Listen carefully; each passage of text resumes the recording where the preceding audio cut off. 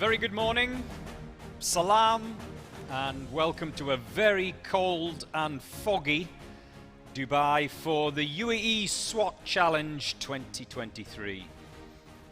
You can probably see there at the top of your screen how hazy it is this morning. That February fog is making it cold. And for the first time this week, I will start today with a cup of hot chai. That's what needed. Maybe some shurba, some soup this morning is in order this chilly February Wednesday morning. The Iraqi Counter-Terrorism Service, they are first up this morning in what is called the Police Officer Rescue Challenge. Now, a very, very different set of obstacles for this day 3 effort, and it will be interesting to see how each of the teams approach this. The first challenge is the zip line, and then it's a sprint.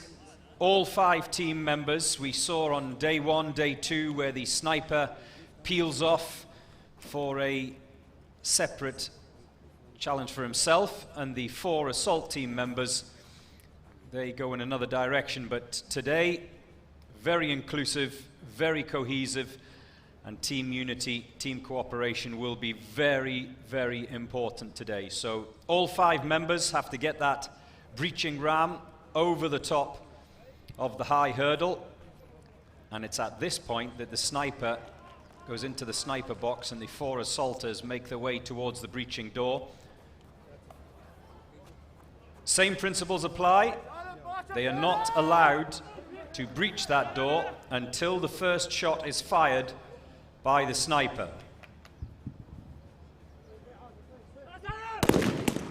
There goes the first shot, which means the assault team can now go through that door.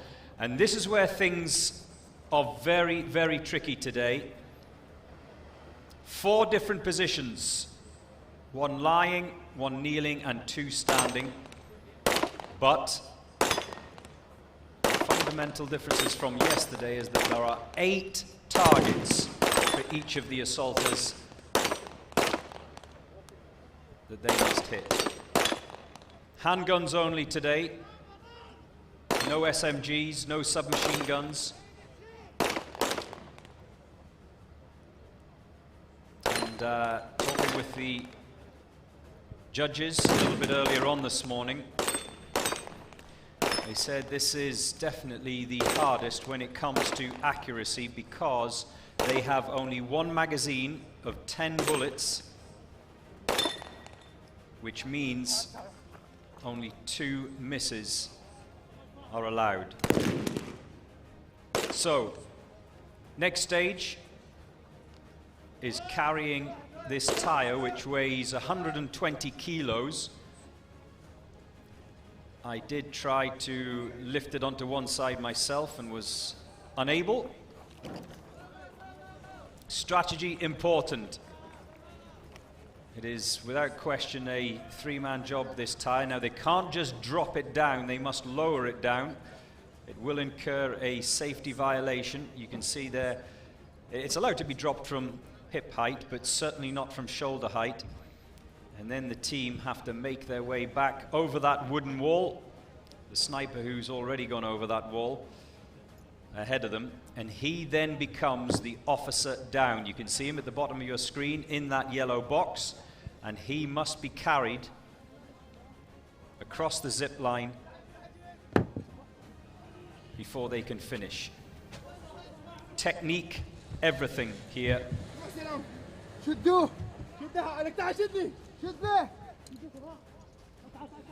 Those little wheeled clasps called trolleys.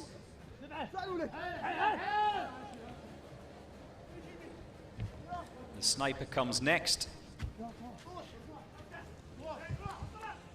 And if any team member touches the ground between the 2 pillars of this zip line, They must go back to the beginning as they cheer each other across the finish for the first of today's starters. A time just over the 4-minute mark for the Iraqi counter-terrorism unit. They set down the first marker for everyone else to follow today.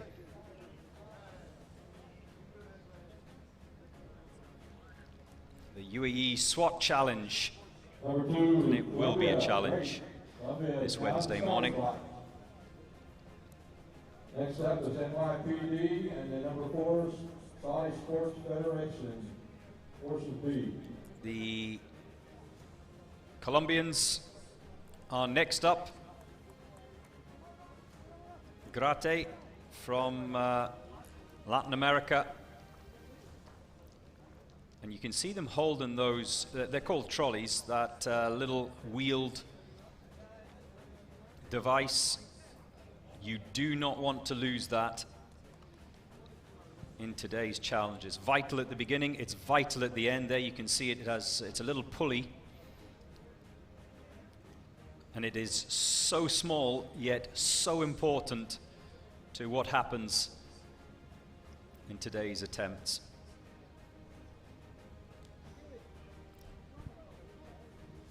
I saw a few of these early starter teams before we got proceedings underway today, warming up almost like professional athletes, stretching.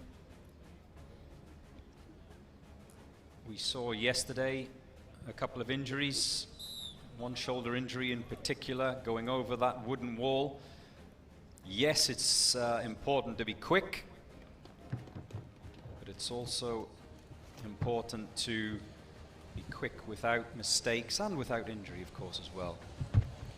Oh, just narrowly squeezing onto that platform. It's difficult to see, but there are 2 raised platforms at either end of the zip line. And just to remind you, like I said, you can't touch the ground. If you do, you have to go back to the beginning. Now, yesterday the sniper had to retrieve his rifle from the back of the SUV. Today, he must take it with him. Now, I talked about the assaulters, and we will maybe, as we see the breacher make his way towards the door. The sniper today has 4 targets, and they are much smaller than they were on day 1 and day 2, so a more difficult challenge for the sniper today.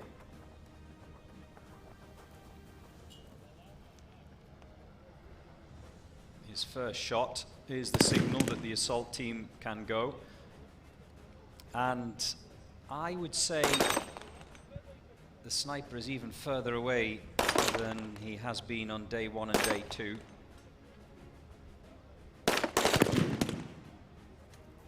There's the third of his shots as we see the assaulters in the handgun section. And just look at these platforms. I mentioned earlier on how cold it is this morning, but more importantly, very damp with the fog. And it's made those platforms just a little bit slippy, a little bit greasy. So when they're mounting the 4 positions, as we can see, team member 2 has hit all 8 of his targets. 30-second penalty for a miss.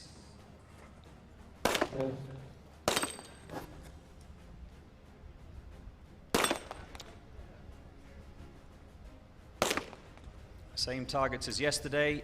It has to either fall flat or be knocked off those red poles.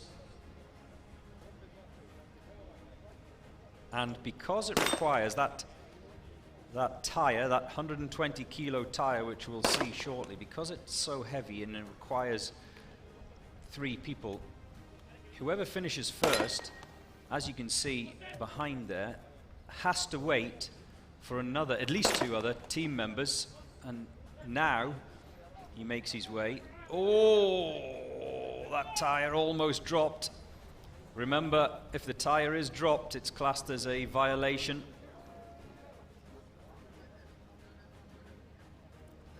So it doesn't matter who finishes quickly when it comes to, can they get it into that zone? Yes, they can, and narrowly avoid punishment. The sniper has already made his way back, so the 4 assault team members can now make their way over the wooden wall. And this is where technique is everything. Picking up the sniper, he himself, as they collect their trolleys, their zipline wheels. And it will be interesting during the course of the morning to see how each team uses a different technique, whether it be for the tire, whether it be for carrying the police officer, because that's what today's challenge is called, the police officer down.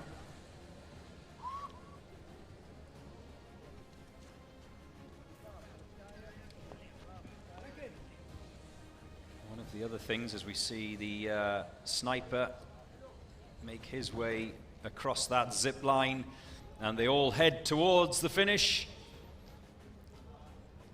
being urged on, yalla, and crossing the finish line. Again, I think, as we have seen in the first 2 teams, 4 minutes 37.23 for the Colombians here at the Uae Swat Challenge Day 3. Breaking that 4-minute mark is the benchmark this morning. Yesterday, we saw the Akhmat team, the only SWAT team to break the 2-minute mark in yesterday's Day 2 challenge.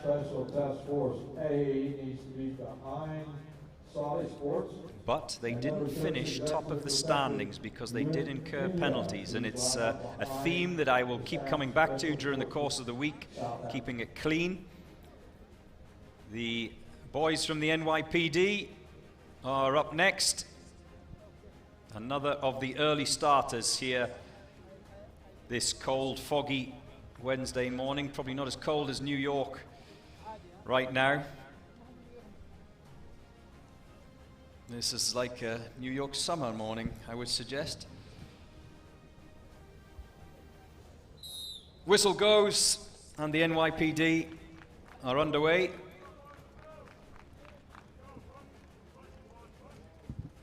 Accuracy, technique. Zip line, the first obstacle that all of the sides must get across. And the tension in that zip line is good, but it will be interesting when we see maybe some of the teams that have got heavier members. We can see them just lifting their feet, the first 3 teams that have gone this morning, making sure they do not touch the ground. The judges are looking closely at that. We've got to get over that high hurdle, the ladder.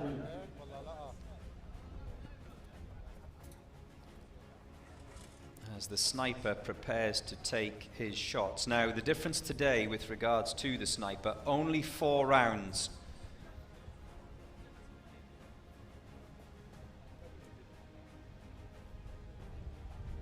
And he has 4 targets. The assault team patiently wait. There goes the first. Oh, not reached at the first attempt, but they get it at the second.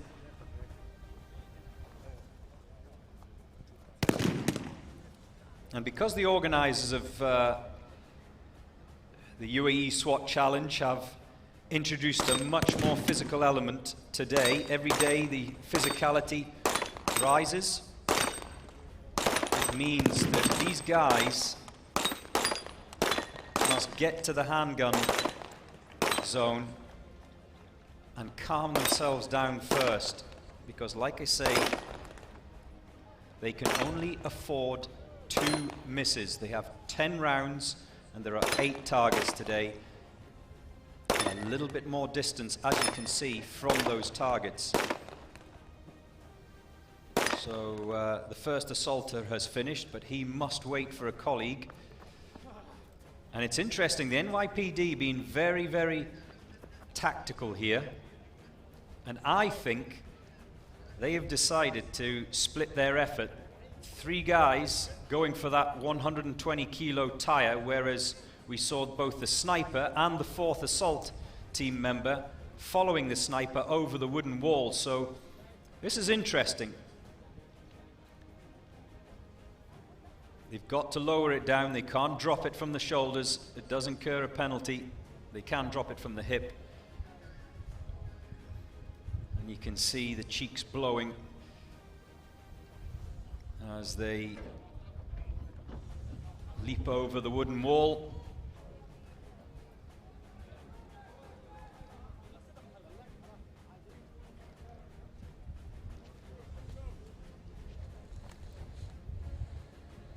Now the sniper is not allowed to assist in any way, shape or form. He must act as a deadweight. I was looking at the rules and regulations this morning. As you can see, he's playing his part well, the sniper, this morning from the NYPD. He really does look like a deadweight. He's not allowed to grab on to the man carrier. He's not allowed to stiffen himself up. No way, shape or form can he Oh, a fall just before the finish line for the NYPD. Well, they now cross the finish line so close. And 4 minutes 18.94, but it looked pretty good, pretty clean, right up until that finish line, and it'll be interesting to see how the judges interpret that. Was the sniper standing? The man being rescued? The finish line was in sight. You could see, oh! Did the sniper get up and on his feet? Oh, I think the judges will have to have a look at that. I think that may incur a penalty and an elastoplast. So, our first drama of day 3.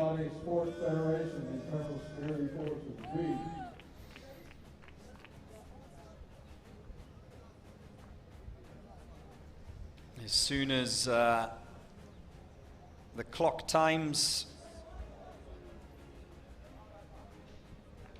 are confirmed, I will bring them to you as we see the Saudi B team sprint towards the zip line. And what I love about the Saudi team, especially over the course of the last couple of days, is they're always very vocal in terms of the A team supporting the B team supporting the A team when each of them is taking on the various challenges that we've seen over the first couple of days. And it was fabulous to see this morning when I first arrived in the fog, both teams, both the A team and the B team, jogging around the complex here, singing away and chanting, a real spirit amongst the Saudi forces, A and B team. There's a fall. That breaching ram has to be carried from the high hurdle towards the door.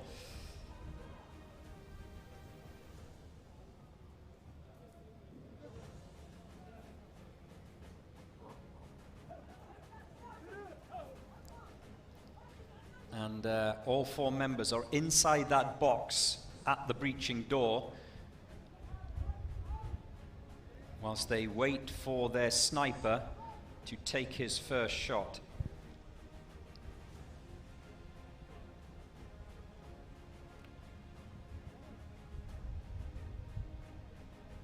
Deep breath. Now they can attack that door. Oh, third attempt. They get through it.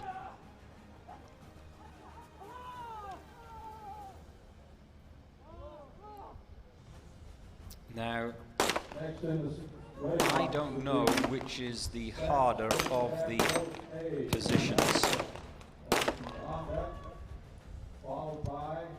We have a high table, a kneeling position that you just saw there.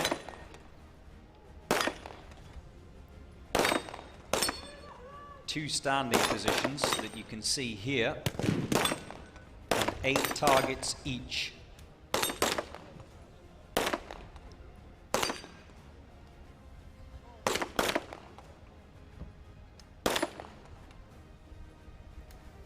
Breathing heavy, and you can appreciate, if you're watching this at home, how physical today's challenge is, and that's something when I was talking to the organisers earlier on, that they deliberately factored in each day the level of physicality increases. And on day 5, the final day,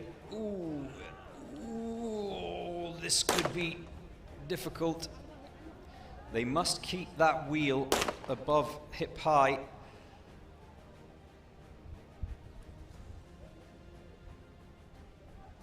Day 5, yes, is the obstacle course, so it's all physical on day 5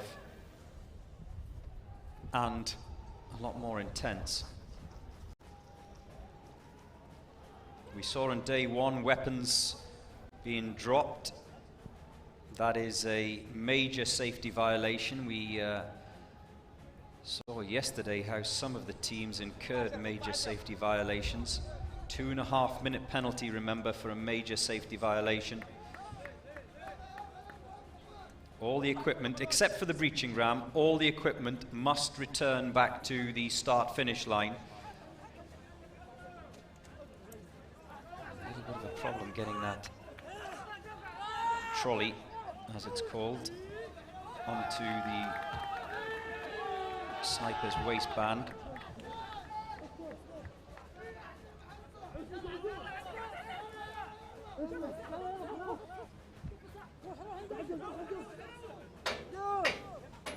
One member across, 4 still to go.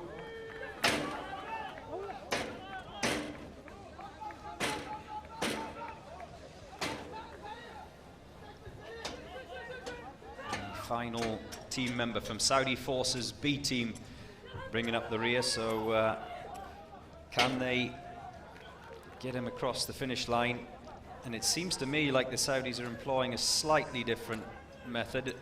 We've seen the first 2 teams with just 1 man carrying the sniper, but 2 assisting. I wonder if they decided as they crossed the finish line, the Saudi Forces B team, I wonder if they decided to just change that after seeing what happened with the NYPD team.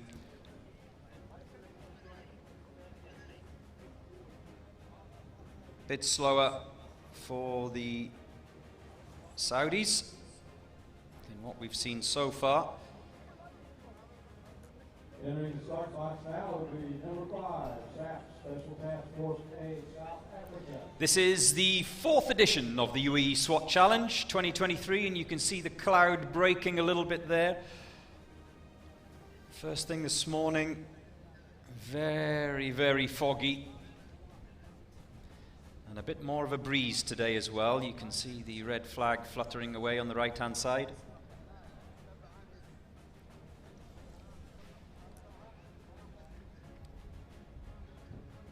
And next up will be the South African Police Special Task Force A, who in the overall competition so far are lying 3rd. They have 100 points from the tasks of day 1 and day 2.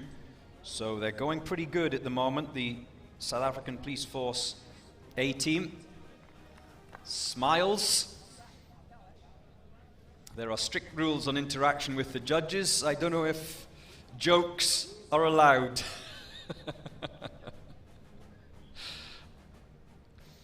You certainly can't argue with the judges. That is a points penalty.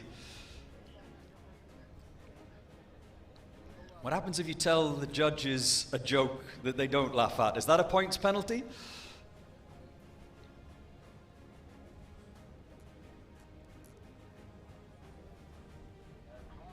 Yeah, it's good to be relaxed. Take a little bit of the tension out of the challenge ahead, the Police Officer Rescue Challenge as it's called today. And that's why they have to get that sniper out of the yellow box. He must become a dead weight, across the zip line and across the finish line.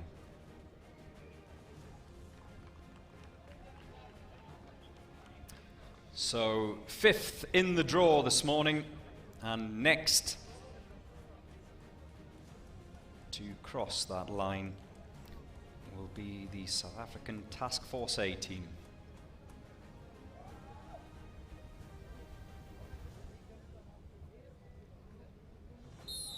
Whistle blows, and we're underway.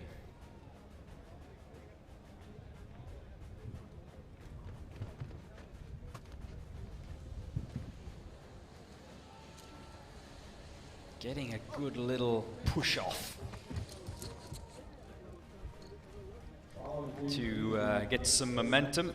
The judge has just sent back one of the South African Task Force A team members.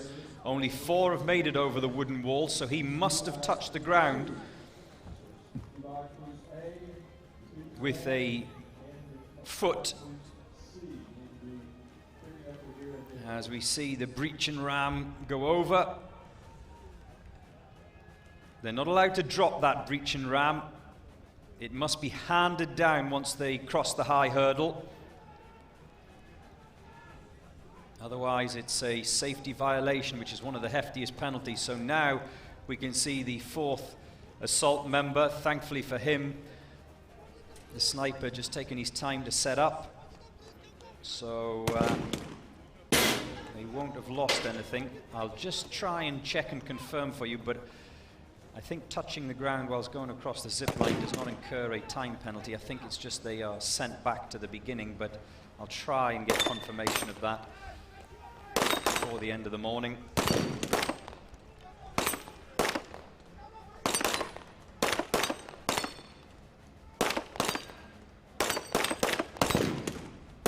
And you can see that the targets at either end in box 1 and box 4 are all in a single level line, but the ones in the middle staggered.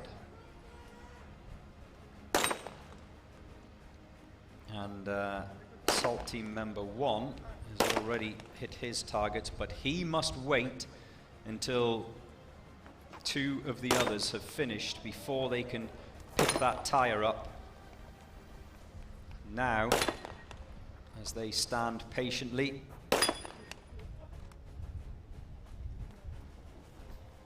there's definitely targets missed there. 4 in zone 4. Remember, only 10 rounds, so that'll be 4 time penalties of 30 seconds for a missed target.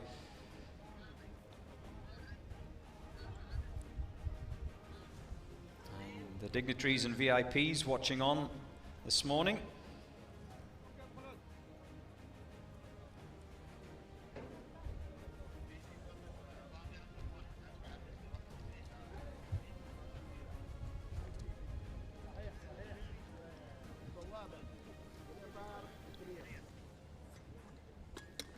They've got that zip line hook ready for the dead weight of the sniper, who acts as the...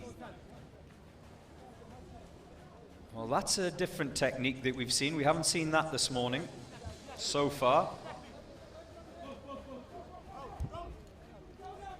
But it looked efficient, and it looks pretty slick from the Special Task Force A team as they make their way across the finish line And the first sub 4-minute time of this day 3 event, 3:36.19. However, we did see some missed targets, so there will be time penalties to be added to that. But very quick indeed from the South African A team, who currently overall in the competition are lying third.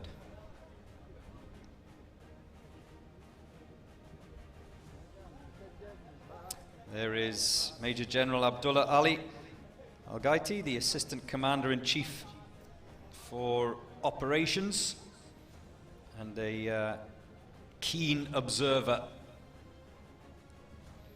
of the techniques and tactics that are being employed here in this competition. Remember, all of the participants, all of the competitors that are involved in this Uae Swat challenge are real-world officers, real-world professionals. Yes, this is fun.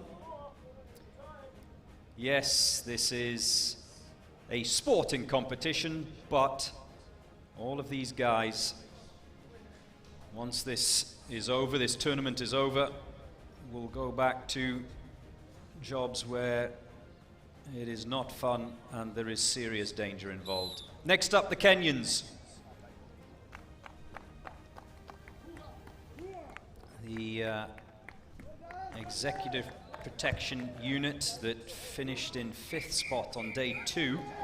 A very good run. In fact, all of the Kenyan teams have had very good showings so far this week.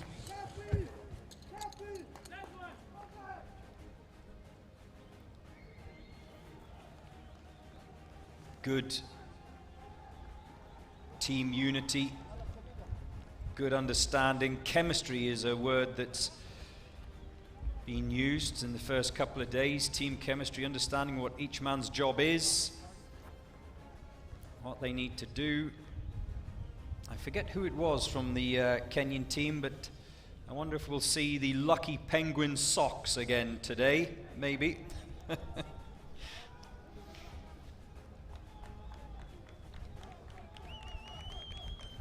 Oh, issue with that magazine, which will cost the sniper and the team time. They can now breach that door, which they do on the first attempt. We've seen, haven't we, over days 1 and 2, when they haven't been able to breach the door at first opportunity, that it's just got the team members a little bit flustered and a little bit frustrated, but the Kenyan Executive Protection Unit managed to do that at first go.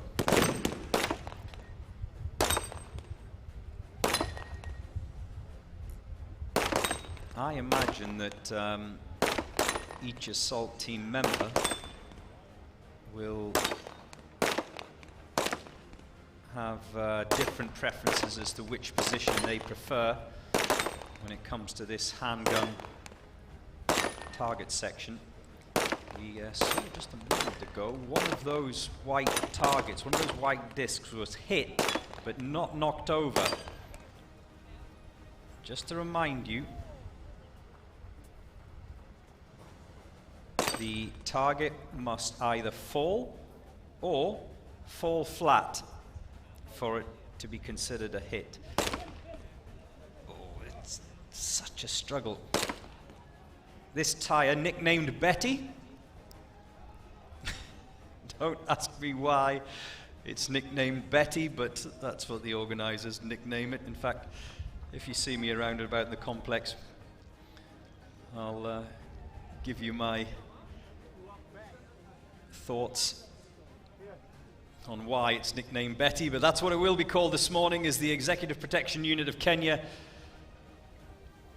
traverse that wooden wall and make their way to the prone sniper, who, for the purposes of this task today, is considered the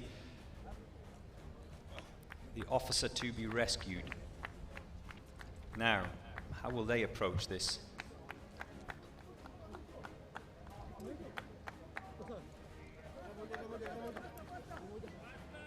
Not quite as slick in terms of getting that officer rescued to onto the zip line. Not as good as we saw a little bit earlier on, but still reasonably good. You can see the judges watching closely for anyone to touch the ground.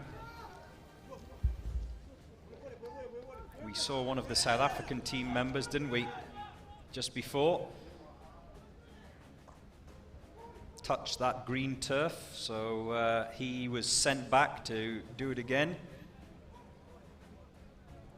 Oh, you can see the legs just about to go as the Kenyan Executive Protection Unit crossed the line.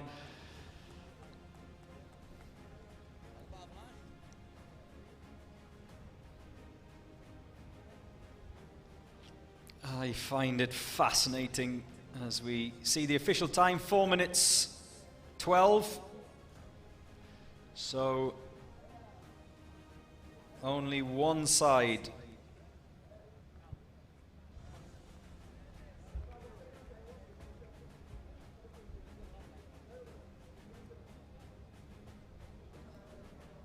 only one team this morning has broken the 4-minute mark.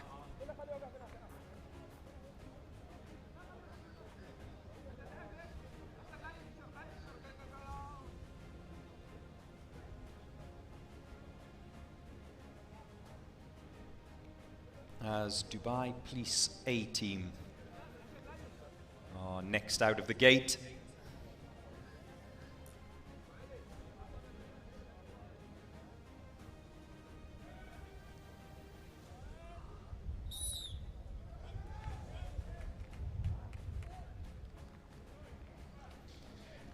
And they sprint towards the zip line.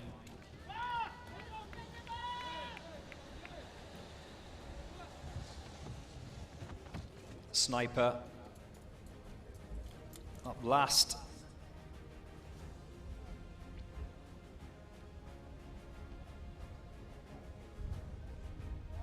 And what I find fascinating, as the day challenges get a lot more complex,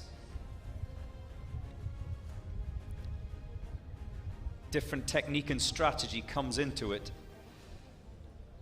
And it's interesting to see, isn't it, how different teams use different techniques. Some we've seen this morning, the sniper goes first, and the Dubai Police A team, their sniper, bringing up the rear across that zip line and over the wooden wall. There goes the first shot. Ooh. Issues breaching the door. They make it at the third attempt.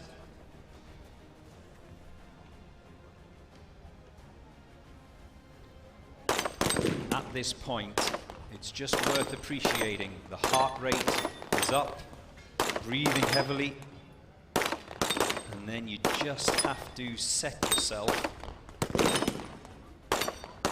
calm yourself down to take on these targets. A little bit further away in today's handgun section, a little bit more distance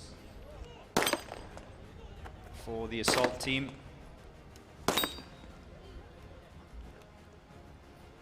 The first member ready to lift that 120 kilo tire.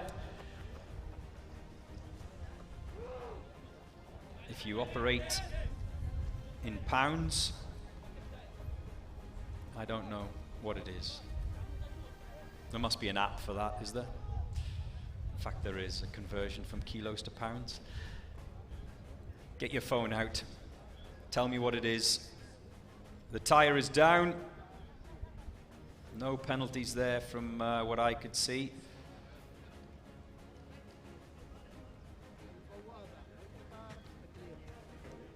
As the assaulters make their way over that wall, and they must pick up their trolleys, as they're called, the little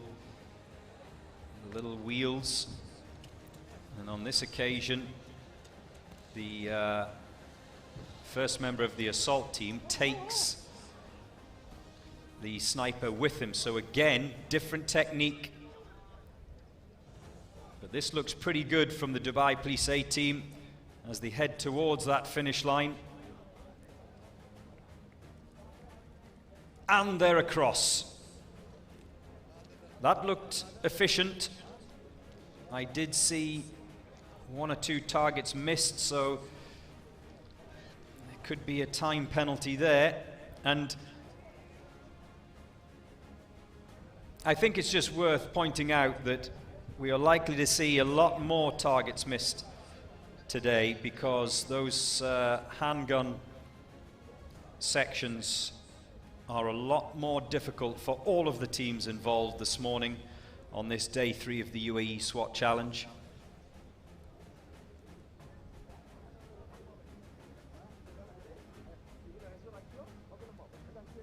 Three minutes 12.39, a very, very good time for the Dubai Police A team. They've set a new benchmark. It took us a while to see the 4-minute mark breached.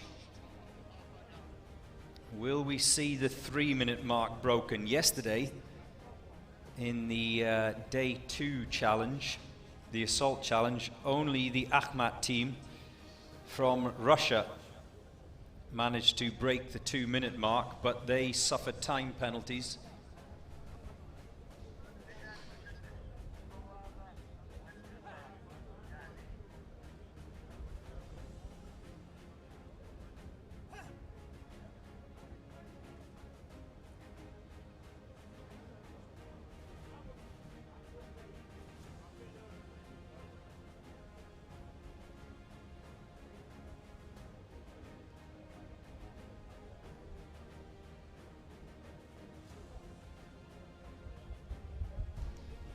So the Uzbekistan Team 1 is the 8th in the draw to make their way towards that zip line. Remember, all team members do have the opportunity before this competition gets underway this week to familiarize themselves with the various elements of each day.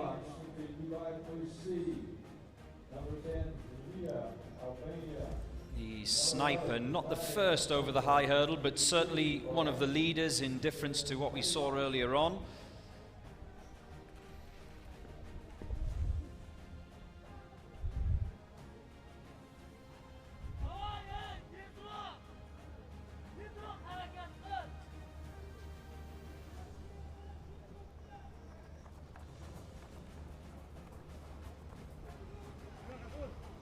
All 4 members into the breaching zone as they wait for their colleague, the sniper, to hit the first of 4 targets, which is at a much further distance. Maybe we'll get to see where and how set up. Oh, problems. Oh, finally at the 4th attempt they get through that breaching door.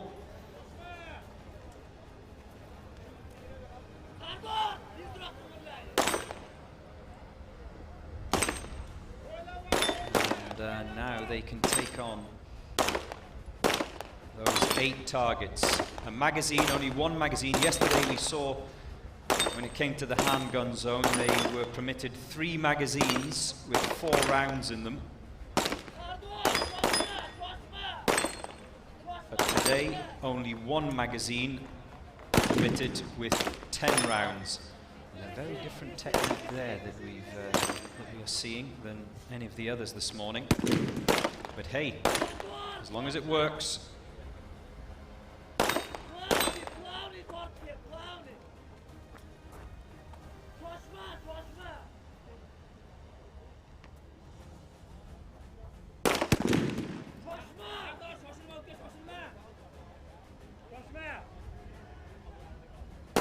As it works. So 1 member remaining, and they're waiting for him to carry that tire, that 120 kilo tire. Can't drop it. It must be lowered down. Ooh. Anything waist and below to the ground is allowed.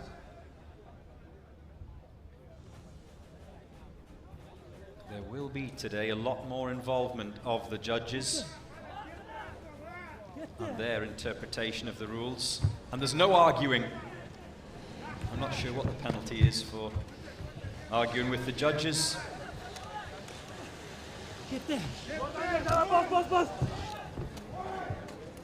They're all across.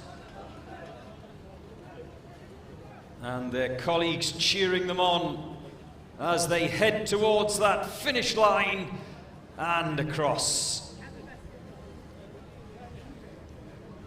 This will be the second of the teams this morning to break the 4-minute mark, 3:46.12 for the Uzbekis.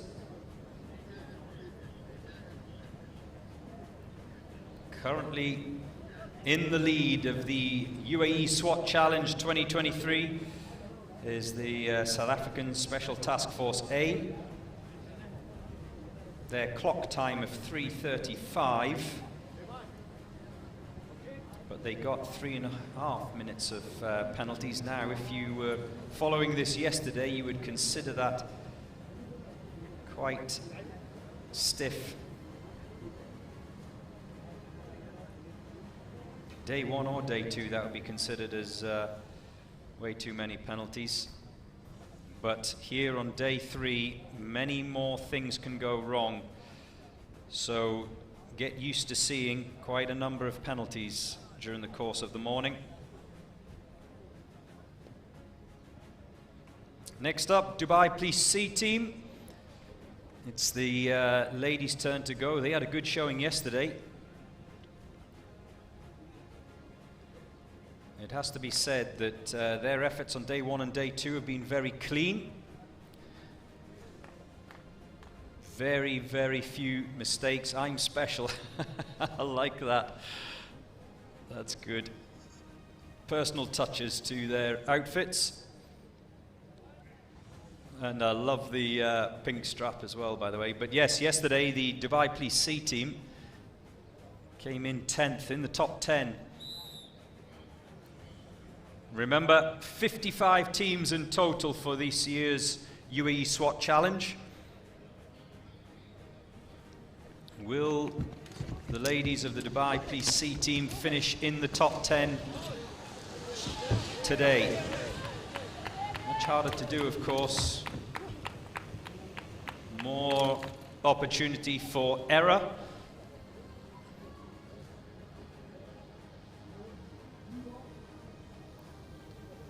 The sniper just making her way over.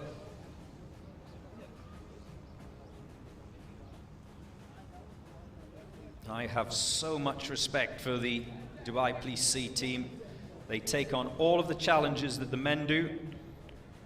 And I have to say that certainly from day 1 and day 2, they have embarrassed some of the male teams with their efforts.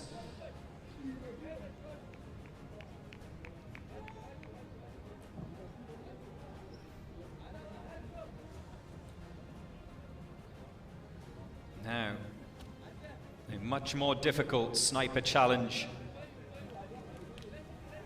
This morning, the assault team members are in the box waiting for that first shot to be fired.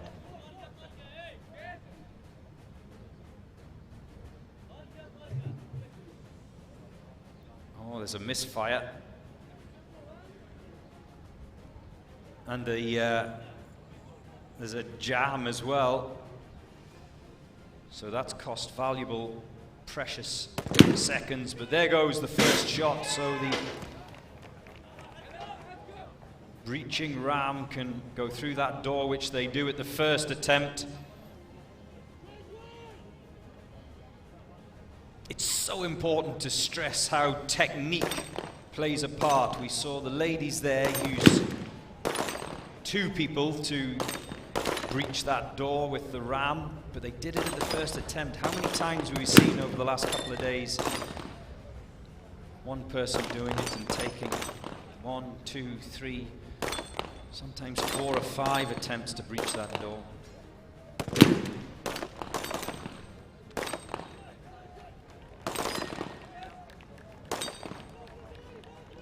Oh, this looks very good. Very good. All targets hit.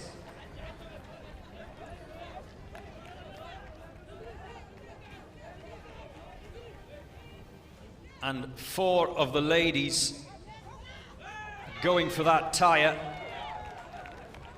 And just look at them and watch them. They're talking constantly to each other. Great synchronization to get that tire up off the ground. Remember, 120 kilos is Betty, the tire. 120 kilos. Coordination is key. They can't drop it down, they must lower it. That looks good.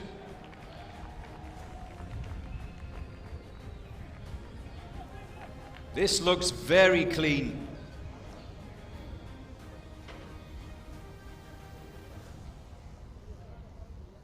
Now, to the officer rescue and a different position. And look how much they've thought about technique here as well.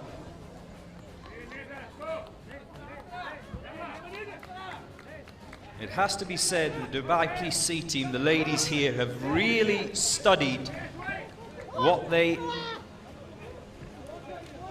plan to do on this course.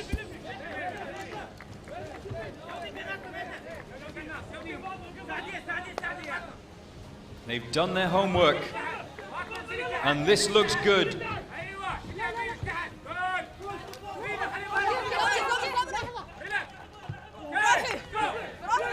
And fabulous support for them. Can they make it across that finish line without mistake? We saw the NYPD team fall just before the finish line, but this looks good from the ladies as they cross the start finish. They didn't break the 4-minute mark, 4:42.86, but like we've already seen this morning, if they've done it as clean as it looked, then they will not have incurred some of the very stiff penalties which will be dished out today here in this Uae Swat challenge.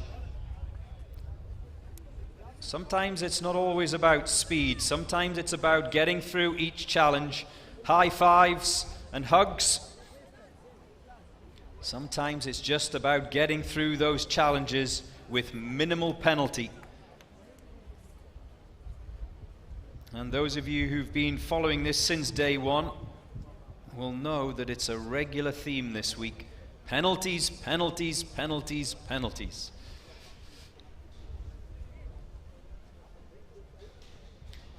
Sometimes the emphasis on speed is just too much.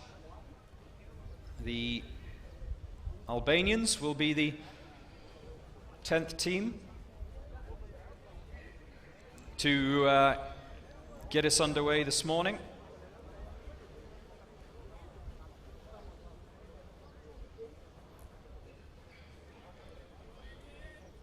What can they do? They're off.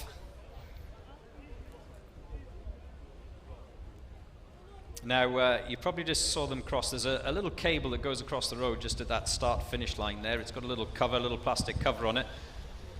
Plays no part whatsoever when they're setting off the teams. But trust me, on the way back, you can see the little yellow cable cover there at the bottom of your screen. When you're tired, when you're fatigued, when you're just pushing a little bit too hard, those are the things that come into play. Such a little small thing, but it can trip someone up. The breaching man. Again, different technique this time. One assault team member taking that breaching ram up and over the high hurdle himself.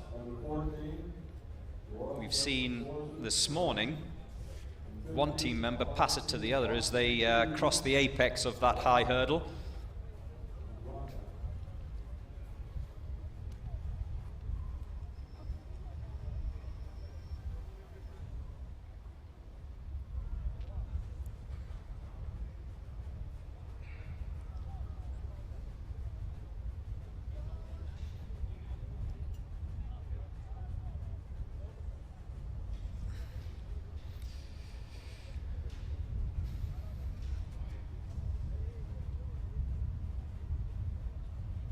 He's taking his time. There goes the first shot.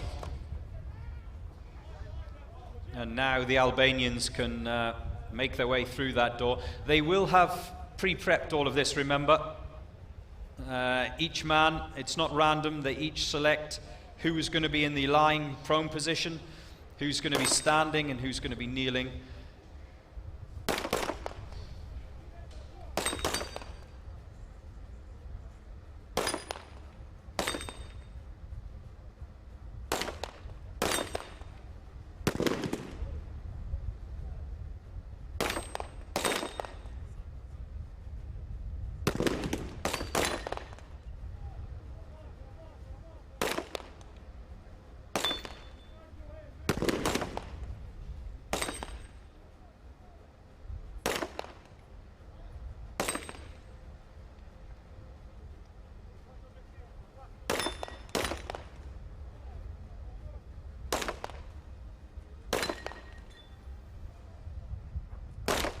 What a little cutie!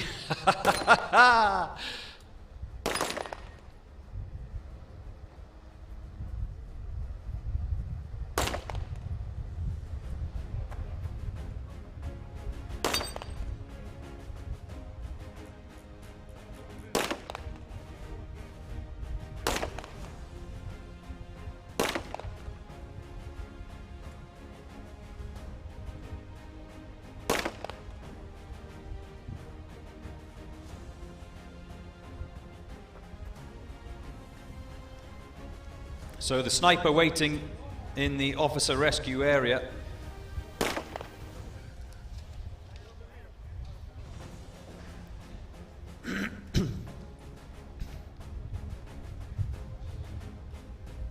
And they carry that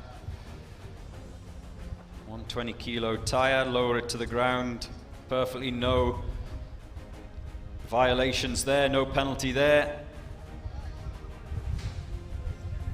4 members, one bringing up the rear, and they will make their way to where their colleague is. Remember, this is the police officer rescue day today, day 3. And they quickly get that clip onto his waistband.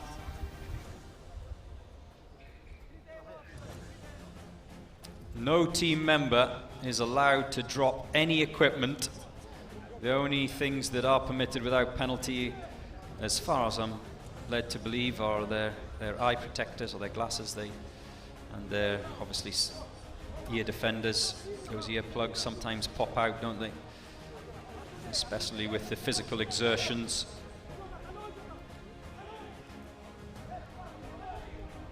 And they make their way towards the finish line, the Albanians.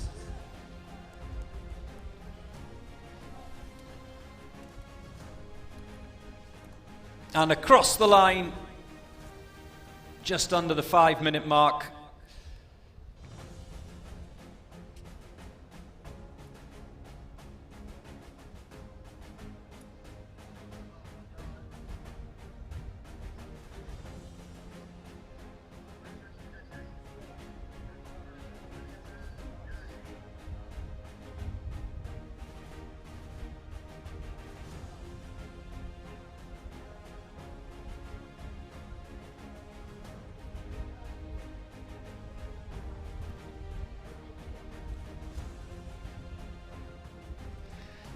Well, it is day 3 of the Uae Swat Challenge 2023. The Bahrainis will be up next, the Special Battalion 83. They're just having a little brief, of course. They are ready to go off soon. With me here in the commentary box now is Wilson Rambliss. I hope I've pronounced your name correctly, Wilson, from the NYPD team. So, your boys were one of the early starters this morning. How did you assess their performance? Well, you know, they did very well, you know, in terms of the aspects of the course. You know, they of course, they did very well. You know, a little mishap at the end where, you know, but they did very well. I could feel it. Yes, it was very emotional, but they did very well in terms of the challenges that they were facing. So This It is was a very great good. spectacle for all of the neutrals like myself as we see the Bahraini team about to get their attempt underway. But yes, that emotion, it was just running through me and probably everyone else that was watching because they were so close to this finish line before stumbling. Yes, I was very emotional myself, just watching them and encourage them, to do well. But I have to understand that the course is pretty difficult, and they're doing their best they can. Yeah, are you finding, and are the boys finding that the level of challenge is going up step by step each day? Is that what they've seen? Is that what they're talking about? Yes, the challenges are very, it gets stronger and stronger by the day. So they are ready for it, but, of course, they always confront that challenge. Now, that they expect. two elements to the whole week, not just to today. One is technical, and one is obviously physical. So, have you discussed with each other when you're approaching each day how important each element is, and what do you focus on? Do you focus on those targets, because obviously there's a penalty for a target missed, or do you focus on the physical bit? Well, they focus overall on every challenge, especially the physical part and also the shooting part, where they have to, they have to hit the target. They also concentrate more on their violations, making sure that they execute the targets and without penalties. We've seen that so much, haven't we, over the course of the last couple of days? And I imagine that you've seen the standings just like I've seen the standings on day one, day two, and overall. The teams that constantly top that leaderboard are the ones that have no penalties, correct? Correct. Yes. Like I saw the women's today, the SWAT team. They did very well, executed. Each target was hit, and their tactics was perfect. Now, you are in charge of these guys. Are you like a sports coach? Do you kick every ball as you watch them going around? Do you feel every moment? Do you fire every gun? Yes, I was part of them. When I was a sergeant in their unit, in the emergency service unit, and I could see what they're going through. So I do feel it, and they're doing the best they can, and I'm very, very proud of them. Pulling every trigger, just like we're watching the Bahraini team here. I want to ask you about these four platforms. Which, in your opinion, is the most difficult? Is it the lying prone position? Is it kneeling? Or is it the two standing ups, which you can see on the left-hand side of your screen there? Well, they all have their challenges, kneeling and standing, and all it all comes down to whatever the operator feels more comfortable. From your experience, what's your preference? What do you find? My preference is kneeling. Kneeling. Yes. You find that the easiest. And I think it's just worth reminding those who are watching, there's a limited number of rounds today. Yes. So we are going to see a lot more penalties for missed targets, aren't we? Yes, correct. So, how do you feel so far, in summary, about your first 3 days? Oh, it's been... Is it as expected? Worse than expected? Better than expected? Better than expected. I mean, it's been a wonderful time. The techniques, looking at everyone, all the teams competing. It's I can't even describe it with words. It's awesome. It's something that's worth pointing out, isn't it, to those who are watching, that all you guys watch each other's performance. What do you pick out? What have you seen over the last couple of days that you've thought, ooh, that was interesting, that was an interesting technique? Yes, there's various techniques that I could point out, but the shooting techniques, some of the traverse, some of the techniques that they use, and also helping out with the ram, helping each other out, going over the obstacle course. We saw that, didn't we, with the ladies? Yes, correct. 2 on the ram.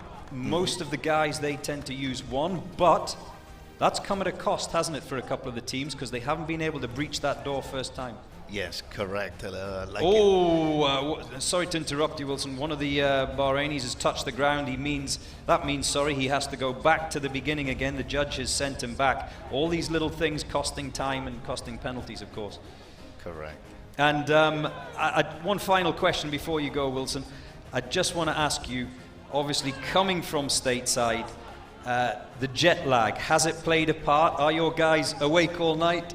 Oh yes, because it's been playing a part on me, and I feel it, and especially when you speak with your loved ones in the state, when it's morning here, they pretty much late going night at there. night, yes. So it has played a big part in it. The Bahraini battalion crossed the line. You can go and get another one of probably, 10, 20 stiff, strong coffees this morning? Oh, Wilson? yes. This is probably my 5th one. So the Bahrainis crossed the line. Thank you very much to Wilson from the NYPD team for joining us. This morning they went off earlier on. You can see them lying in 5th currently, but you see 3 minutes of time penalties. And the Dubai Police C team, the ladies, and as Wilson quite correctly pointed out, no penalties for the ladies, and that's why they currently lead the standings here on day 3 of the UAE SWAT Challenge. Dubai Police A team, 2.5 minutes of penalties, even though they were quicker than the ladies. And look at the clock times. Look at those clock times. A number of teams in the top 5, sub 4 minutes, but even though the ladies did not break that 4-minute mark, they came in without any time penalties, and that's currently why they are leading the standings here at the UAE SWAT Challenge.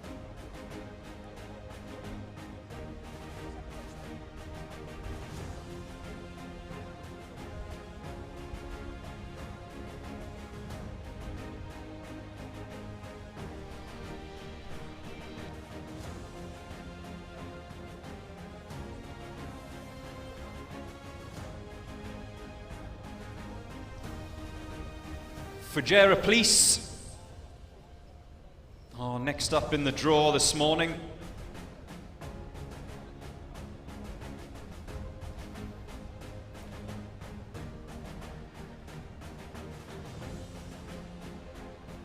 And they are underway as the whistle blows, sprinting towards the first obstacle, which is the zip line. And you can see how the sniper goes first.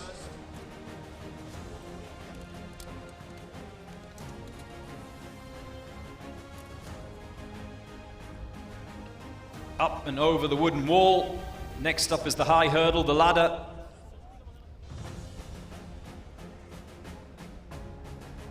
Very, very harsh penalties for any equipment that's dropped. And this is usually the place, isn't it, where that type of thing happens.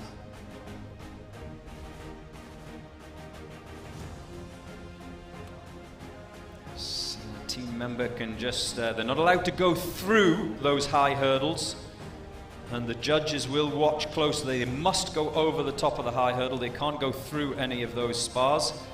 2 members are already in the breaching box. The first shot goes, and they're through the door first time. I haven't said that often this morning.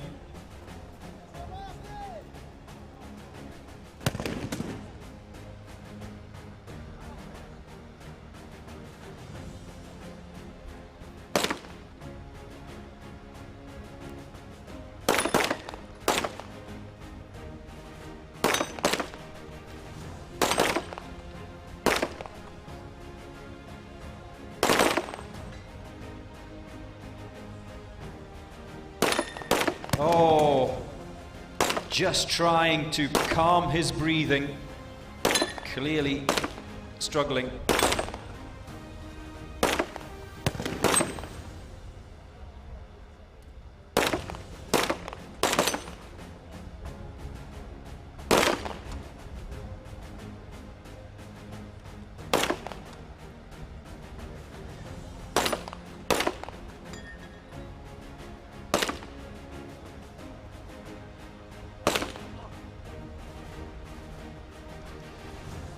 So, a number of targets missed there, so there will be penalties incurred. I think one of the best efforts we've seen this morning was from the Dubai Police C team, the ladies. 2 members still finishing on the range, and the first one, as you can see, the one lying in the prone position, we were hearing from Wilson of the NYPD team a little bit earlier on. He said that he personally prefers the kneeling position, and I imagine they will decide before attacking this part of the course as to who will be where. It won't be random. They will decide who feels more comfortable lying down, who feels more comfortable standing. That 120 kg tire is carried towards that green mat that you can see there and lowered to the ground. It can't be dropped. And Fujairah Police sprint round the high hurdle. They don't have to come over the high hurdle on the way back to the finish line. They run round it, but they do have to go over the wooden wall. And here is the officer to be rescued. One member picks up the sniper's rifle. He has to act as a dead weight. All equipment, except for the breaching ram, all equipment must return across the zip line and across the finish line. And finally, we see some sunshine this hazy, foggy morning here in the United Arab Emirates. Don't touch the ground! Ooh, that was close. Those judges are eagle-eyed. They see everything as the Fujairah Police head towards the finish line, watched on by the team from Kazakhstan back there. And they're over. Sub 5 minutes. They did not break the 4-minute mark. We haven't seen many break the 4-minute mark today here at the Uae Swat Challenge.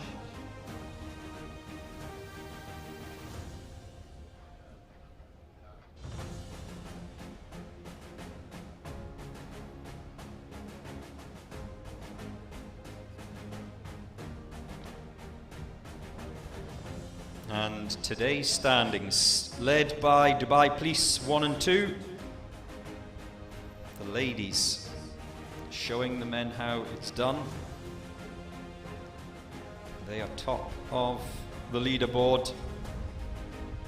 The only team, the ladies, the only team so far to go through today's Officer Rescue Challenge without penalty.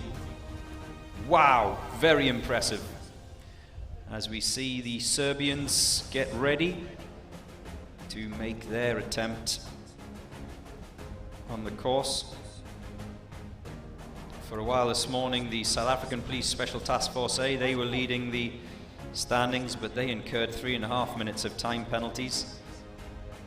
Dubai Police A team, 2.5 minutes of penalties. But they came under that 4-minute mark.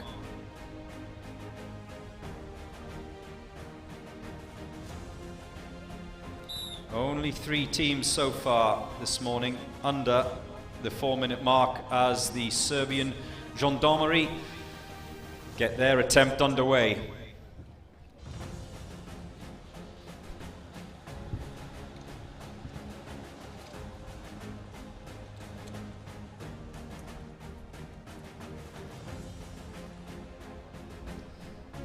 Sniper leading the way.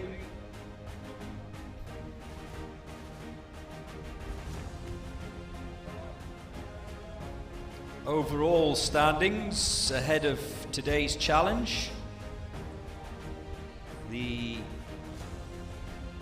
2023 event led by Dubai Police B team with 109 points, followed by Akhmat of Russia on 104 points and lying in third before today's event the South African Police Force A team on 100 points.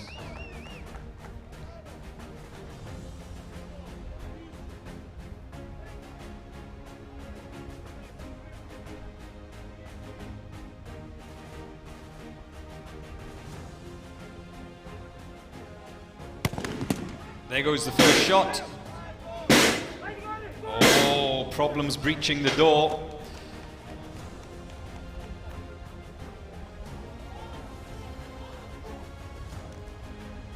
It's more of frustration than anything else if they don't reach that door first time. Yes, it might cost a few seconds, but the real punishment in terms of time comes in missing these targets. 8 targets for each assault team member. But, and this is the key thing to understand on day 3, they only have 1 magazine of 10 rounds in that handgun, which means they can only afford 2 missed shots.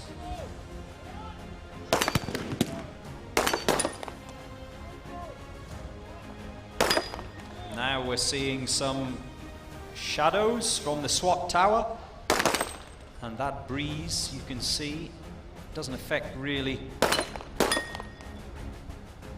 any of the exercises today, because that big grass bank behind the target range protects this area, this zone from that wind. But we did see it play a part on day 1 when the sniper was on top of the tower shooting from distance, and it was quite windy on day 1.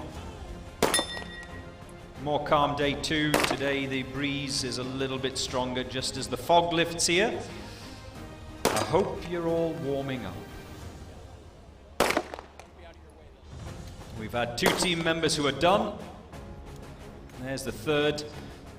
And there hasn't been any team that's used less than 3 members to lift this tire.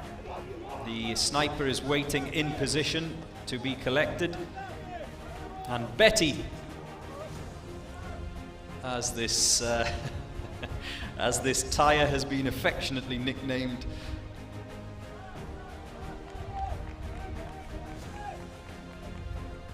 Betty is down. 3 members up and over the wooden wall.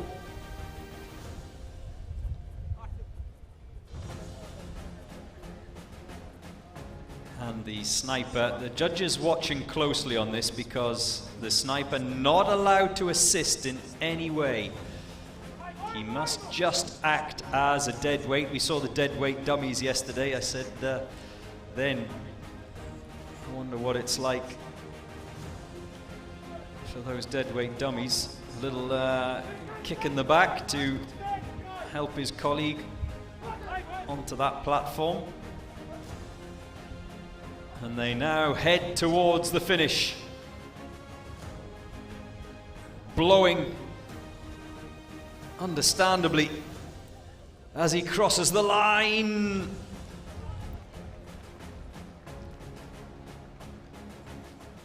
Didn't break the 4 minutes, but it looked relatively clean this morning from the Serbians. We saw a number of teams both on day 1 and day 2 come through the challenges without any penalties whatsoever, but so far today in the 2023 UAE SWAT Challenge, only the Dubai Police ladies have come across the line without penalty.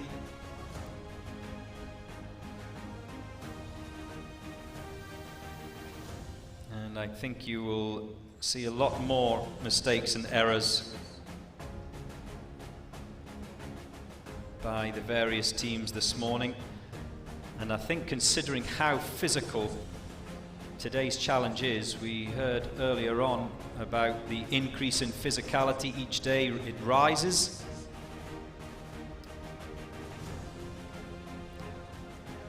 I think it's probably a benefit to go off early in the draw this morning,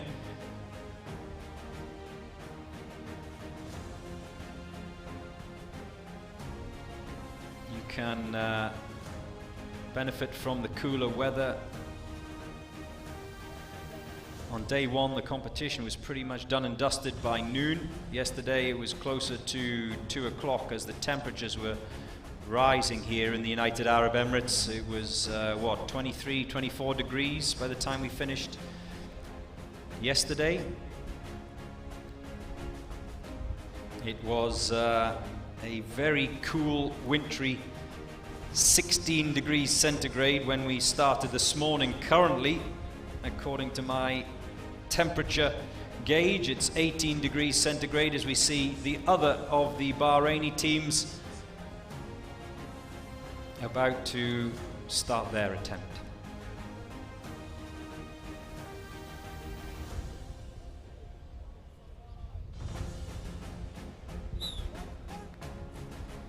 Underway. The Royal Special Forces of Bahrain make their way towards that zip wire. Oh, someone just got a little bit stuck. Problems getting that trolley, as it's called, the little wheel device that they slide across the zip line with, just got trapped.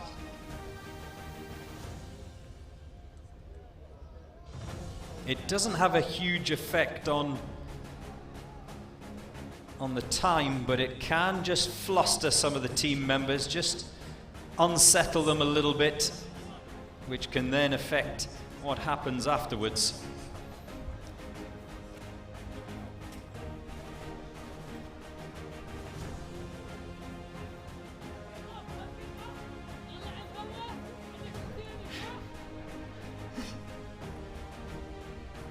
The sniper, has he left the safety on? The safety's now off.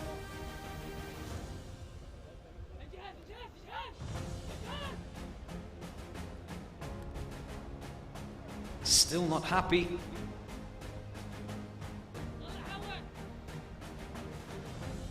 Oh, problems here for the Bahraini sniper. He's going to empty that chamber, reset, and do it all again. That trigger is just jammed. And I, probably like him, thought it was that safety was on. He's now fixed the problem, but it's cost valuable time. And there goes the first shot. The door is breached at the second attempt.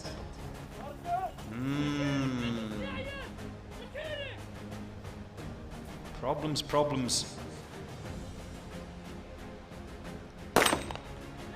the Bahraini Royal Special Forces team.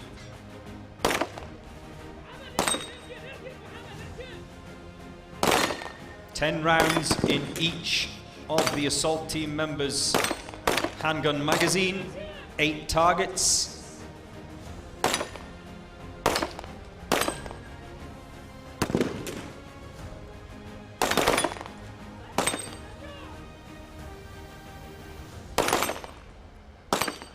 One member lying, one kneeling, 2 standing.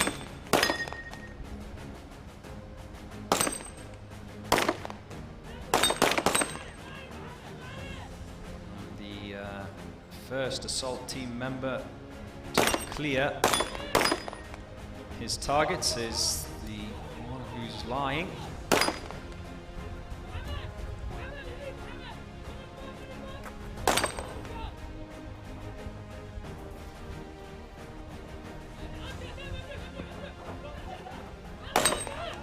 Well, I just need to check my rulebook. I don't think you have to go back through the breaching door towards that tyre.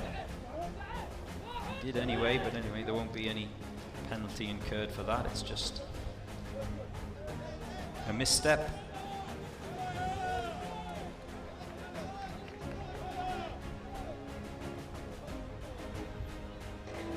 Don't drop Betty. Lower her down gently.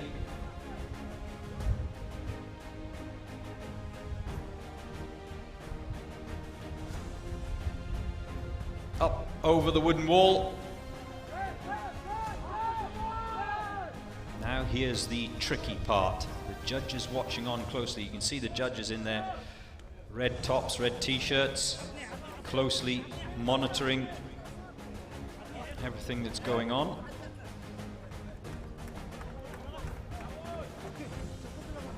And the Bahrainis have opted for this technique as well, where one man carrying the deadweight sniper decides to, is he going to carry him across? No, he's not. He's going to push him across. Yes, we've seen this technique a few times this morning, and it seems to be one of the most effective ones. The assault team member bringing up the rear with the sniper rifle. Remember, all equipment must return back across the zip wire and across the finish line. And first over is the man carrying the sniper's rifle, and to come 3 more with the sniper, the officer to be rescued as they cross the finish line just over the 5.5 minute mark.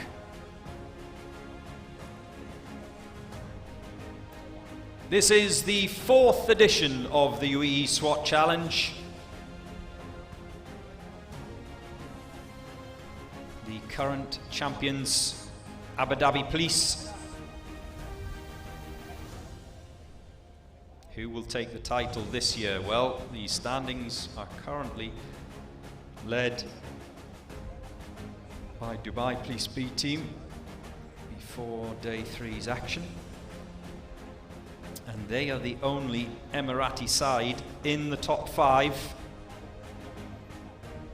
after day 2. Second place, Akhmat of Russia. Third, the South African Task Force A. Fourth, the Kenyan police, and fifth, the Orlando police. That's how things stood this morning before we got underway here in the desert of Dubai.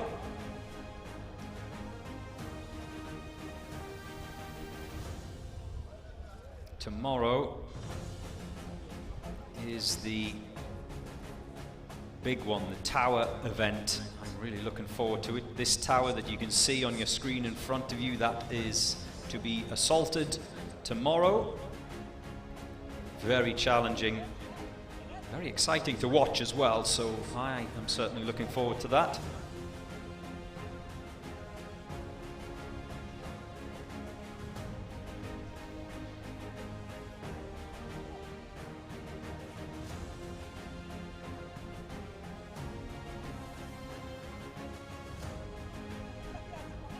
The Rwandans are next up.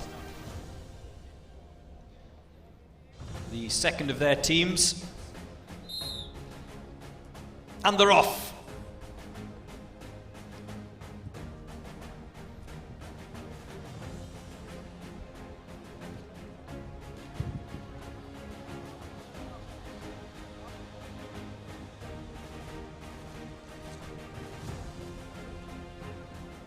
All successfully and efficiently over the zip line. Looking good so far over the wooden wall. Now it's about getting that breaching ram, which lies at the bottom of the high hurdle, getting that over. They're not allowed to throw it over once they get to the top. It must be lowered down.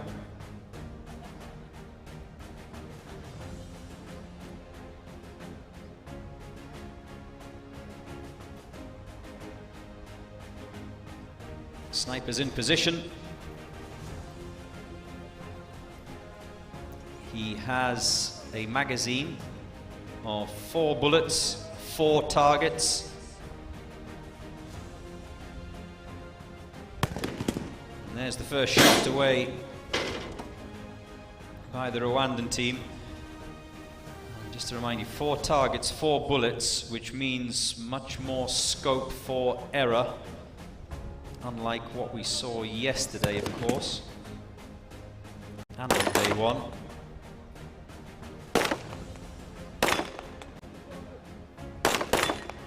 And the organisers of the Uae Swat Challenge specifically raising the stakes each day. Day 1, relatively simple. Day 2, that little bit harder. Day 3, it's getting tough now. More technical challenge, more physicality. And none more so than this, the handgun shooting zone. They're a little bit further away than they were yesterday. And not only that, 8 targets in total. Yesterday it was 4. Each assault team member had to hit 4 targets with the submachine gun, the SMG, and 4 with his handgun.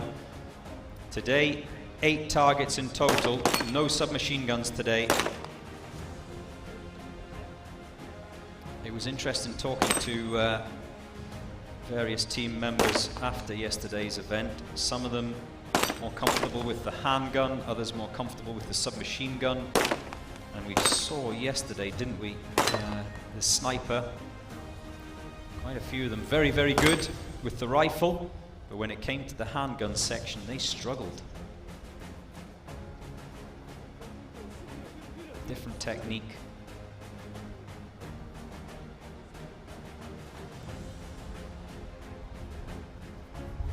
That looks good, looks slick. Looks coordinated.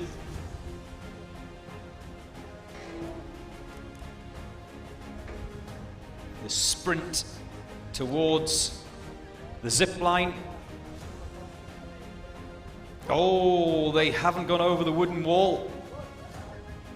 Will that be procedural penalties? Little bit of confusion from the Rwandans.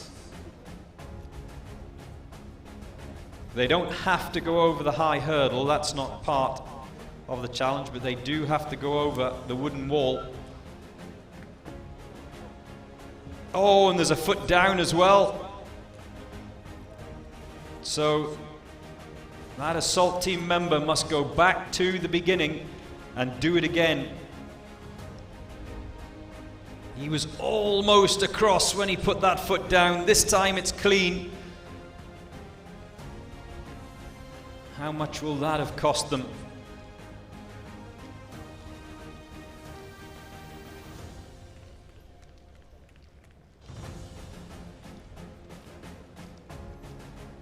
As we saw a glimpse there of Lieutenant General Abdullah Khalifa Al-Mari, the Commander-in-Chief of Dubai Police.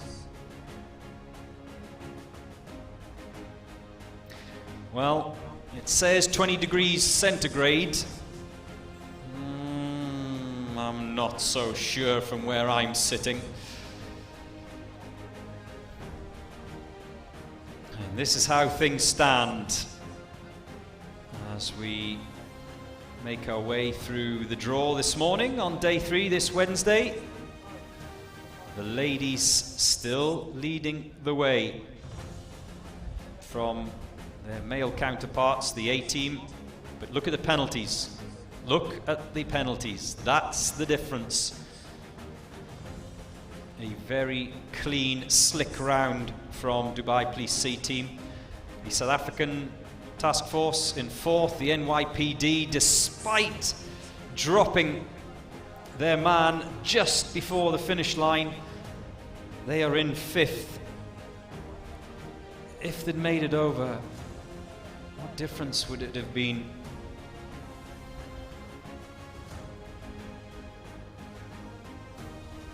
And the first of the Kenyan sides to go this morning, the Special Operations Group. They finished in 5th yesterday.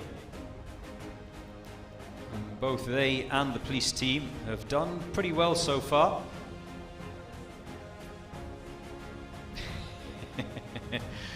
Fist bumps all round. You can't hug the judges. Surely that's a time penalty. In sport, are you allowed to touch the referee? I'm not so sure, but anyway, all good fun. And it has to be said that this competition, all 3 days so far, have been undertaken in great spirits. Competitive, yes. Rivalry, yes. But certainly good spirits. Special Operations Group of Kenya, they are next up this morning. Smiles at the moment. Will they be smiling when they cross the finish line? I have thoroughly enjoyed the emotions on the faces and the difference in emotion between starting and finishing.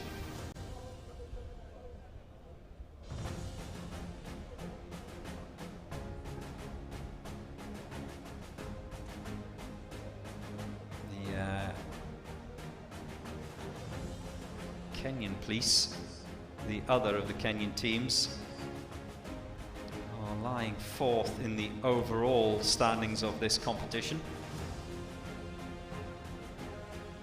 A tally of 99 points. Now what they're holding in their hands are what's called trolleys. It's a little mechanism you can see there with wheels in it, and that's what they use to go across the zip wire. We've seen one or two team members just have a little issue getting it off the zip wire once they'd gone across.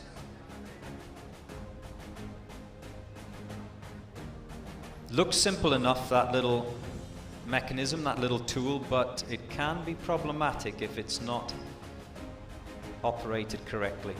Whistle goes, and they're runned away.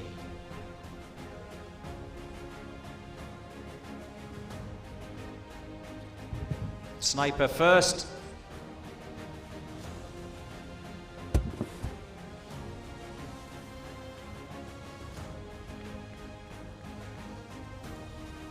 Now it's up to each individual member to get enough momentum to go across that zip wire. You can be left stranded. It's not on an angle, it's level. So a good push-off is required. Up and over the high hurdle. Where is that breaching ram? There it is.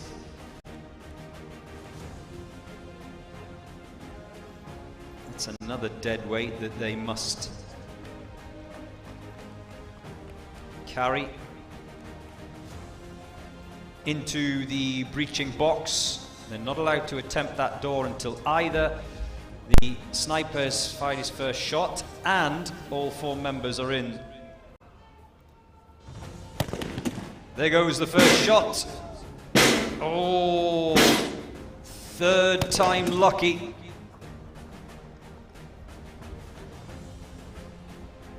Breaching that door. Now they must just control the breathing. Calm down after those physical elements, and you can see the member lying in the lying position with a very different technique to what we've seen so far this morning. He's almost on his side actually. I'll maybe catch a glimpse of that. He's just getting up now. We missed it, but very slick, very efficient. All targets hit for him. Team member number one. Still targets to go down for the others.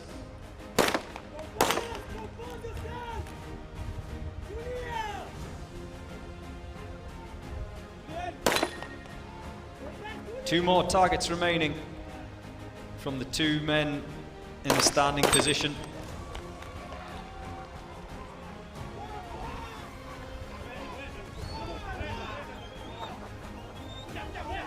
And here are the ladies, the C team, the Dubai Police C team, who are currently leading the standings, and a round of applause for them.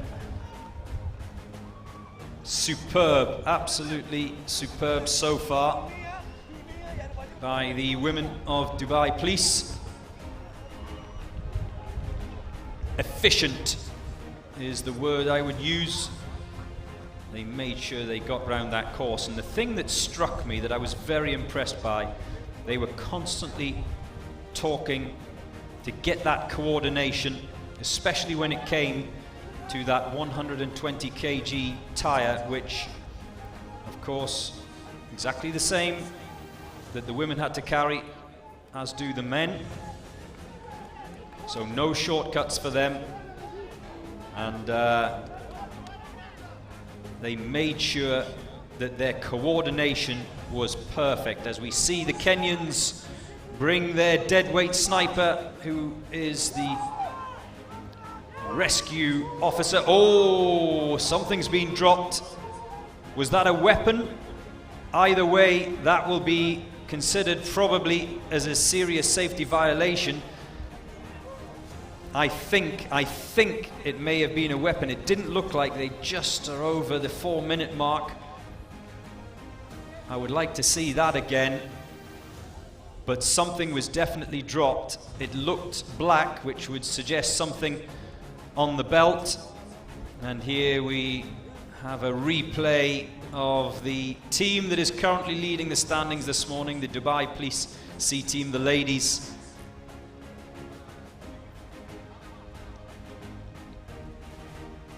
And even though their sniper had an issue just chambering the bullet, it did not cost them any significant time.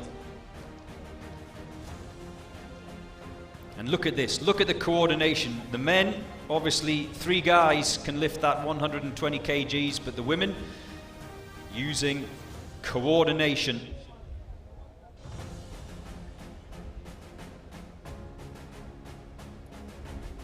And I hope that some of the other teams were watching this. It's not all about speed, because the women this morning, the Dubai Police C team, were not the fastest across that line. They did not break the 4-minute mark. In fact, they were closer to the 5-minute mark. But look at that. That's the standings, and that's why they are top of the table. No time penalties.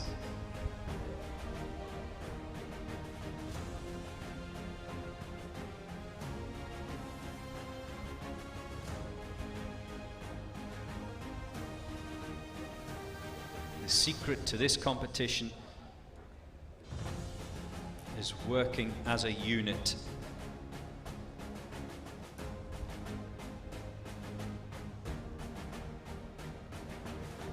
They took their time, and like I said, weren't the quickest, but they were the slickest.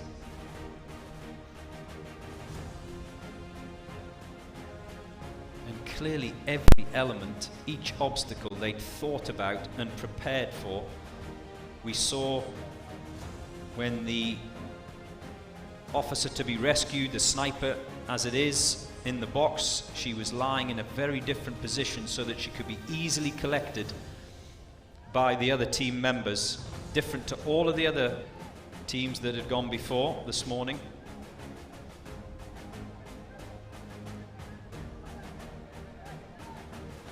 Next up, Sharjah's A team from their police force.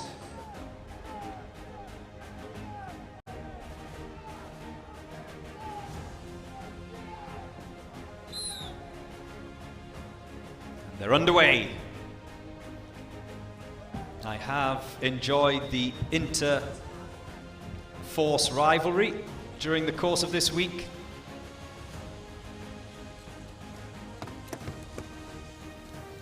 A lot of these guys know each other, so I wonder if there was a few WhatsApp messages going backwards and forwards at the team hotel last night.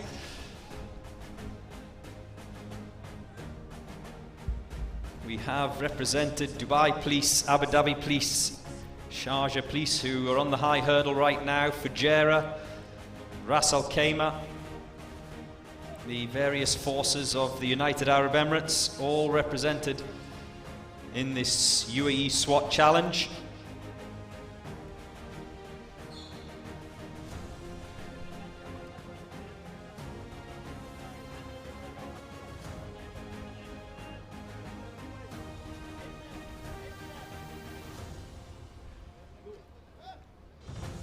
waiting for that first shot.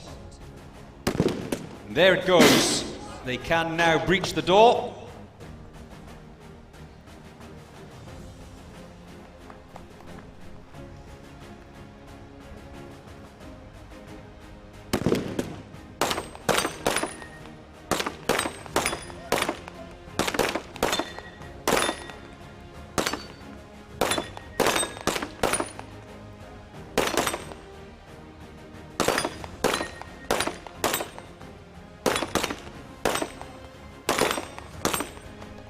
Oh, that looks good. 2 targets cleaned out. 3 targets cleaned out. So Sharjah Police A team. I can see 1 target remaining on that left-hand side, so that will go down as a miss. That's a 30-second penalty. As we see Betty the Tyre being carried and lowered. That's one of the rules. Can't be dropped, that tyre. It must be lowered to the ground. They sprint past the high hurdle over the wooden wall, which we saw earlier was missed. That will incur a procedural penalty. The sniper, he must act as a deadweight. He is not allowed to change his position or his body to assist the man carrying him.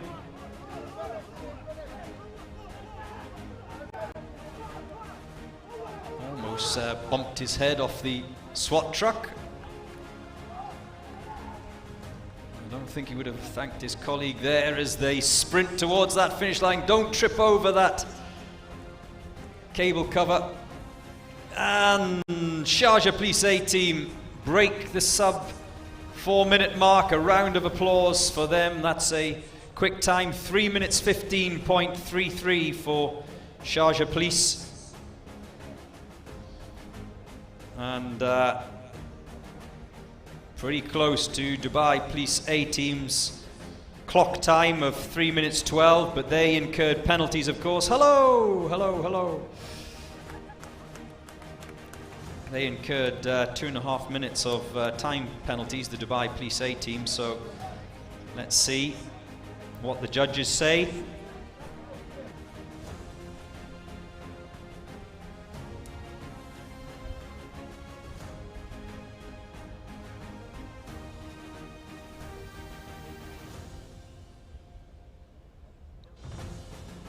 And the Special Operations Group of Kenya have moved up into 2nd place. They did not come under the 4-minute mark, but their penalties were second only to the ladies of Dubai Police. They incurred 1.5 minutes of time penalties, which is why they are in 2nd.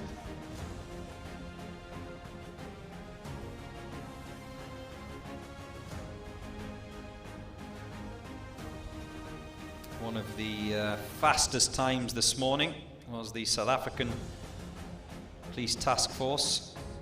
They too, like Dubai Police, low 3 minutes, but also picking up penalties, and that's what's cost them.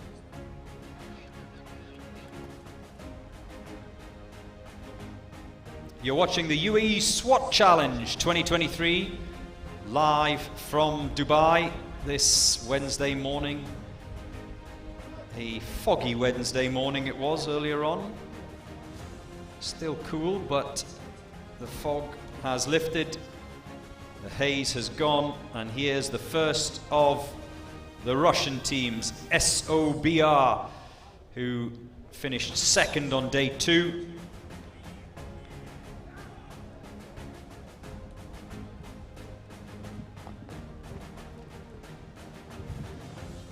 This looks good.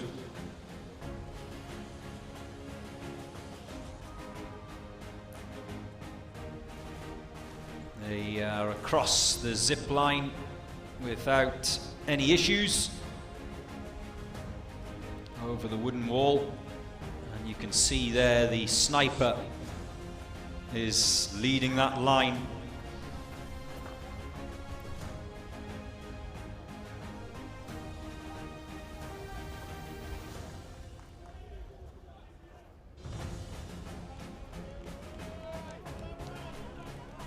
Sniper's in position. There goes the first shot. And the door not breached at the first attempt.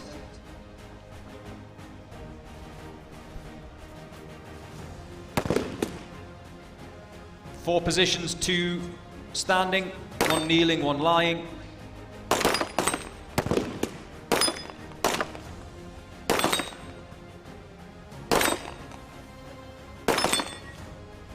Appreciate that all team members in the handgun section are just that little bit further away from the target than they were yesterday on day 2.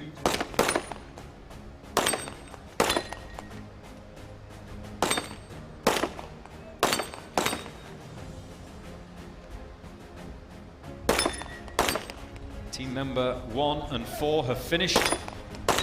2 and 3 still to complete.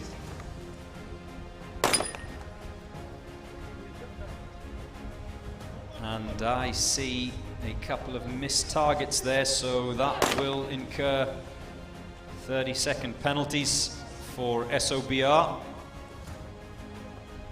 There you see 1, 2. So that'll be a minute to be added on.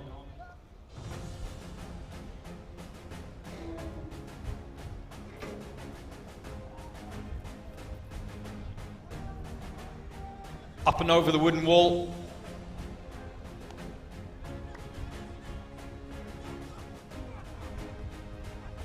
We will see a lot more penalties today, but if the Russian SOBR team finish this with only those 2 missed targets, it should still be a pretty good time. As long as they haven't committed any more errors.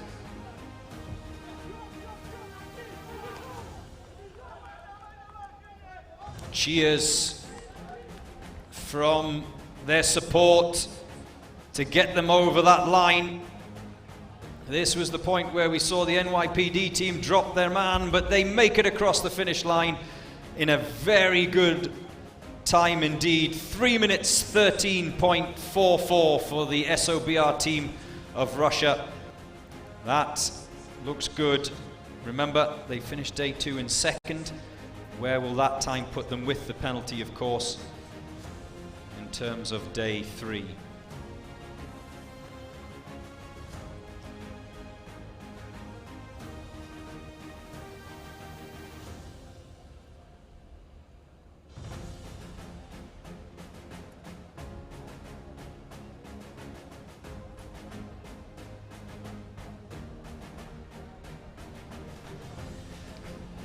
This is the Uae Swat Challenge 2023, and joining me in the commentary box now is Rui from the Sao Paulo SWAT team. How are you enjoying the competition so far, Rui?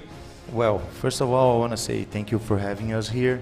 Pleasure. It's an honor for us to be here, and so far it's amazing. It's a beautiful event, and it's amazing experience for us. I was asking the NYPD team a little bit earlier on how they're finding the jet lag. How is the time zone for you and your team? Yeah, the jet lag it's hard on us, you know. We are 7 hours ahead of our original time in Brazil, so you should be asleep right now. Exactly, yeah. Does it feel like that? Does it affect the team on a serious note? Do you find the guys struggling to sleep at night? Sorry to interrupt you, as we see the Amiri Guard B team about to set off now, but does it affect them? Yes, for sure. But luckily we arrived here like 5 days ago, so we have a little time to prepare ourselves for that, you know. But it's affecting us for sure. I'm told that it's 1 hour for every day. You recover 1 hour Exactly, every yeah. day. So you've maybe recovered 5 hours at absolute best as the Amiri Guard get their attempt underway. What have you found so far in the competition to be the most difficult element? Is it the physicality or is it the technicality, the targeting? Yes, considering that my team is a senior team, everybody's over 50 years old and has at least one orthopedic surgery, you know. Speed is not our concern, you know. Our strategy is to finish the courses and leave no targets behind. So we are taking our time and focusing on the precision of the shots, you know. So the physical part is very hard on us, but you have to take care with the shots because they are not easy to, you know, but we are not worried about the speed. And that's a smart strategy because we saw the Dubai police ladies earlier on who currently lead the standings. They weren't the quickest, but they were accurate and no mistakes. And is that something you've discussed as well? No mistakes, no mistakes, no mistakes. Exactly, yeah, that's the ideal, you know, to be fast and accurate. But it's impossible for us to be fast, you know. So yes, so exactly. So that's what we talk all the time. You know, take your time, breathe, recover your breathe. You know, your breath, and take your shot slow and accurate. What has impressed you about the other teams that you've seen this week? Has there been any team in particular from any country that you've maybe picked up some ideas from, some tips? For sure, yeah. Of course, in Brazil, we have much younger police officers, well prepared and technically prepared. But the idea for us to have is to have an older team to use like a incentive for younger people to join the police in Brazil, because the average age is getting higher every year. So yes, every team is impressive for us, you know. They are physically very well prepared and technically very well prepared as well, you know. And another thing is that it is very hard for us is that we don't have our own gear here. We didn't have enough time to ask for the licenses to bring our own rifles and pistols. So you don't have that familiarity with the weapons. How important is knowing your own weapons? Yes, the weapons is the same that we use there, but the setting is different, you know. Right. So the especially for the sniper rifle, which is a very particular gun, you know. But I think it's worth just explaining, isn't it, Rui, to those watching that don't understand and know about the SWAT challenge and all the technicalities.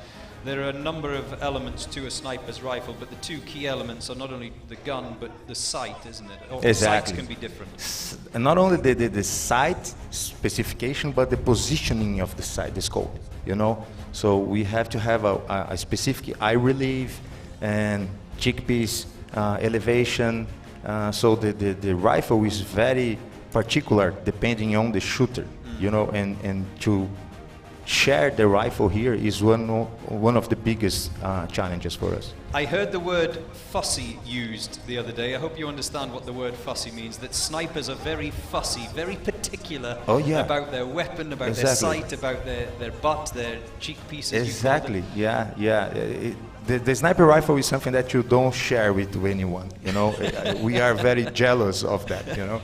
So is this your first time in this competition? It's the fourth time for our team, first time for me here. Yeah. First time for you here. And do you feel you're improving each year? The team, yes, the team is improving. For me, everything is new, so it's very hard on me, but hopefully next year we will be a little bit well prepared.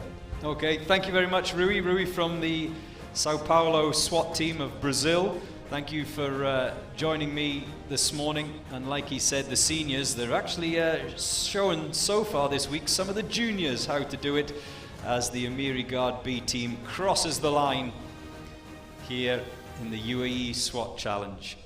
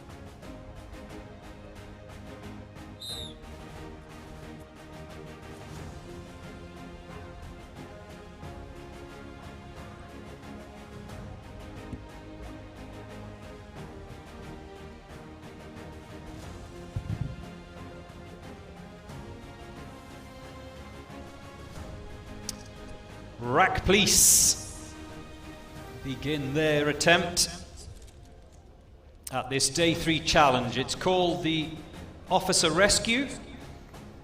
A lot more physical than day 2, and the targeting for this challenge here on day 3 is a lot more difficult as well, both for sniper and for the assault team with their handguns. There is the sniper first over the high hurdle.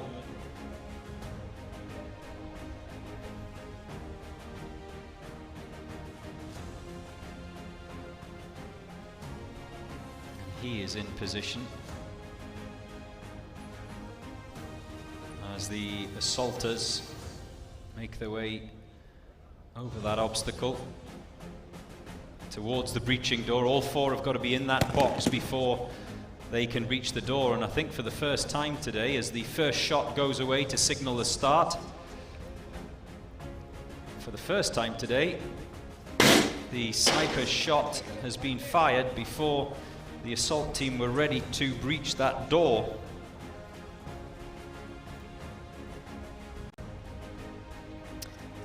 And just to confirm, as we talk about Ras Al Khaimah Police, one of the Emirates Police Forces, that their contemporaries from Sharjah, the A team, currently top the standings. They've knocked the ladies of Dubai Police C team down into 2nd spot. A very quick time indeed, clock time of 3:14. They managed to keep their penalty down to just 1 missed target, which was a 30-second penalty.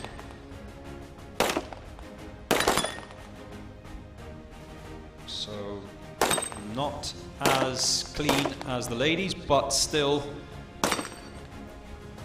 their speed around the course gave them their advantage at the top of the standings right now.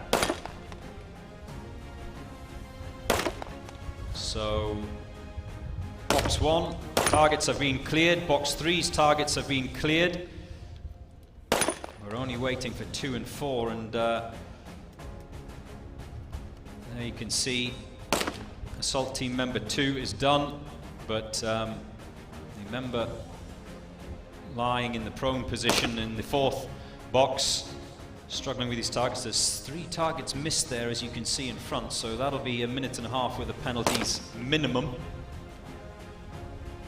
as this 120 kg tyre is carried towards the drop zone, that green square that you can see.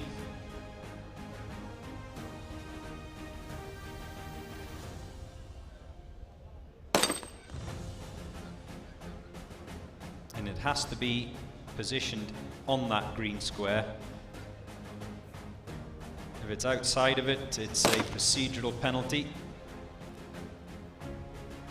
3 members of the assault team up and over for RAC Police.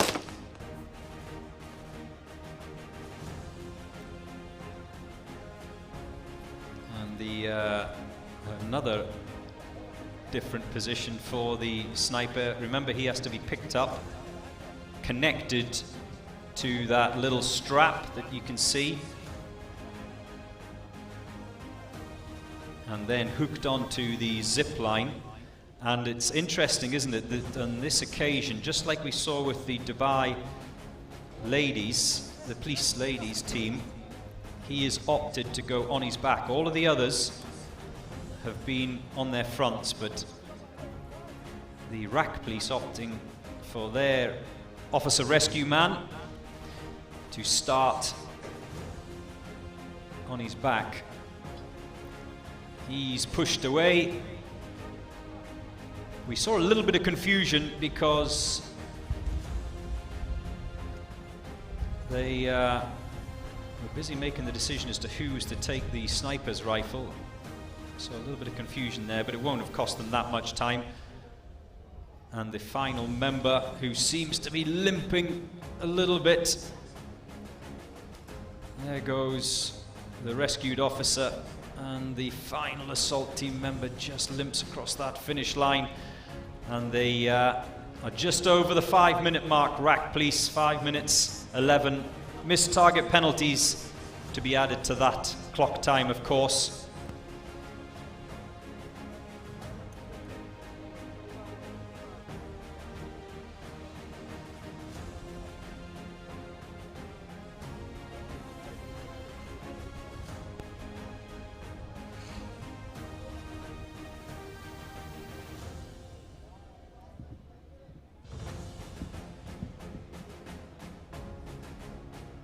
The fourth edition of the Uae Swat Challenge, currently led after all of the teams had gone through day 1 and 2 by Dubai Police B team, followed close behind by the Akhmat team of Russia. We've seen the SOBR team of Russia already with their attempt on the course today. Akhmat of Russia were leaders on day 1, and the SOBR team of Russia finished second on day 2. And we're now seeing the Wolfhound team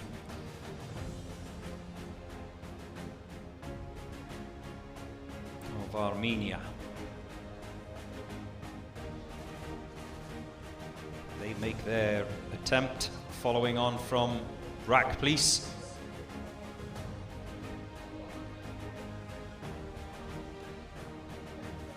Every member given a trolley, as it's called, that little device that you can see in his right hand.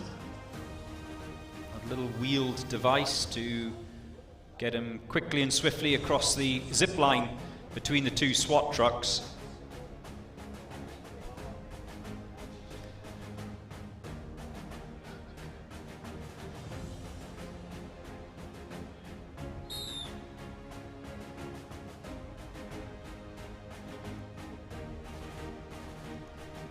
And it was interesting to get the thoughts of Rui from the Sao Paulo Police SWAT team a little bit earlier on, the team from Brazil.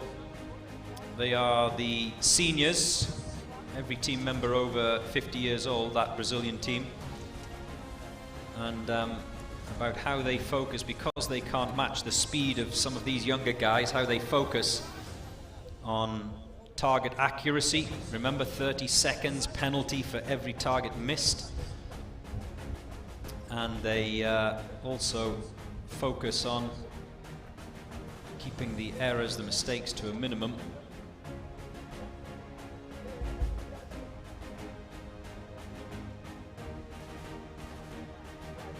The sniper up and over the high hurdle. And here comes the breaching ram.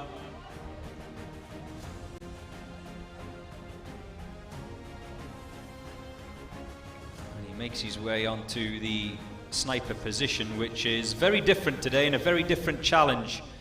He's only given 4 bullets, the sniper, today, and there are 4 targets to hit, so more opportunity for error. 1 in the chamber. 3 you can see on the stock. We heard Rui of Brazil talking about how the comfort of a sniper is all important, whether it be the sight, whether it be that cheek rest. They all have a part to play. They all can affect the comfort of the sniper, and of course the sniper's role is so key to this competition. Huge amount of responsibility on the sniper. Well, I can hear shots, but I can't see many white discs going down. 2 from box 4 are already down.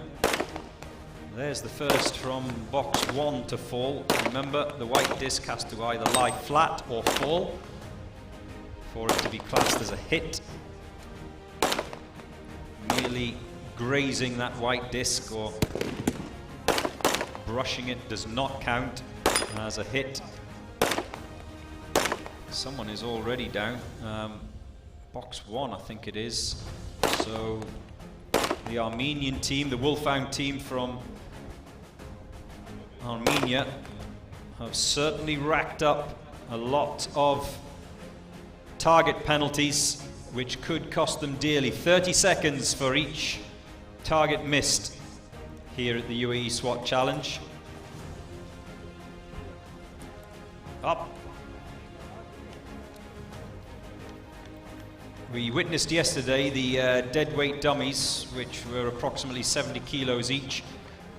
Worth pointing out that this tire is nearly double that, so it's almost 2 of those deadweight dummies at 120 kilos.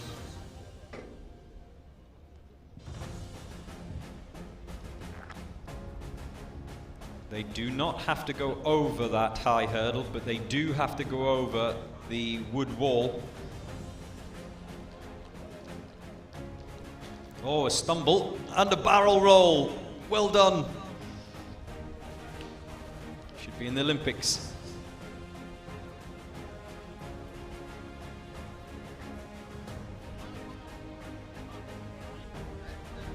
So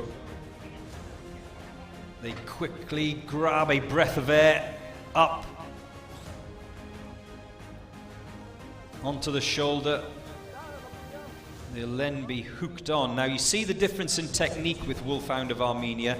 They put the trolley, that little red line that you can see, onto the wire first before hooking up the sniper, whereas we've seen other teams actually hook that trolley onto the officer to be rescued first, and then putting that officer or that sniper onto the zip wire. So different techniques for different teams. You can make your own mind up as to which you think is better.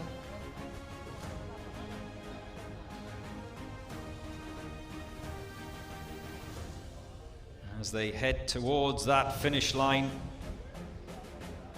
as a unit. Oh, little stumble.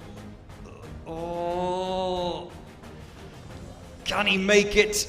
There will be lots of lactic acid going through those legs, but 10 minutes and over for the team from Armenia. 10 minutes 15, a little bit under by my calculation.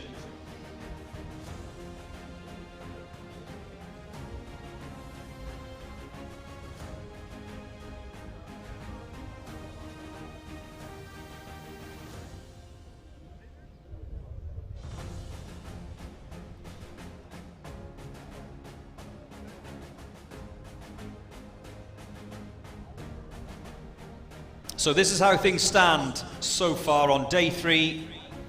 Sharjah Police A team top the table, and even though they picked up a penalty, that's the first time we've seen someone leading the standings that have had a penalty in the first 3 days so far, but it was only a 30-second penalty for a target that was missed. The ladies of Dubai Police C team lying in second place.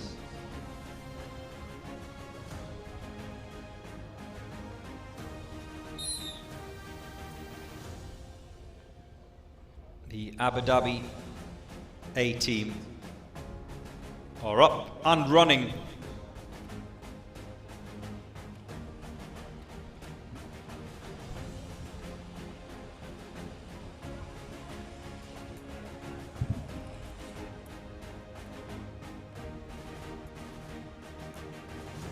SOBR of Russia, who finished day 2 in second place, are currently lying in third. A very quick time indeed of 3:13, even quicker than today's leaders, Sharjah Police.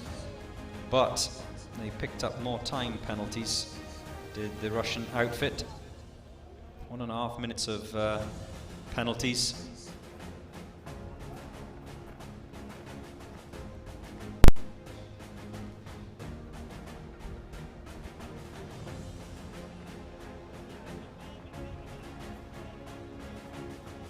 All 4 members of the breaching team inside that rope box. There goes the sniper shot, the first one, and they're through. First time haven't said that for every team this morning. Some have taken 2 or 3 attempts to get through that door.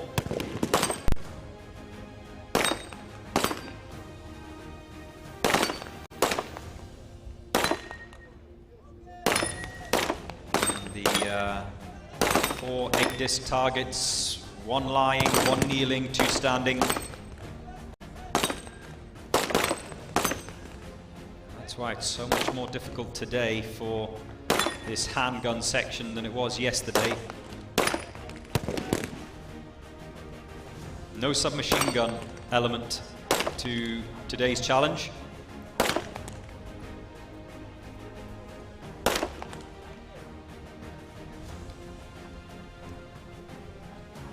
So, 2 team members are done.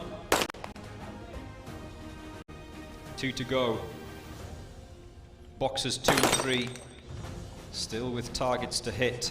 And you can see that 3rd assault team member is done. Now the final one jumps off the platform.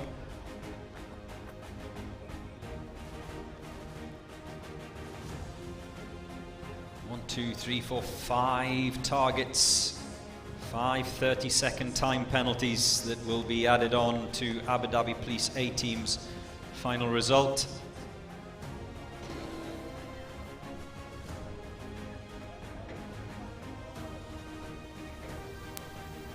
A sprint towards the wooden wall, but will those misses be going through their minds? 2.5 minutes. Target penalties, actually maybe more. We didn't see if there were any misses from the Abu Dhabi Police sniper. But look at that, very, very different strategy from Abu Dhabi Police A team. The sniper has been carried by the first man across, and the other 3 finish in just over 3.5 minutes.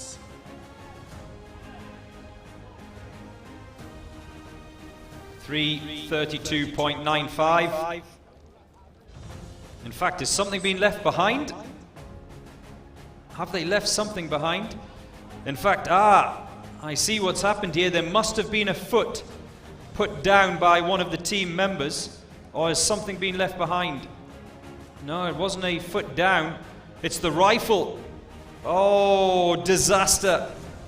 Disaster for Abu Dhabi Police. They forgot to bring that sniper's rifle, which means that 3 minutes 32 that I mentioned earlier will not count. All pieces of equipment except the breaching ram here on day 3 have to cross the finish line. So that will not be their final time. And that's what makes this competition so exciting, the UAE SWAT Challenge. One mistake, whether it be a target missed or, as we just saw there, leaving a piece of equipment behind, in this case, the sniper's rifle. It's think clearly under pressure, teacup. As the saying goes, they left behind the sniper's rifle. Remember, the sniper becomes the officer to be rescued. So once he goes and lies down in that box, his work is done. He becomes a passenger from that point on. And they had to go back and collect that. So all of the early good work by the Abu Dhabi Police team undone by that uncharacteristic error,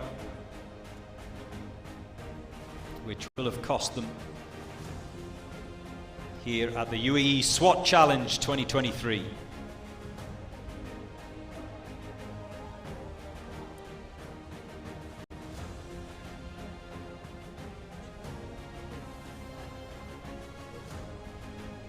And haven't spoken to the organizers on all 3 days this week. These are the elements that they tried to introduce. As we see the Police Special Security Unit from Pakistan, they'll be going across that start line next.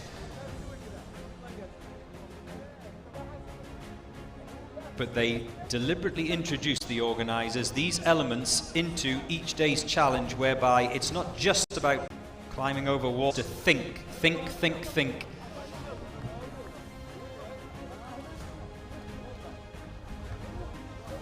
That's not always easy when your heart rate is up, when fatigue is creeping in.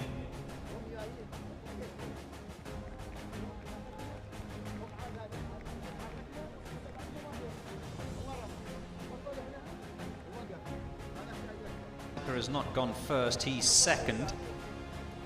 What they have done is they've sent a man on ahead to be the collector of the breaching ram as it's passed over the top of that high hurdle.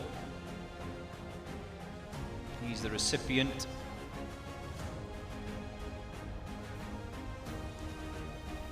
Four bullets, 4 targets. We've seen some employ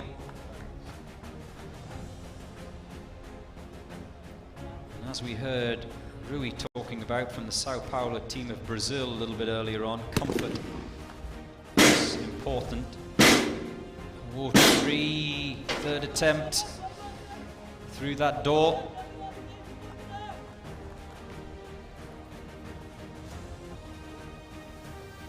I'm not aware that there is a penalty for not reaching the door at the first attempt, but hey, maybe the police team from Abu Dhabi just before, with one man going with the sniper, the rescued officer. He's gone on ahead, leaving behind the assault team to deal with that tire. Is that classed as an assist? We saw the carried sniper just holding on there to the man carrying him. They are not allowed to assist in their rescue.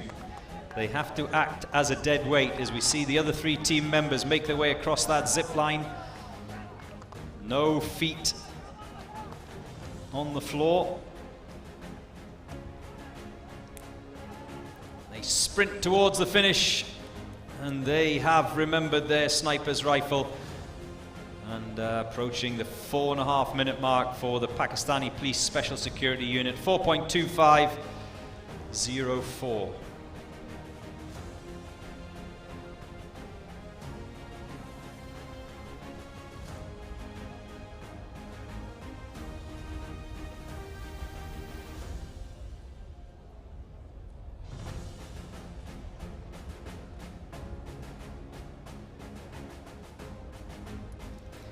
That tower comes into play tomorrow. It was used on day 1. It was one of the sniper positions on day 1, but it comes back into play tomorrow for the tower challenge, which I'm really looking forward to. We go again at 8 AM tomorrow. And if you are a member of the public, you can come here and watch. It's the turn of the Moroccans next. Direction Générale de la Sûreté.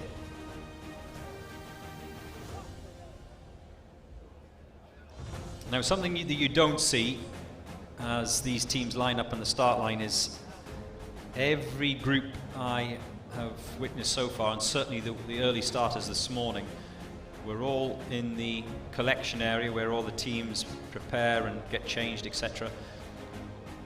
Warming up, stretching. That's how physical it is here on day 3. No injuries, don't want any strains,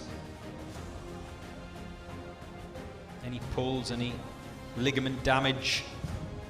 We saw a team member yesterday hurt his shoulder quite severely. I'm not sure if it was dislocated or if it was just a strain.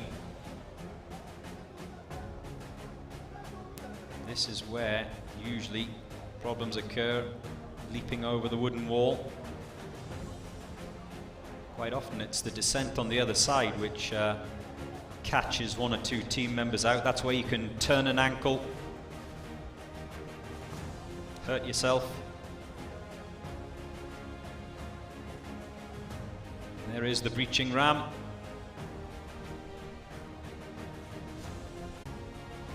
Will the Moroccan team perform as well as their World Cup counterparts did back in November, December?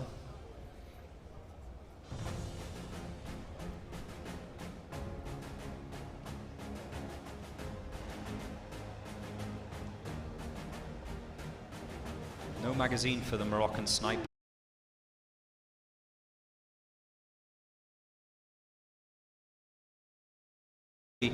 About one magazine in the handguns, only 10 rounds, 8 targets, so you can only afford 2 misses before you start incurring penalties. And that's what makes today's handgun challenge so much harder.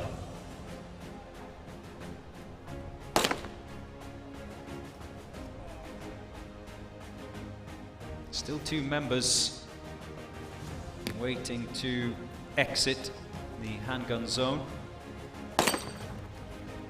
as they wait for that 3rd member to assist with the tire. The 120 kg tire. The judges watching closely.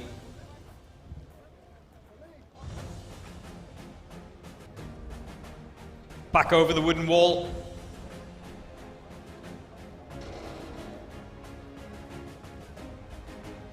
The sniper waiting. There he is.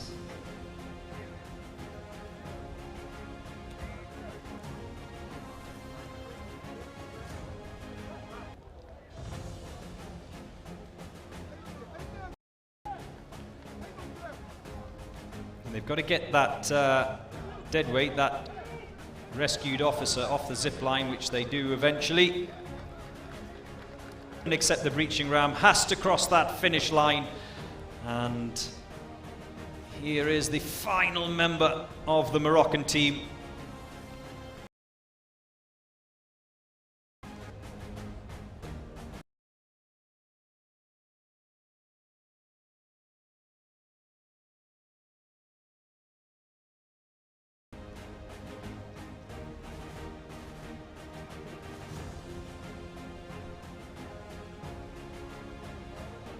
Lead these day 3 standings.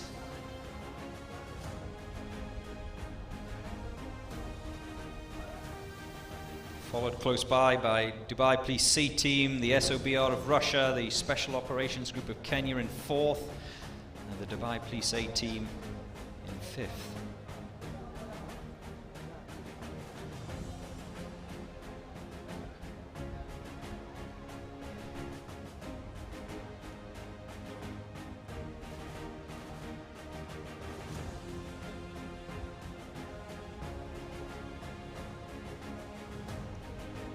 Another of the Emirati teams to go now, the Special Security Forces team from here in the UAE.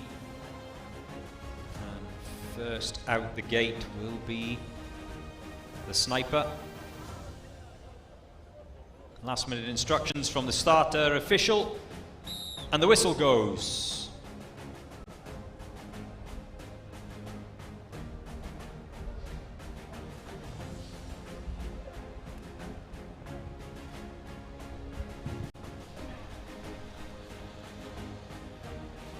They're across that zip line quickly and slickly.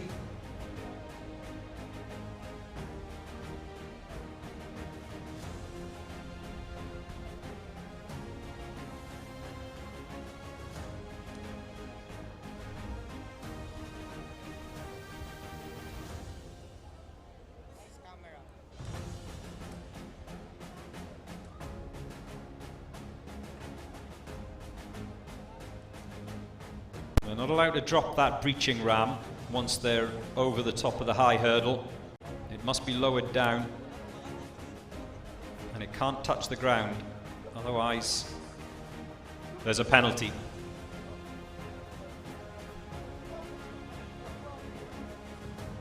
The Special Security Forces team of the UAE opting to use a magazine, the sniper. And there's the first shot. Through the door at the second attempt.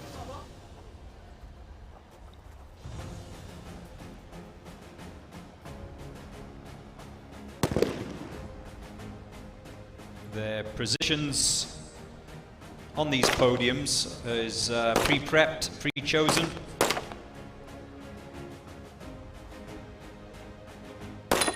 And like we were talking to some of the competitors this morning, yes, there is a preference. You have some of the assault team members who like to stand and shoot, others who prefer to be in the kneeling position, or maybe even in the prone lying position that you can see on your right hand side there, but they will have pre-selected that and decided amongst themselves before taking on this handgun challenge as to who's going where. And that's a very good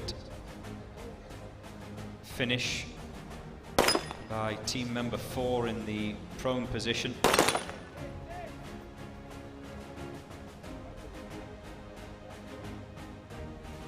And that man, as you can see on the high table, just taking a deep breath. This is not about speed, it's about accuracy. 30-second penalty for every white disc that's missed.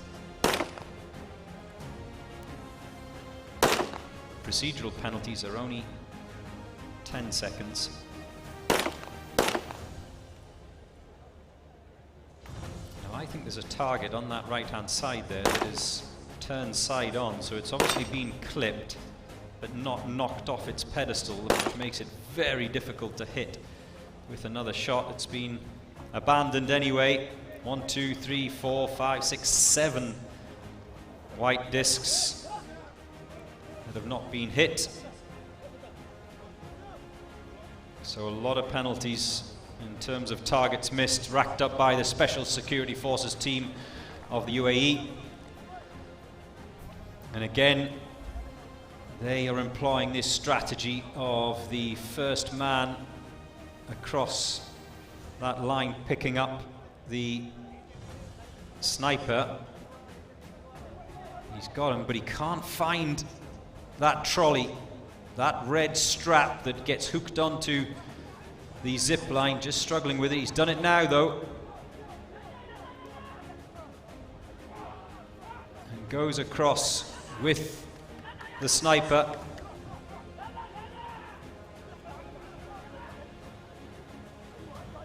Oh, there's a collision between the team members just at the end of that zip line. And he couldn't get the sniper, the dead weight sniper, they couldn't get him off there quick enough before the other members came over, but they crossed the finish line in just over 4.5 minutes.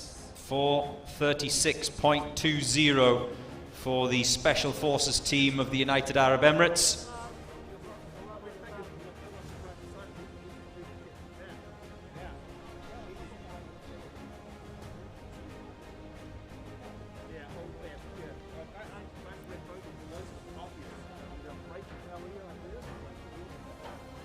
And today's standings still being led by Sharjah Police A team. Their clock time of 3 minutes and 14 plus a 30-second time penalty still puts them top of the table today. And remember, Sharjah Police A team finished third on day one, so when the final reckoning comes round at the end of this day 3 assault challenge, Sharjah Police A team could be looking in a pretty healthy position. The overall standings currently led by Dubai Police B team.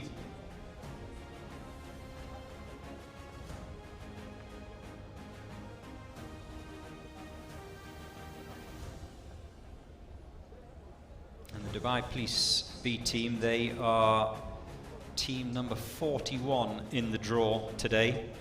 So they will be out a little bit later on. The team that have 109 points from days 1 and 2 combined. And just to remind you of the point scoring, it's 55 points for coming first each day, 54 for second, 53 for third, and so on, all the way down to 1 point for coming last. So like we saw in last year's competition with Abu Dhabi Police, you don't have to come first every day to win this, but you do have to be there or thereabouts.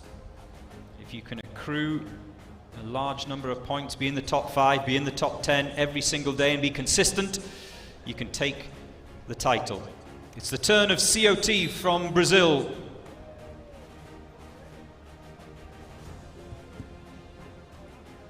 We heard from Rui of the seniors team. This is the juniors, I can call them. They're certainly younger than the plus 50-year-olds of the Sao Paulo SWAT team, the seniors that have managed to gain a popular following here in the desert of Dubai. We saw yesterday quite a few members of the public, the neutrals if you like, willing them on. The old guys, but these are the young guys from Brazil.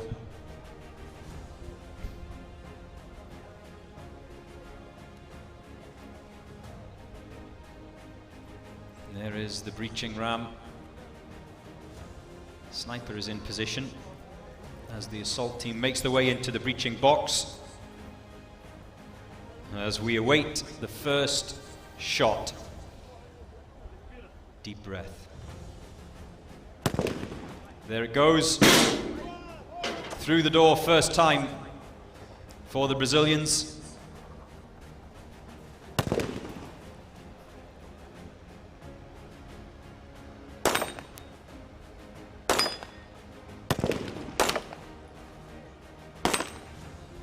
Those white discs starting to fall nicely.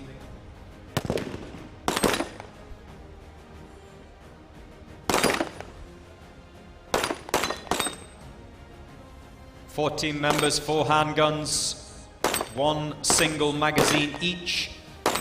Unlike yesterday where there were 3 magazines with 4 bullets each in them. So if you did not hit your targets first time, you could change magazines. Today that's not the case. 1 magazine, 10 rounds, which allows for only 2 misses.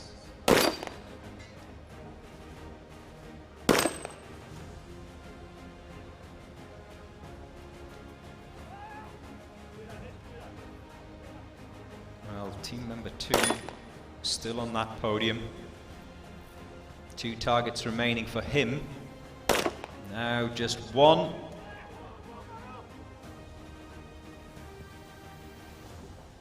And again, this tactic of the first man back taking the sniper himself. There goes the 120 kilo tire.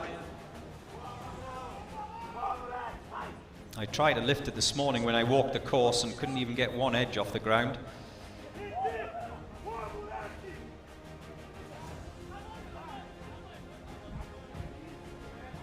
And the deadweight sniper is carried across the finish line.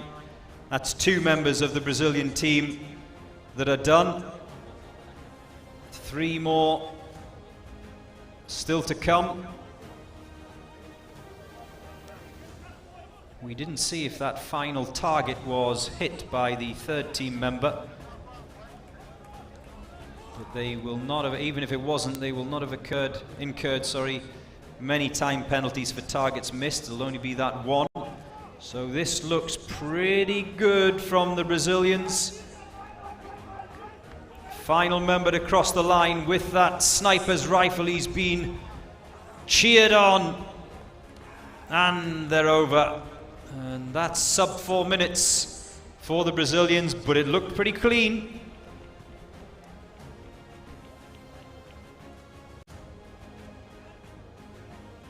What penalties did they incur? It looked pretty good to me. I didn't see many mistakes through the door first time. Took all their equipment over. Didn't, like we saw with the Abu Dhabi police team, to leave behind any weapons.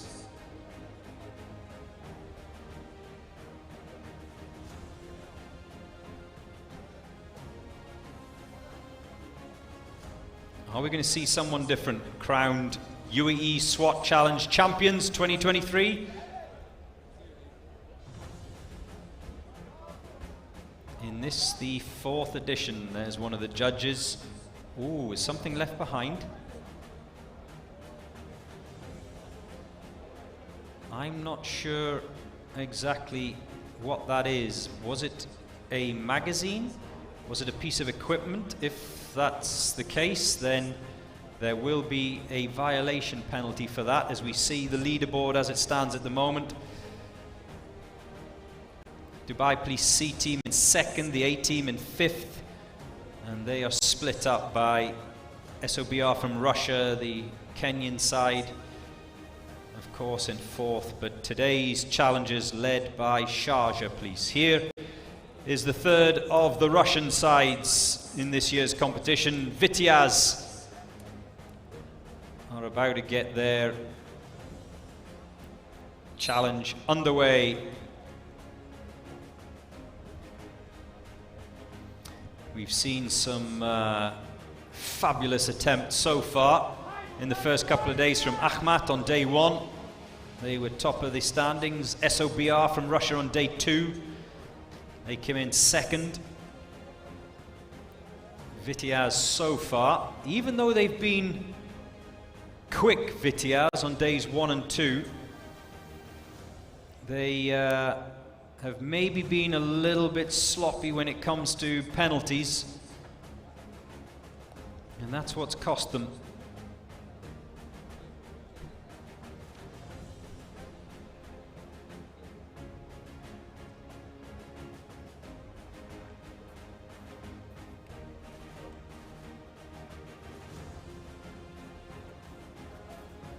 Snipers ready. There goes the first shot.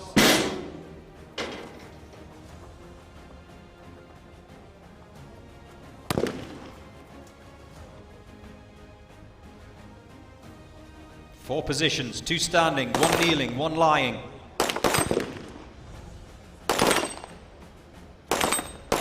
Eight targets, 1 magazine, 10 rounds.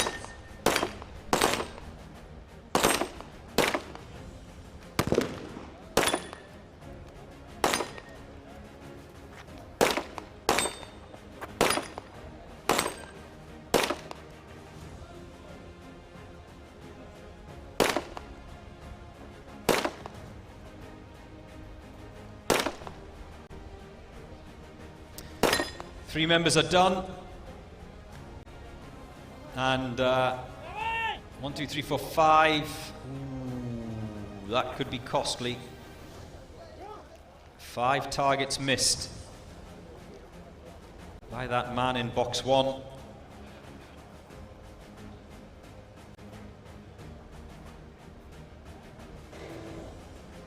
Here comes Betty. She's lowered to the ground.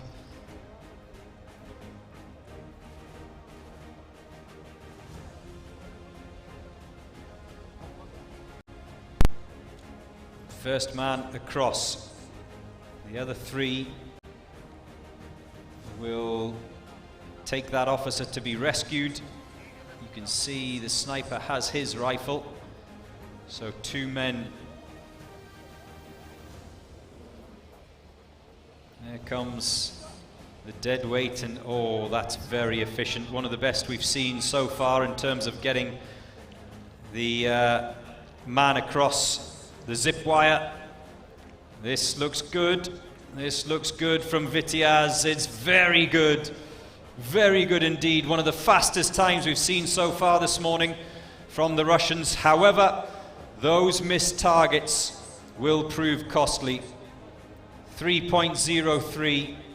A fabulous time so far this morning here on day 3. But how much will those missed targets cost the Vitiaz team of Russia?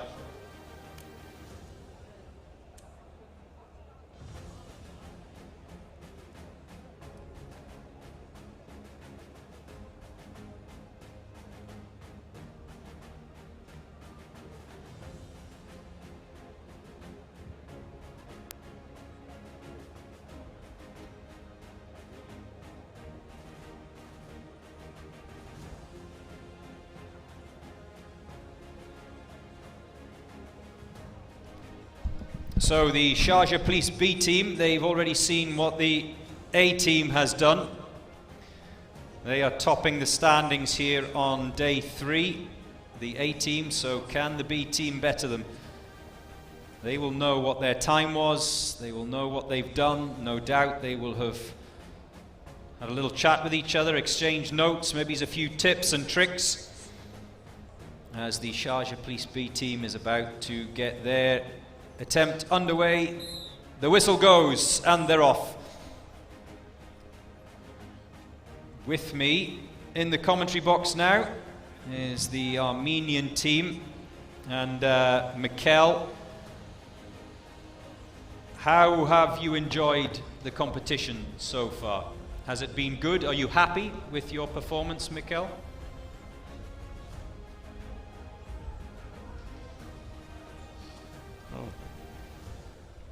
So it's one of the wonderful days.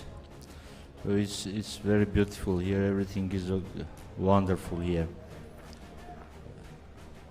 And what have you found the most difficult, Mikel? Has it been the targeting today, or has it been the physical today, the biggest problem? So today for us was difficult to hitting target. It's one of the most difficult events for us, just for us. But it's very interesting, everything, and we always try to do our best. Now, obviously this is day 3, a different challenge. Which of the days have you felt the happiest with? Did you feel you performed better on day 1, day 2, or today? Actually, we are happy. We are enjoying each day here. But especially for us, it's the 1st and 4th day. We prefer. It's a little easier, and we have more chance than the 3rd day. Okay, so day 1 you were happy, and you're looking forward to the Tower Challenge tomorrow. Yes. Why? Why is the Tower Challenge? Why do you like that? It's a little, for us it's more interesting, and the targets it's easy to hit targets because they are nearer than the inter days. Yes, we're just watching the sniper breathing heavy. How tough is it physically today? We are seeing the Sharjah Police B team sniper really blowing their hard. Did you find your guys, when they crossed the line, were they really finished physically? Physically it's not so difficult for us, but it depends on your physical condition, how you are prepared, how you breathe is more important. So it's not, if you are prepared normally, it's not so difficult. If you have time to prepare, to train, to practice more, it's not so difficult. Thank you very much, the Armenian team who have joined me in the commentary box this morning.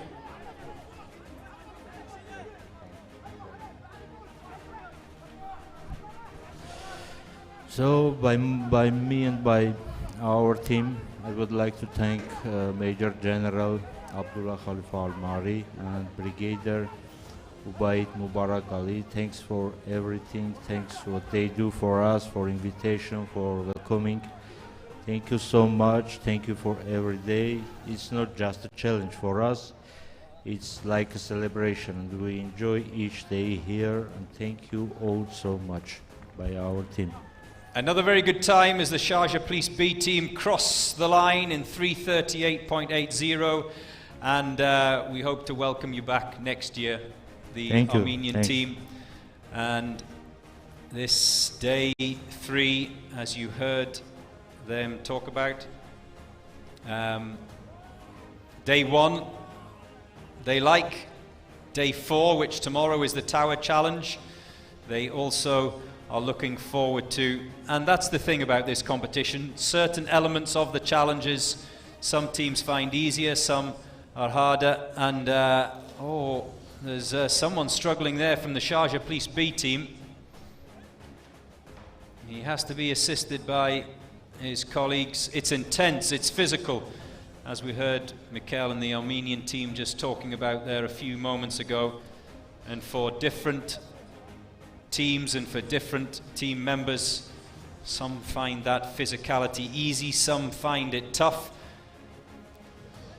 Has he hurt himself? Thumbs up, he's okay. I'm glad you are okay as well. And I think it's worth just repeating that this morning when we began this 3rd day challenge, it was very cold and foggy. Now the temperature's picking up here, and the humidity will be picking up with that as well, of course.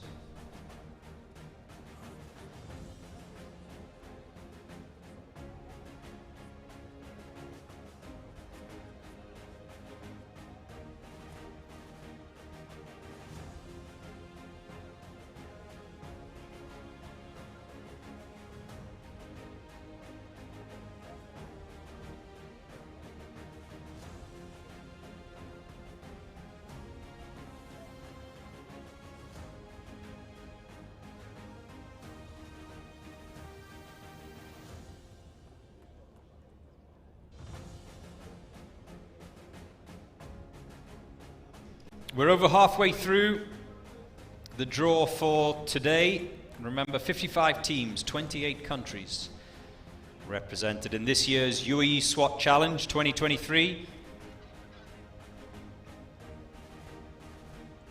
Can any of these 55 teams take the crown from the current champions, Abu Dhabi Police, who took the title last year?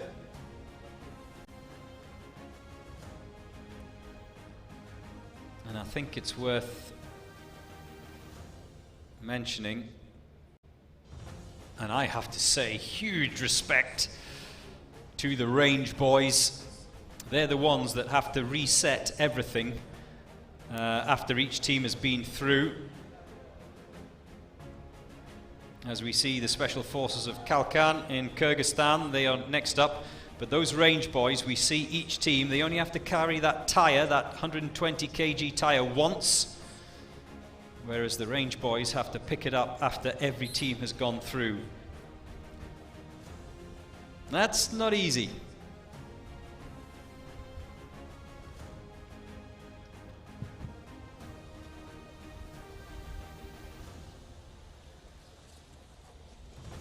Now, all of these teams had an opportunity in the days running up to this event to go through the course, to familiarize themselves with each of the challenges from each day.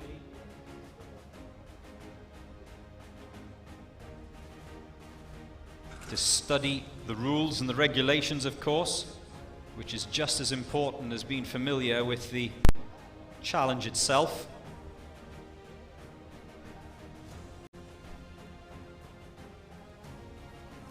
The breaching ram is in place, the sniper is in place. Deep breath. And there goes the first shot. The door is breached at the first attempt.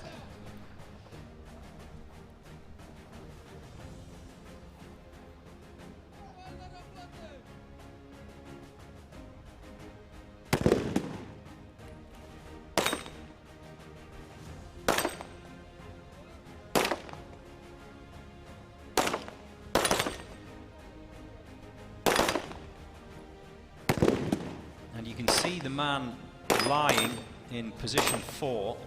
Again, I think I've seen it twice before this morning in a very different position, lying almost on his.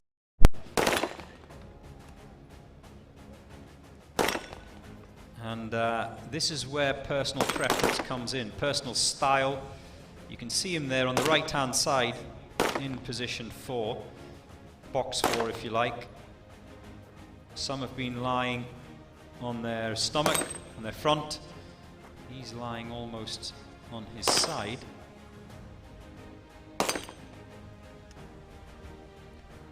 So, box 4, box 2 are clear. Box 1 is finished, but a couple of targets have been missed by the man in box 1, and box 3 they're still waiting for.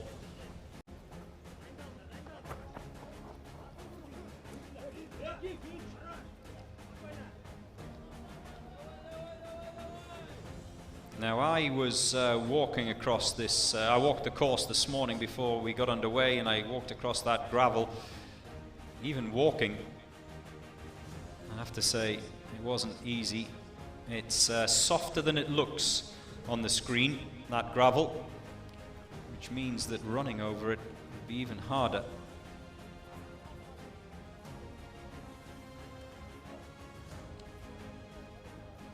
They've got the sniper over, they've got his rifle.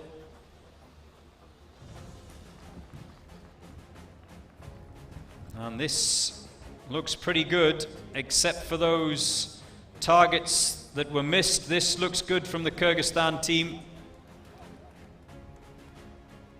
Yeah. Very healthy time, 3 minutes 30.68. That's good, that's very good. Anything sub 4 minutes today is a fabulous time.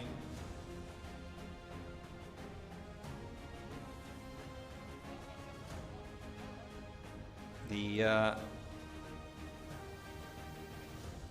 fastest time of the day so far is the SOBR team from Russia. Ooh. That was a little bit earlier. He managed to recover himself, but this was the Sharjah police team. Remember, we saw one of the team members who was just struggling at the end, and I think that's a replay of why. Just landed heavily as he came over the wood wall, and maybe just turned his ankle, came down heavily on his ankle. But just coming back to the times, no team has broken the 3-minute mark so far today. We've had a 3:12, a 3:13, 3:14 is the time that leads the table. That's because it's without penalty. Quite a few in the 3:30s, which, like I say, is very, very respectable on this day 3 challenge.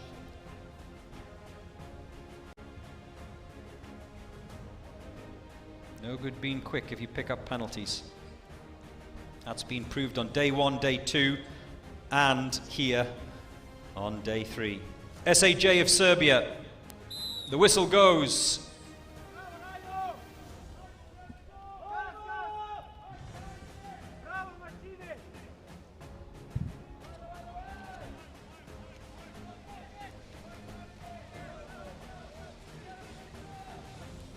Sharjah A team, who lead today's standings, they finished 3rd on day 1.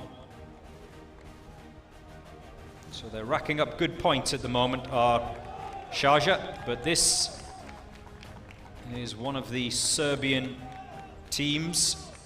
Sniper over first. Where's that breaching ram?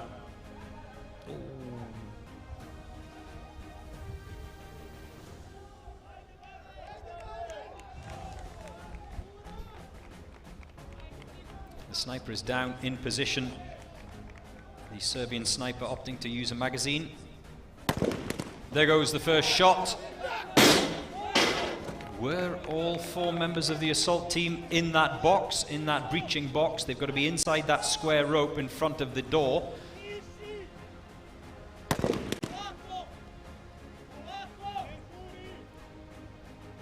And you can see the third assault team member in that third box just taking a deep breath, settling himself before attempting to take on these 8 white discs, these 8 targets. And that's a great aerial shot to show you how far away they are today in comparison to days 1 and 2.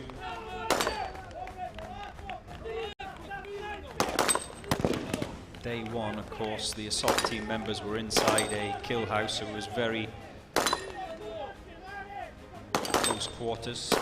CQB, to use the abbreviation, close quarter battle inside a room. And each day those targets have got further and further away. 2 remaining on that far side. Are they the ones that have been missed? Yep. So that'll be 1 minute of penalty to be added on.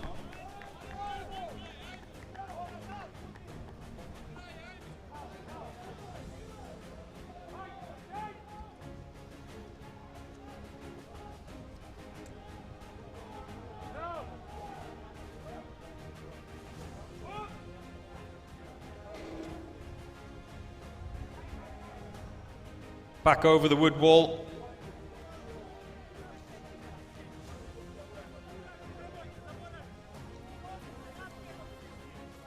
They will collect the weapon, you've got to remember that.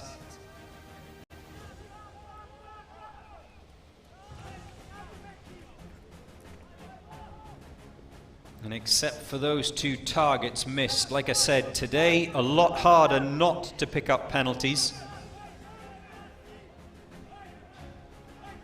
as the SAJ team from Serbia cross the line, and they're under that 3.5 minute mark. And there you see one of the range guys bringing the breaching ram back to the high hurdle. He's going to get a good workout today.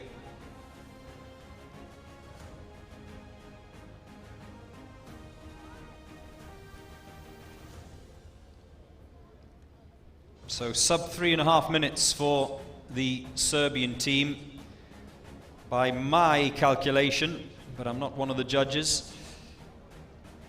I would say at least a minute of missed target penalties to be added on. Obviously we can't see the target of the sniper, so we don't know if there were any misses there.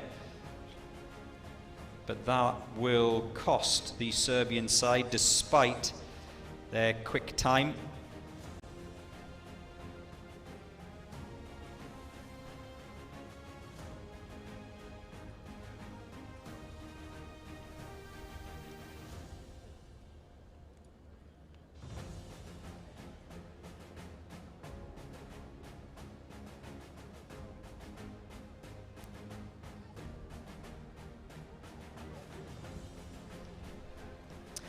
The Orlando Police Department from the United States of America are up next.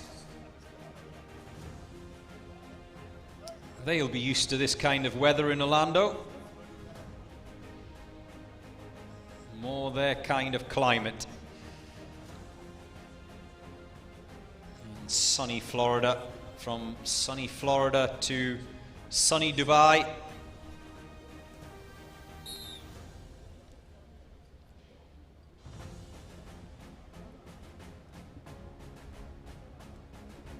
And they're off. Somewhere. There they are.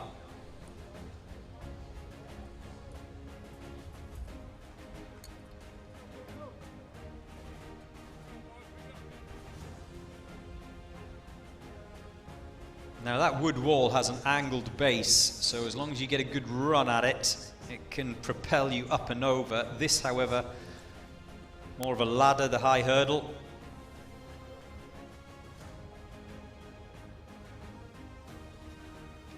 There's the breaching ram.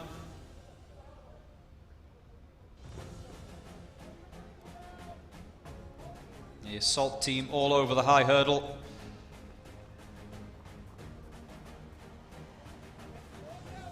Now the sniper today, all 4 shots taken from the prone position lying down.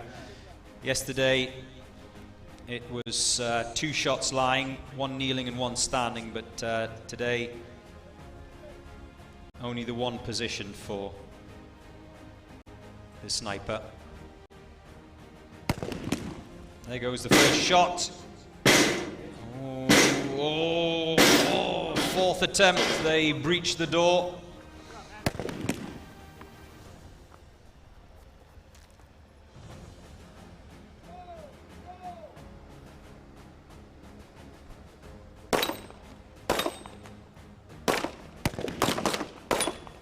And this is where,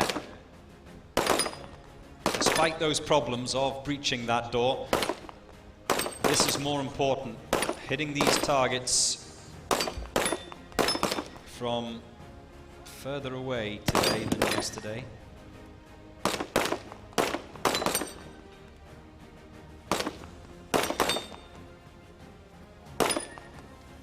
And we saw from the man in box 1,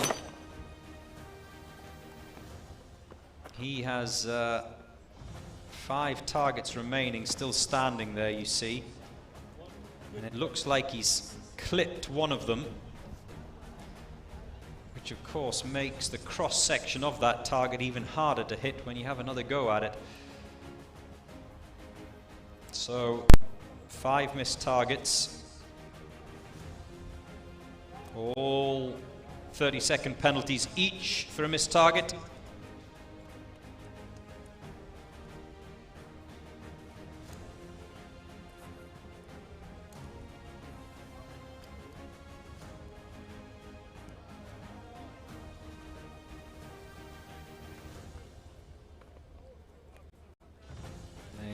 Pick up their trolleys. That's the little metal clasp with wheels to get them across that zip line.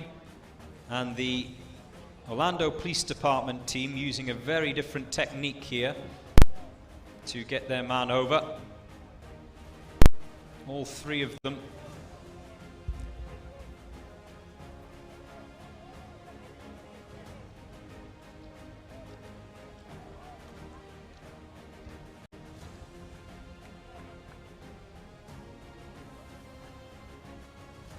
Good teamwork from the Orlando Police Department. Don't forget those trolleys. That is one of the pieces of equipment that must cross the finish line, those little wheeled clasps that are used on the zip line. And they cross over, the team from the USA, just over the 4-minute mark.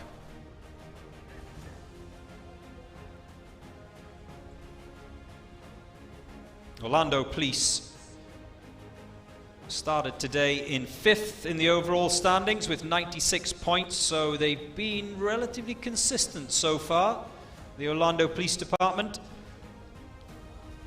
Let's see where they finish up at the end of day 3, the assault challenge.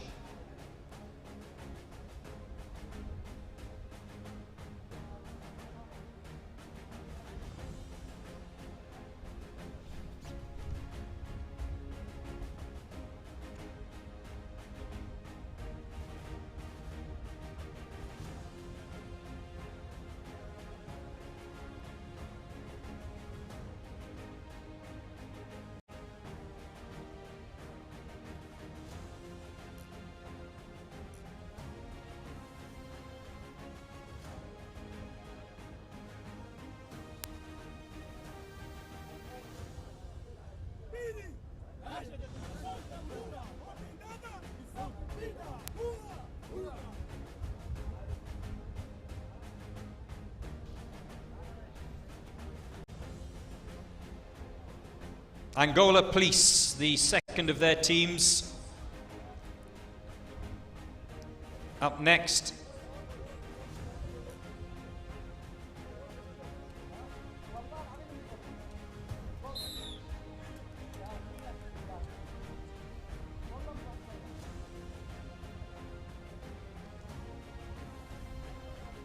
And the Angolan teams have been propping up the tables on days 1 and 2, so a little competition really as far as they're concerned between the two teams 1 and teams 2, and I think one of the team members there, his foot touched the ground, so he has to go back and cross that zip line again. And it has been errors that have cost them on days 1 and 2. Their times have been respectable, but too many mistakes, too many penalties.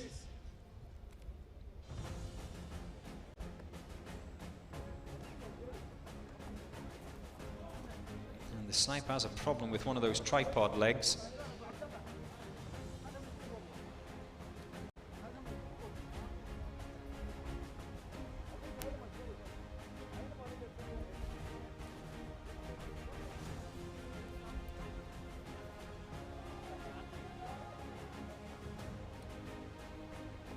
Oh, that's a misfire.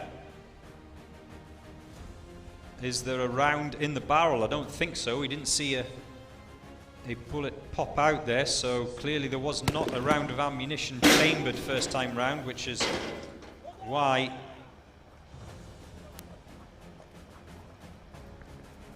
that shot did not take place.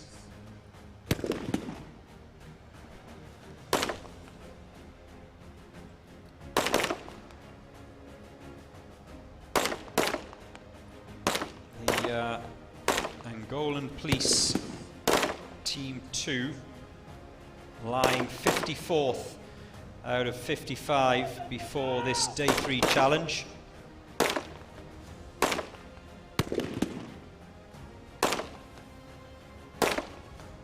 Yesterday, oh sorry, in total, over 15 minutes of time penalties, and that's what's cost them over day 1 and 2.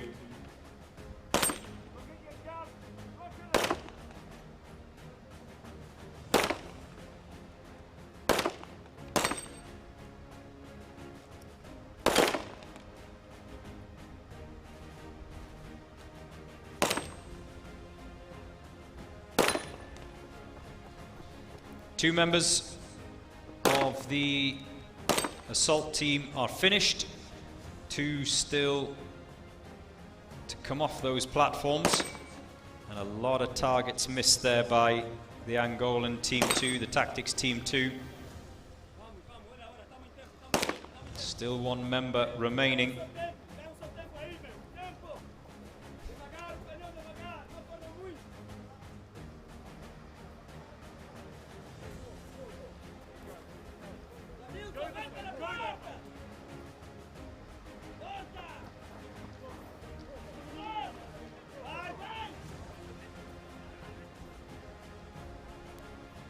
He now is finished and sprints towards that wooden wall to join his colleagues.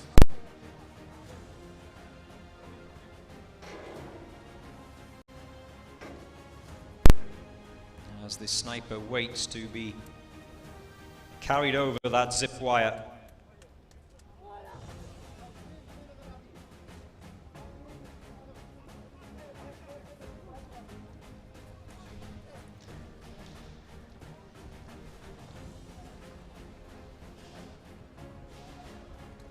Don't drop him. That is considered a safety violation if they drop the sniper.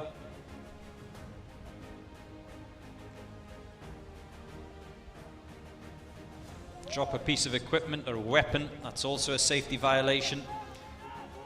And we saw one of the Angolan team sent back to do the... Oh, did he almost touch the floor? The judges are looking on closely. We saw one team member touch down, put his foot down on their way out, and he had to do the zip line again. Not the case on the way back. He just narrowly avoided it, and they crossed the line in just over the 5-minute mark. That's their clock time. There will be a lot of penalties to be added on, in particular from that handgun range, where, as you can see in the distance there, many of the targets are still standing. Those white discs, many of them were missed by Team 2 from Angola.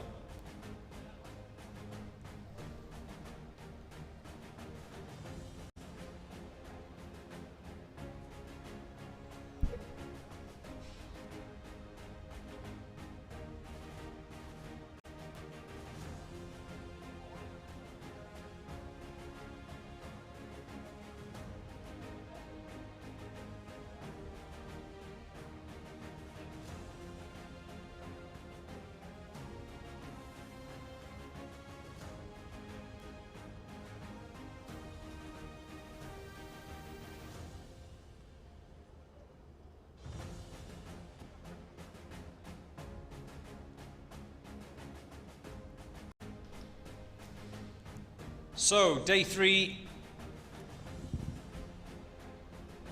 the Police Officer Rescue Challenge is the theme for day 3. That's why they have to carry the sniper across the finish line. Tomorrow it's the Tower Challenge, this tower that the camera is looking down from. And I'm excited for that tomorrow.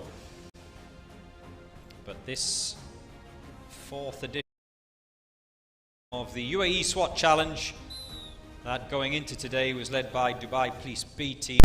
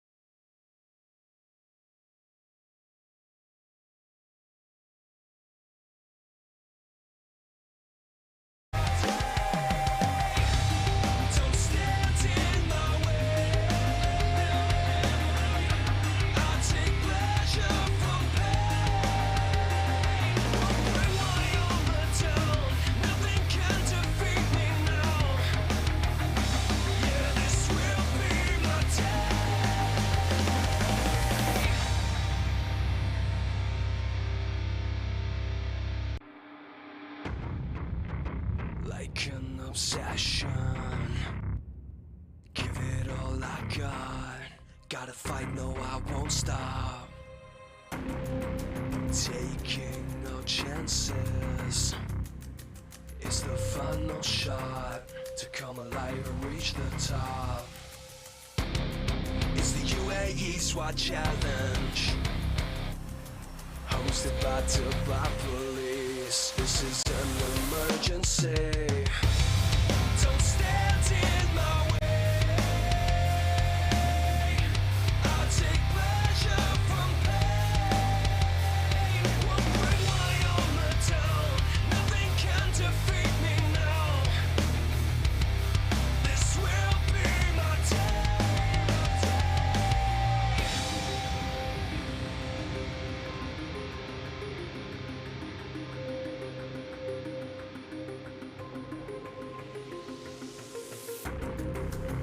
Time to stand my ground. I will never take no shame. I won't play this like a game. It's the Uae Swat Challenge, hosted by Dubai Police. This is an emergency. Don't stand in my way. I take pleasure from pain. Won't bring my armor down. Nothing can defeat me now. Yeah, this will be my day. Together with the MOI, hosted by the police here in Dubai. Here come the SWAT, giving everything that they got. They're gonna touch the sky, take the world by storm tonight.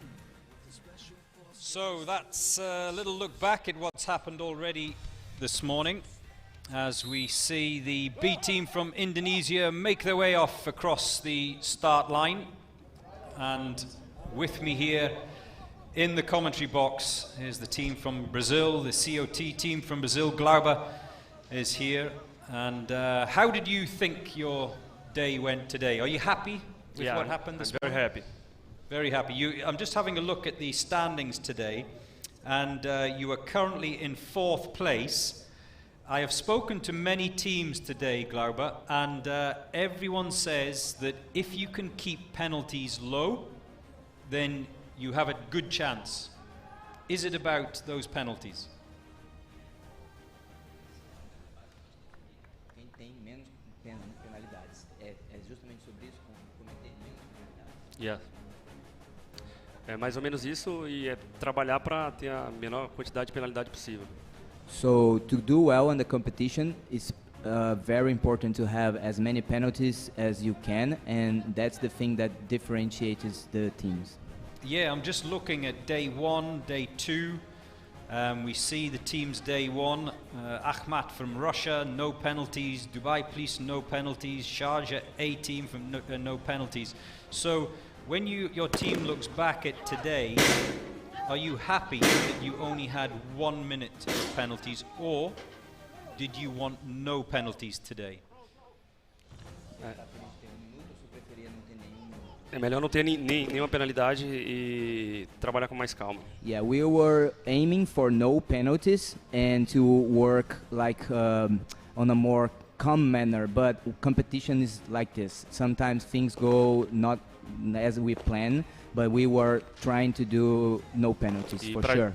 Pra gente, como é a primeira vez, a gente está aprendendo muito sobre isso. And for us, that's the first time here. We are learning so much. This is a very big competition, and we are eager to come back on the next year and do even better. How difficult is it today, because this is the hardest day out of the 3, how difficult today to have no penalties? O mais difícil provavelmente hoje é o tiro, porque você chega muito cansado e você tem que ter um tiro preciso, e normalmente seu coração, o batimento está muito alto e você tem que concentrar para não errar. Yeah, for sure today is the most difficult day, especially the shooting part, because you get there sometimes with a very high heart rate, and you need to be very focused and precise to do your job as better as you can. I think it's worth reminding those people who are watching this on TV that we're looking at the 4 targets for the 4 assault team members. They have 8 targets to hit. These are handgun targets, Glauber, and there's a big distance today.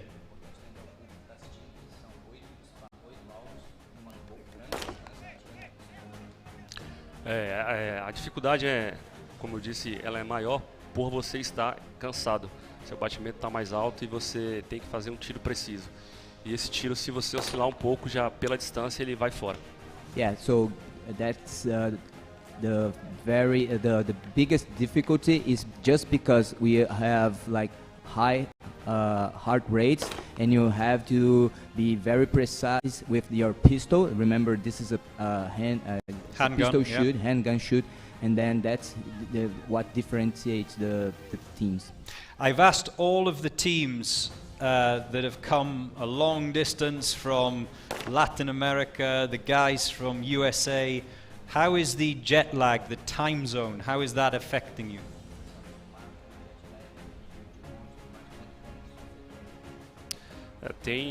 Afeta de certa forma, porque pra gente é novidade.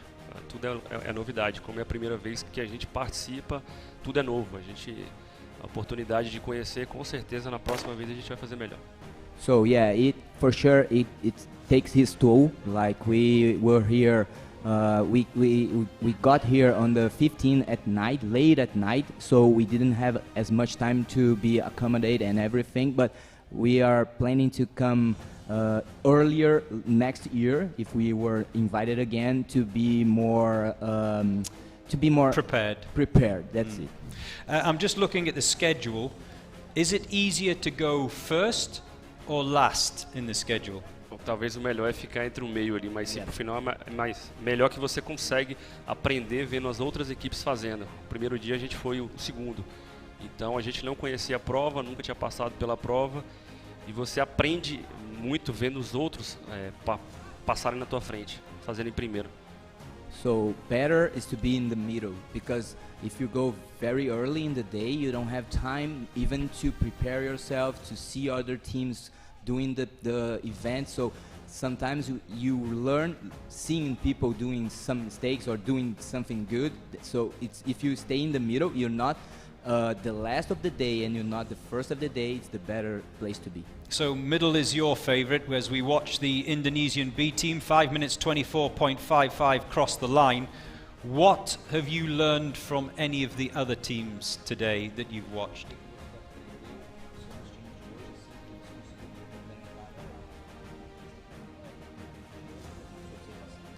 Na minha observação, tem algumas equipes que são muito rápidas nas passagens dos obstáculos. A gente não tem esses obstáculos para treinar e você aprendendo como é que eles trabalham, com certeza para a próxima a gente vem melhor. So he noticed that there are some teams that are very fast on the obstacles, and we don't have this type of obstacles to train at home. So for us, was kind of we had to learn like to fall from the bridge and learn to fly on the fall. Like we had to just learn to do things when we just got here. And one final question before you go. Weapons. Did you bring your own weapons? And that obviously helps, yes? Yeah. Yeah, we brought our own weapons. Ontem a gente teve uma dificuldade no tiro do M600. Não era nossa, então assim, a gente teve uma penalidade que foi por conta do tiro. Yeah, and yesterday we had a penalty because on the Grenadier launcher we didn't bring our, so we had like another ammunition and another gun that we are not used to use, so we missed that shot. The gas gun. The gas gun yeah, shot. Yeah. And you got a penalty for that. Yeah, and we got, because we are not used to that, and the ammunition didn't work as we was expecting, so our gas gun guy just missed the shot because we're 30 seconds, yeah? That's 30-second penalty. Okay, thank you very much. Thank you to the guys from the Brazil, the COT team here, and we thank them, and we hope you come back next year as well. And they currently lying in 4th place as we see the drummers preparing. We talked about preparation earlier on with the Brazilian team.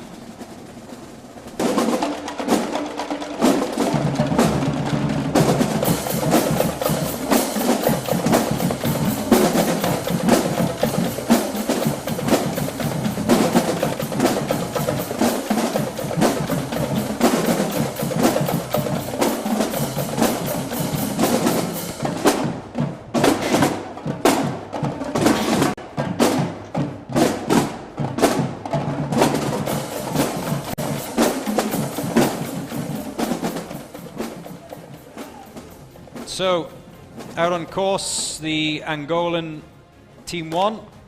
They are now in position. Police, they were good, weren't they? Really good.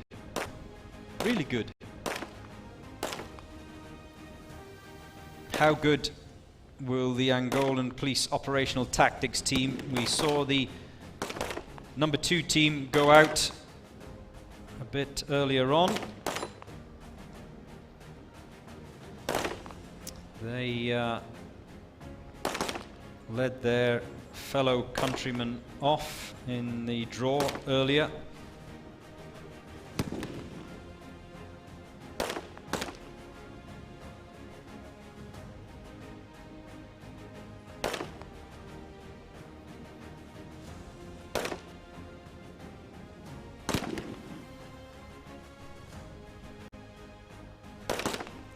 And it was interesting, wasn't it? 2 of the Brazilian teams today we have witnessed.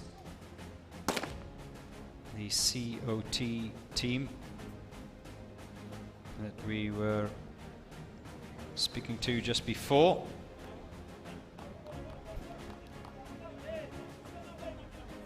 And obviously we heard from, that was Glauben, we heard from Rui from the seniors team where they were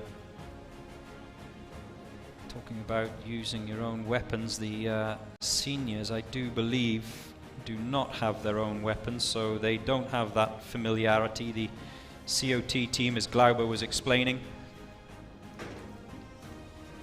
they do have their own weapons, so except for that gas gun, as was being mentioned by Glauber.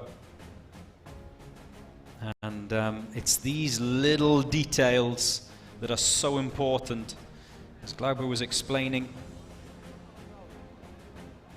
because they didn't have their own gas gun yesterday and because the man on the gas gun missed the target, that was a penalty. The Angolan team just strapping that sniper to the zip line.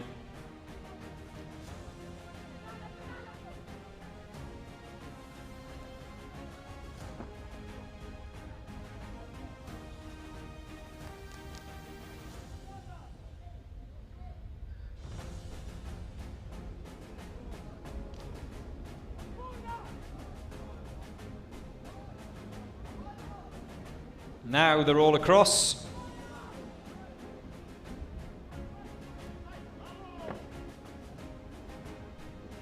And they make their way towards the finish line. There you see it. Under the 5-minute mark. Low 3 minutes has been the best today so far, 4:52.71. Oh, I've got to keep listening to these guys.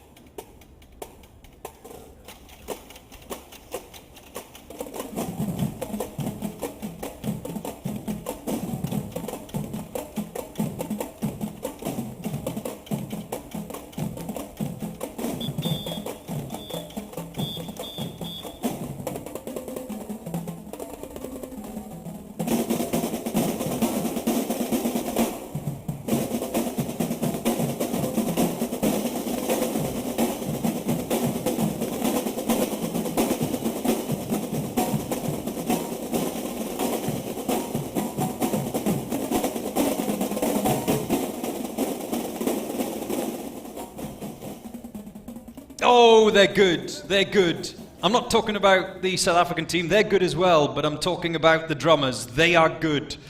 Not as good as both the Sharjah teams so far today, because they lead the standings at the moment. And the Sharjah B team that we saw just a few minutes ago, they are currently top of the table. No penalties, even though they were slower across the finish line than their colleagues of the Sharjah Police A team. They did incur a penalty, and that's why they currently lie in second, and SAJ from Serbia are now in third. Here's the second of the South African Special Task Force teams, the B team. The Special Task Force A team started today in third in the overall standings with 100 points. The B team off and underway now. The A team lying 14th today, but, and I think this is the most important thing, they'd had a very quick time round the course, not the fastest, but just over the 3.5 minute mark, 3 minutes 35 seconds, but 3.5 minutes of time penalties added on. So that's what cost the other South African team.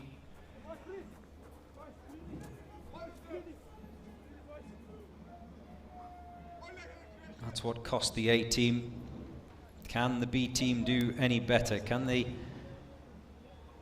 better 14th spot? There goes the first shot, which provides the signal to the assault team to breach that door and make their way to the handgun section.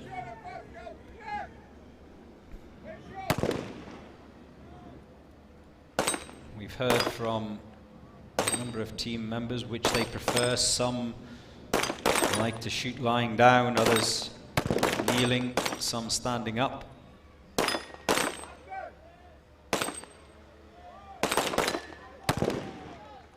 And because there are 8 targets to hit for each team member, as we see that guy in box 4 has rattled off all his targets very quickly and efficiently indeed.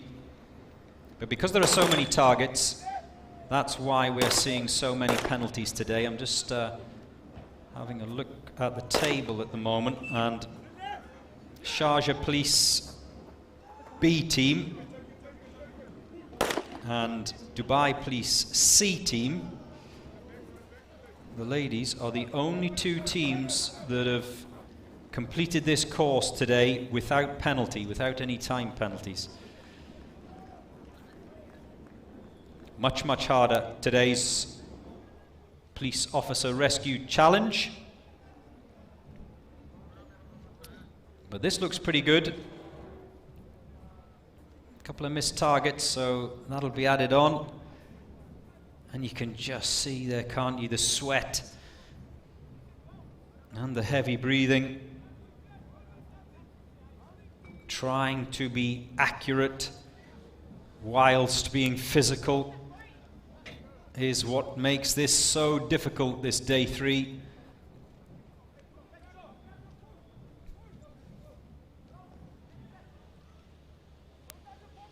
The sniper is over.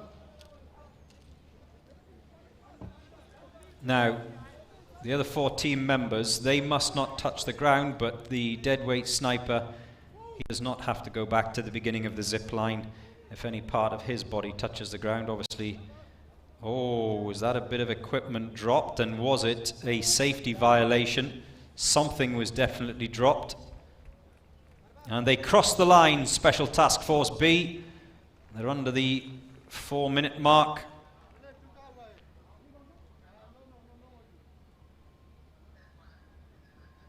In the 3-minute 50-second range, their A team had a clock time of 3 minutes 35, the A team from South Africa.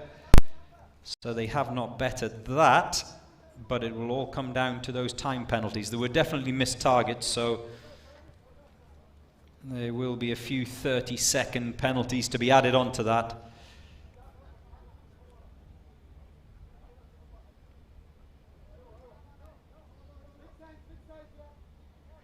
And I think that's one of the things for those of us like myself who are not in a SWAT team. We are learning over these days that being quick is not the most important factor. It's about being accurate, being safe, and not picking up any penalties at all. And I must say, I find it interesting to see those watching on here in the stand. As members of the public have been coming over these days, and everyone seems to be talking tactic. It's almost like watching a game of football. People think that in a stadium it's full of football fans. It's not. It's full of 40,000 coaches, 40,000 tacticians, and that's what it's like here at the UAE SWAT Challenge. Everyone watching on thinks they know a better way or a better technique or a better tactic. But these are the guys, in this case the Royal Thai Police, they're the ones who have to go out there and do it under pressure, against the clock, safely.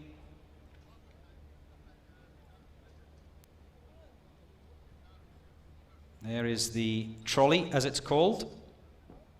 The trolley is the device that gets them across that zip line. It's a little clasp with a couple of wheels in it. And those trolleys cannot be left behind once they've completed the various tasks. It must come back with the various team members and cross that finish line. Otherwise, it ends up as a procedural penalty. And remember, each procedural penalty is worth 10 seconds. Missed targets, 30-second penalties.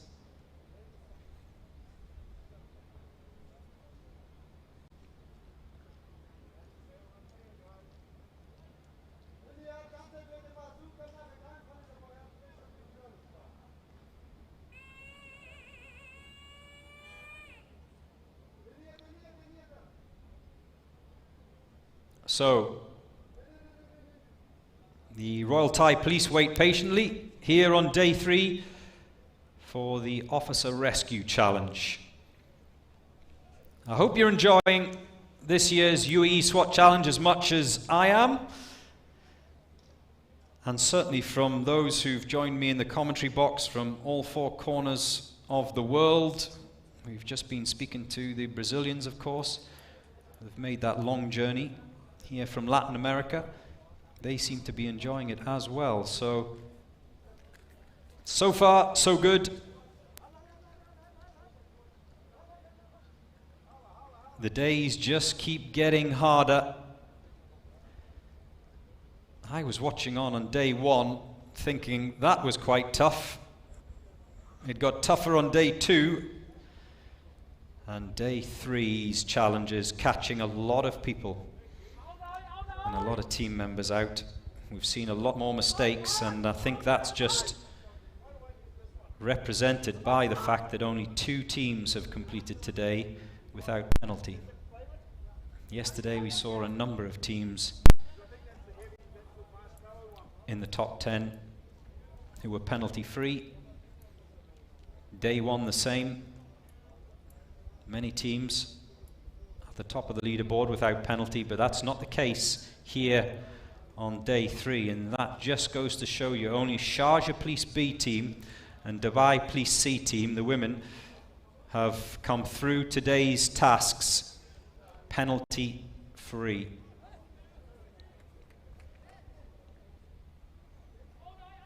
Here we go. The whistle blows, and the Royal Thai Police are underway.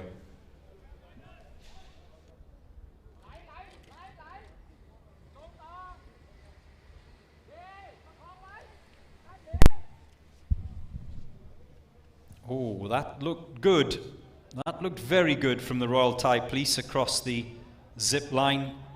Those of you who've been watching from 8 o'clock this morning along with myself, you start to recognize an assault team that makes their way across both the zip line and the other obstacles in a smooth fashion, usually come away with a pretty good time at the end. The more cohesion, the more cooperation between the team members. Is that bullet chambered? The Royal Thai Police sniper opting to use a magazine. And there is the first shot.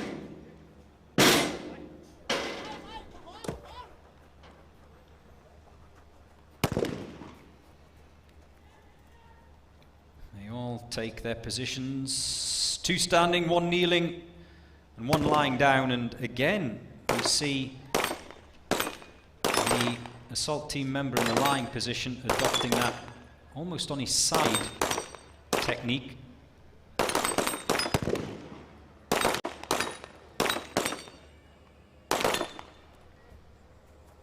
You see him on the right hand side of your screen there. He's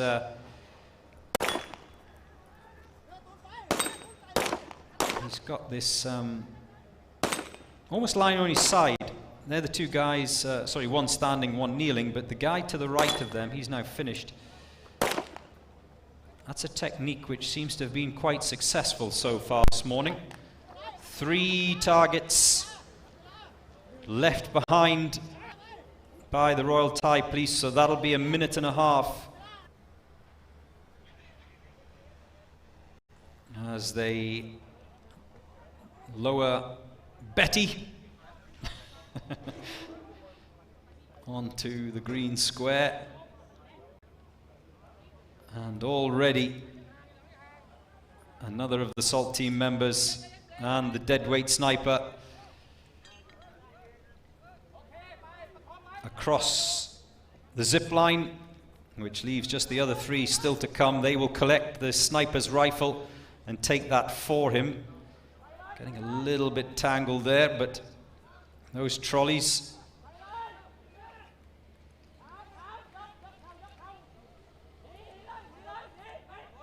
They're over. And a sprint towards the finish line for the Royal Thai Police. And that's a very, very good time indeed from the Royal Thai Police. 3 minutes 17.91, one of the quickest that we've seen this morning.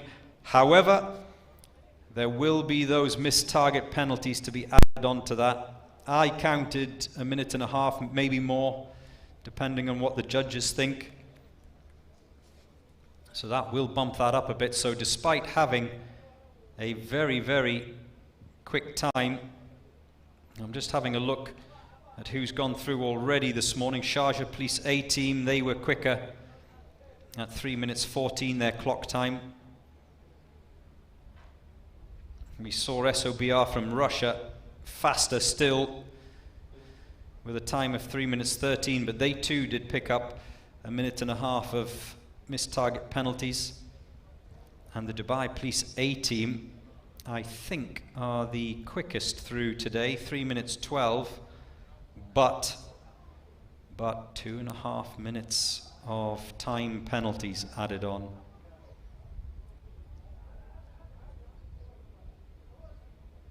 I stand corrected. Vityaz from Russia. I apologize, boys, if you're listening to this, the Vityaz team from Russia, but they very quick through in 3 minutes and 3 seconds. But like we've been discussing the last 3 days, the 3.5 minutes of time penalties added on to Vityaz of Russia, costing them greatly.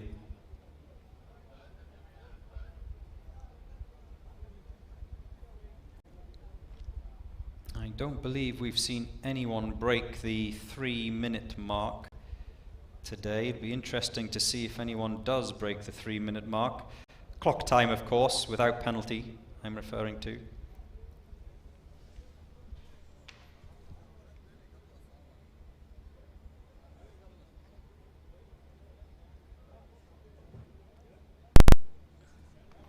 The Amiri Guard A team, it's their turn now.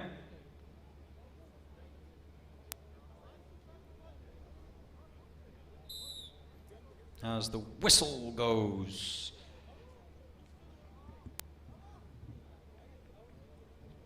The Amiri Guard B team finished the course in 4 minutes 23.69, plus 4 minutes of time penalty. So how will the other group do? Have no doubt that there is department rivalry.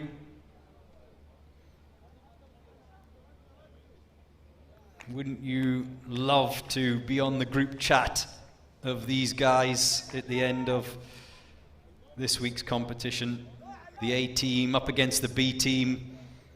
Of course, many countries have submitted 2, sometimes 3 teams. So we've seen a few A and B teams, Sharjah A, Sharjah B team. Currently it's the B team from Sharjah who are leading today's standings from the A team, but there is rivalry, have no doubt. And there will be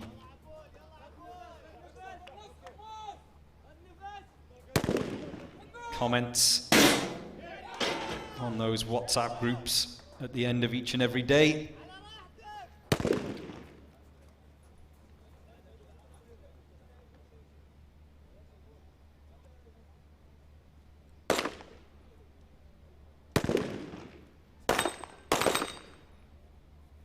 Eight targets. Now you can see there the assault team member on this occasion lying down on his front. So 2 techniques being adopted by that member in box 1. I beg your pardon, in box 4.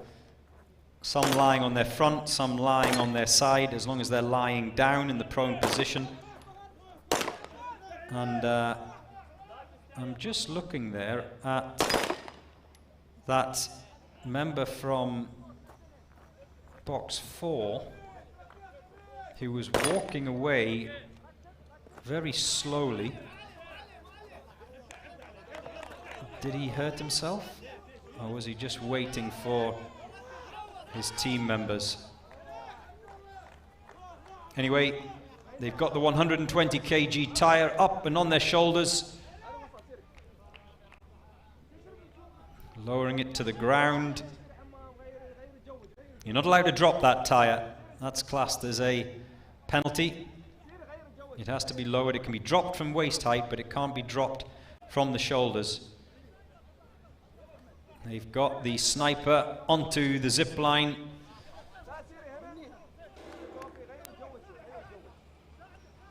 Remember, 4 minutes 23, the time to beat of the Amiri Guard B team. And this looks good. Shouts of yalla yalla as they head towards the finish line. Can they keep a hold of him? Yes, they can. And that is much quicker from the A team. 3 minutes 26.16. And it'll just be a case of seeing what penalties are added on.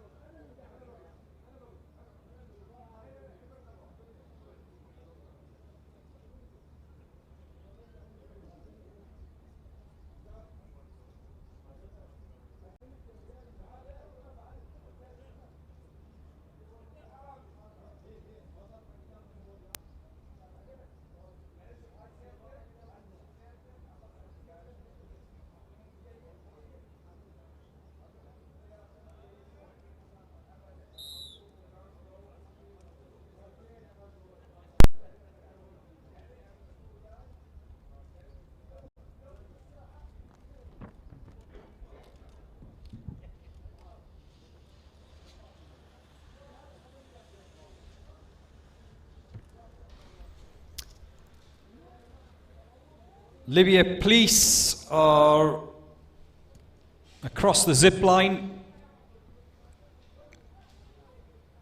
They will be hoping for a good showing in today's Officer Rescue Challenge. They started the day after days 1 and 2, bottom of the standings.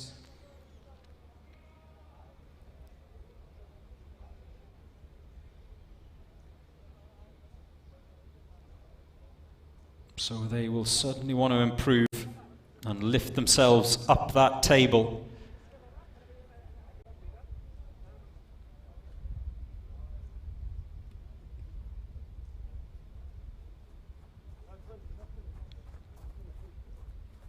The Libyan sniper opting for a magazine.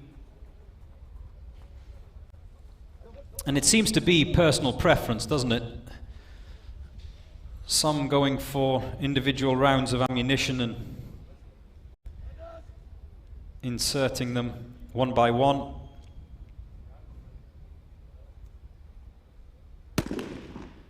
There's the first shot. Door breached at the first attempt.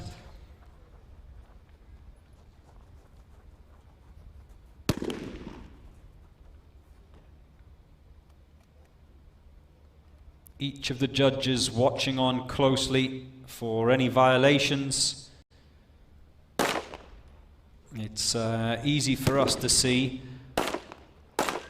which targets are hit, but look at the deep breathing of that man in box 4. Just shows you how physical those obstacles are. Not just the wooden wall, but the high hurdle, ladder that they have to get over, and then come through that door. And as we heard Glauber talking from Brazil, to try, I mean, it's impossible in such a short space of time to get your heart rate down, but to just try and control your breathing to hit these targets, and there hasn't been many hits so far. I count, is it 1? They each have 8 targets, and they each only have today 1 magazine with 10 rounds. So the Libyan police amassing large amounts of penalties at the moment.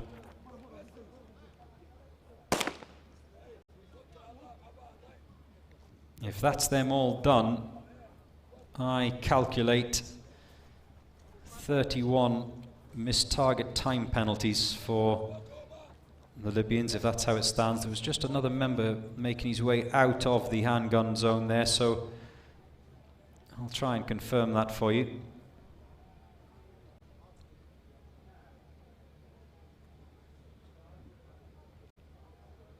They race back over that wood wall. We saw one team earlier on today who completely forgot to go over that wood wall. They ran round it, which will have incurred penalties as well, of course.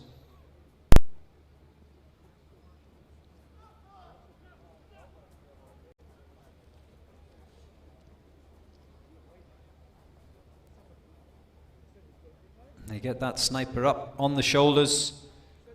As soon as the sniper's work is done, as soon as he's hit his 4 targets, he makes his way into that box, lies down, and then he becomes a dead weight for the other 4 members of the assault team to carry home and across the finish line. The first stage of which is to, ooh, almost hit the SWAT truck. That would have hurt. Trust me, there's not one soft part of that SWAT truck that can be hit with a human body. But the Libyan police head across the finish line, and just under the 5-minute mark. But like I said earlier, they will have amassed a large number of missed target penalties, possibly 30 maybe, 30, 31 missed targets was my quick count. from what I saw.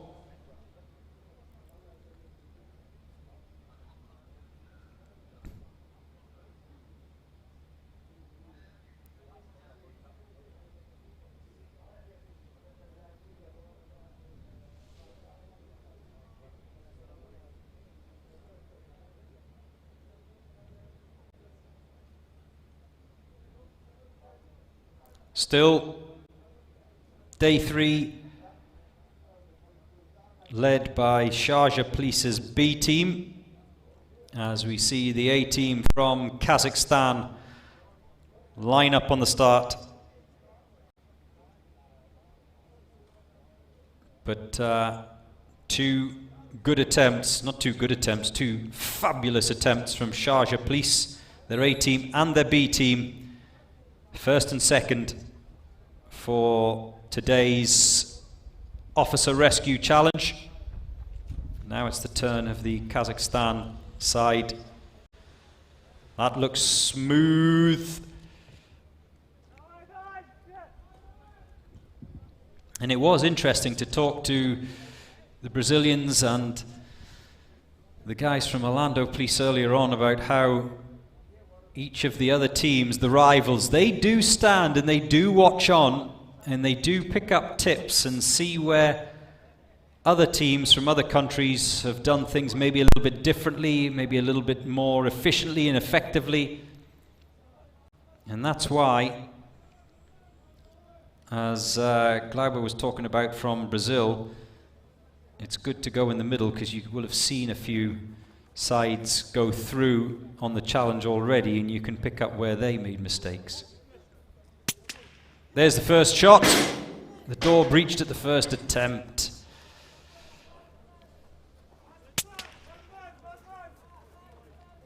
Approximately half of the teams, the 55 teams that are involved this year, bring with them their own weapons. The other half using guns, rifles, handguns, provided by the authorities here in the United Arab Emirates. And that has proved quite important, hasn't it? We heard, was it one of the Brazilian team members talking about, I think, the gas gun yesterday? They did bring their own weapons, but they did not bring the gas gun, grenade launcher. Everyone calls it a different thing, of course. And as a result of that, that lack of familiarity just meant the target was missed and a penalty incurred. Box 1, cleared.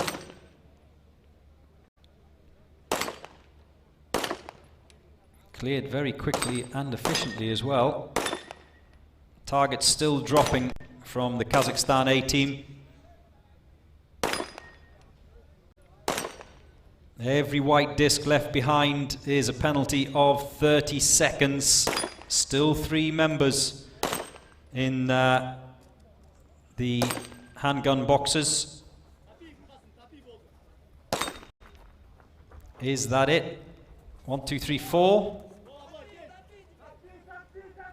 I think that's it. So that'll be 2 minutes of missed target penalties. You can see how every team has support staff, almost like a coach, like a sports coach, shouting on a bit of advice, tips, instructions from the sidelines. They're not allowed past those barriers, of course.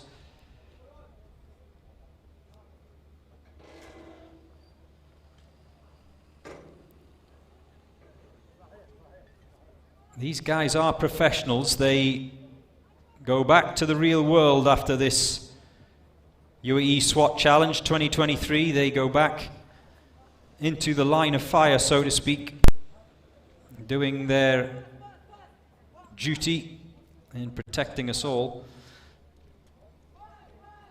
as they sprint over the finish line. And this looks like quite a good time. Sub 4 minutes for the Kazakhstan A team. 3:49.95 is their clock time, but like I said, I counted 4 targets missed, so that will be 2 minutes worth of penalties to be added on. At least a minimum of 2 minutes of penalties. Obviously, I do not get to chat with the judges as soon as these teams cross the line. So any procedural penalties I have to pick up from them. Here's the Dubai Police B team. Absolutely flying this week here in the SWAT Challenge. They finished day 1 in 2nd place. They finished day 2 in 1st place, and they lead the overall standings, the Dubai Police B team, ahead of today's challenge. 109 points they have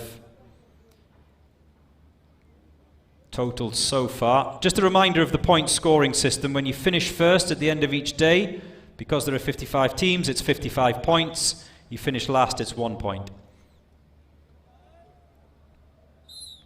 The whistle blows, and all eyes from the other contenders for this year's title will be watching closely as the Dubai Police B team make their way over the zip line.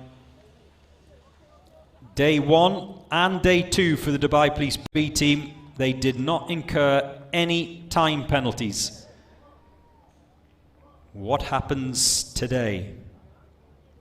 Will it be as clean? No mistakes. No mistakes needed. There goes the breaching ram. The breaching ram, by the way, is left at the bottom of the high hurdle. That's where all of the teams pick it up from, and it is left behind. It's the only piece of equipment that each of the teams do not have to take back across the finish line. Everything else, weapons, etc., have to return to the start-finish line. There goes the first shot. Remember, the assault team can only go through that door, or attempt to go through that door, when that first shot is fired.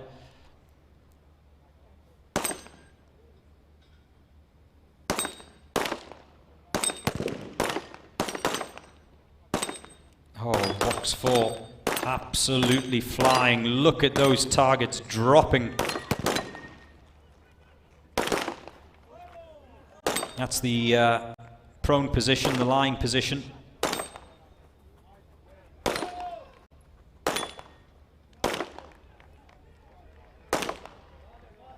Two standing positions, one kneeling. That's 3 targets cleared.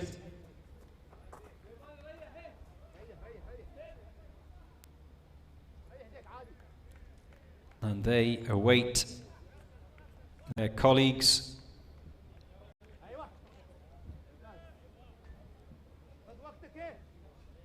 Remember, target misses accrue big penalties.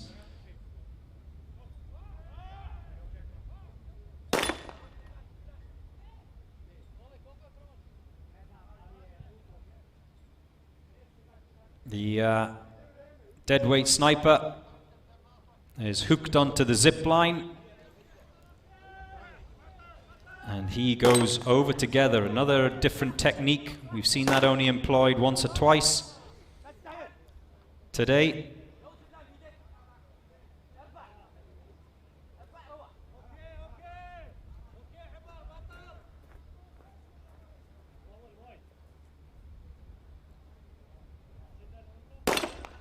That's another target down, only 3 remaining.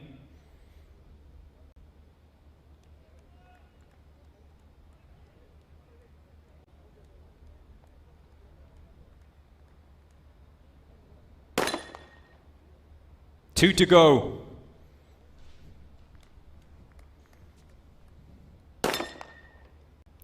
Last one as the deadweight sniper is carried over the line.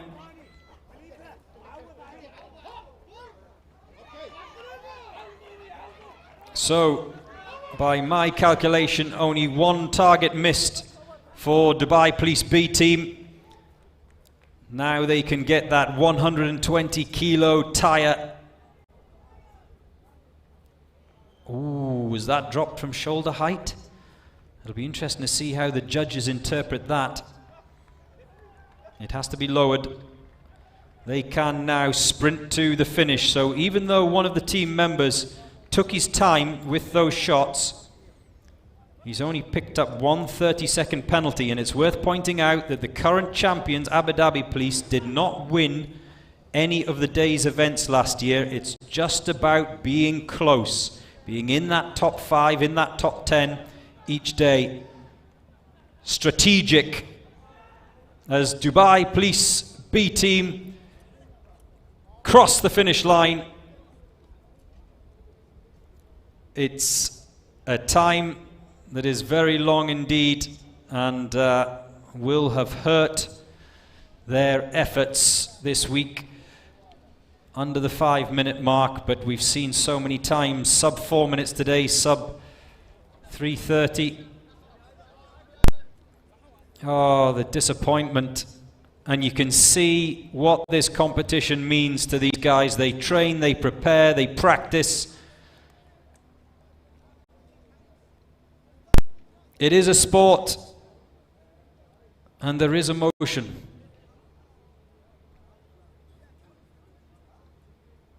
He knows, doesn't he? We heard the organizers first thing this morning telling us about how difficult that handgun section is. Remember, much further away from the targets today than they were yesterday. And I have to say, he was doing the intelligent thing, which is, yes, it'd be very easy just to leave the remaining targets and go. But then they would rock up the penalties. Here are the penguin socks back from the RRT Kenya Police. I love his penguin socks.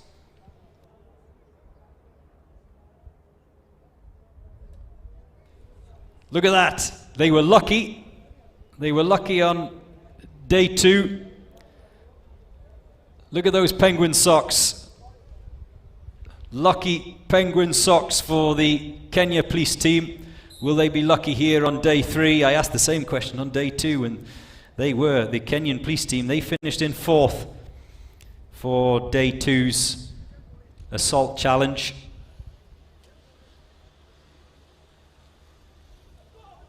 They had no penalties on day 2, the Kenyan Police. Hey, if it works for you, it works for you.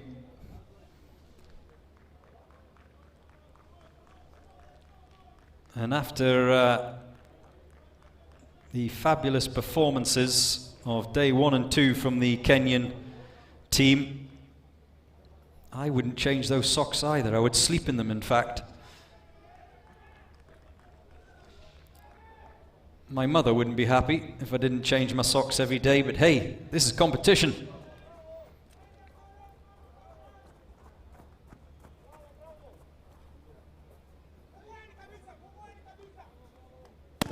There goes the shot that signals the start of the breach.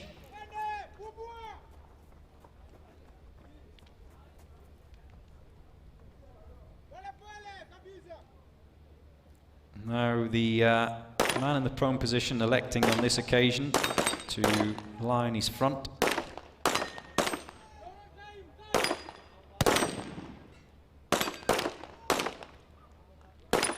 There's not as much time pressure on the sniper today because obviously more targets to be hit by those in the handgun section, so he can take his time and be very accurate.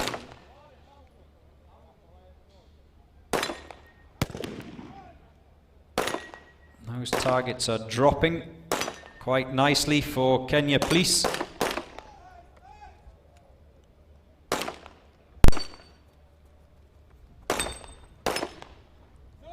Still those white discs going down.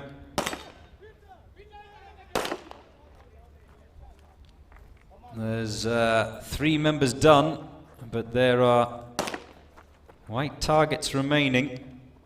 So And there's the magazine finished. 1, 2, 3, 4, 5, 6, 7, 8, 9. Is that right? 9 missed target penalties. That will be expensive. 2, 4, 6, 7, 8, 9, yes.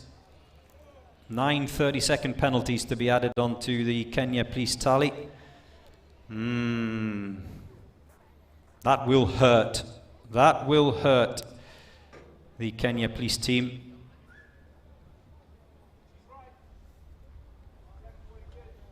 As the sniper waits to be picked up. They need that trolley, as it's called. They need that little connector to hook him onto the zip line. That's what they're doing now. He has a harness around his waist, so they just need to get that on, hoist him up, hook him on, and then send him across that line.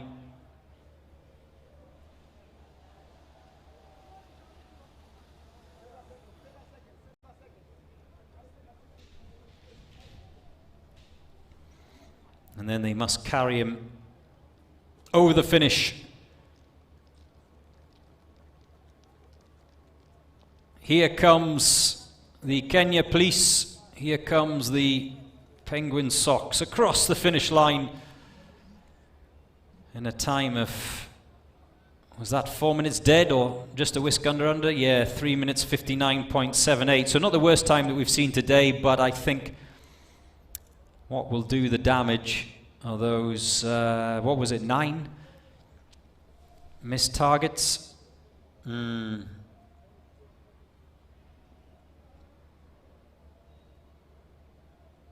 Almost a third.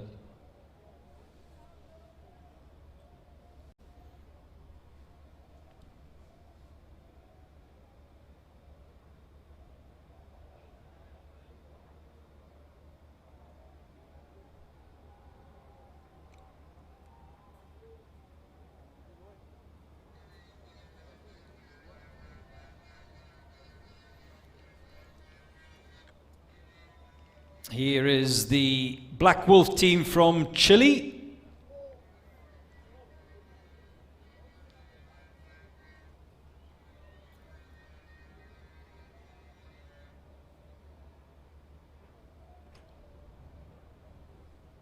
Their attempt today, another of the teams that have made that long journey from South America.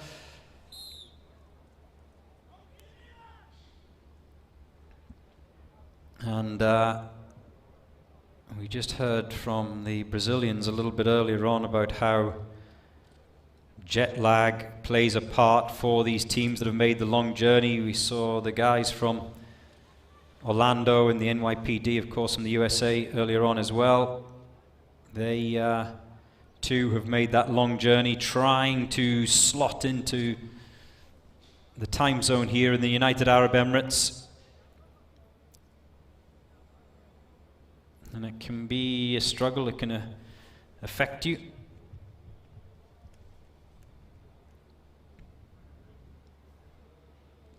Remember, when we began this morning, it was still early mid-evening in North and South America. Now it's, what is it, middle of the night or very early morning, depending on which time zone you're in, of course.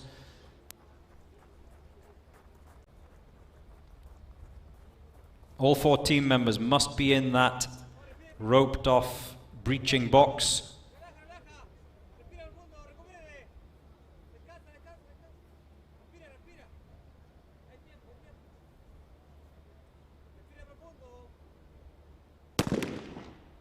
There is the shot that allows those guys to go on to the next stage of this competition, and by far and away the hardest stage, I think everyone agrees.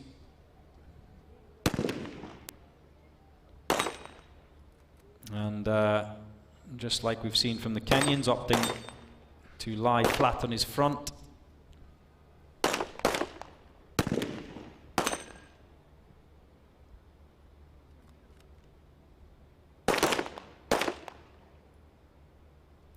listen carefully, you can hear the shots being fired whilst at the same time seeing the white discs fall. So it is possible to see who's missing. They only have today one magazine with 10 rounds, which means you can only afford to miss twice. And it seems to me that one of the Chilean team members, the guy in box 3 in the kneeling position, is he seems a bit uncomfortable, but he's doing all right so far.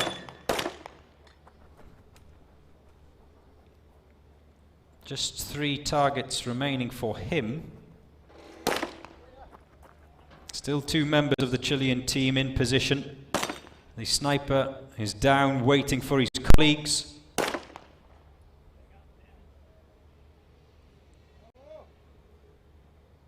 Now, is that allowed? If it is, very clever from the Black Wolf team. Putting those trolleys in position. It is interesting, just like elite international sport that we witness every weekend, to see the different interpretation of the rules. It's all about pushing the limits. And these guys' physical limits have been pushed today, all of the teams, not just the Black Wolf team from Chile.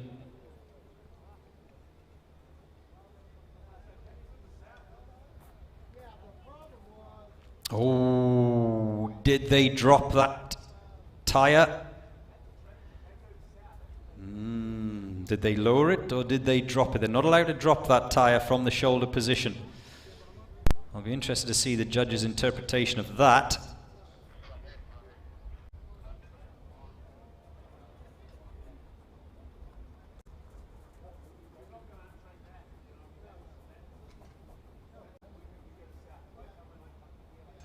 And they've got to hoist their sniper up onto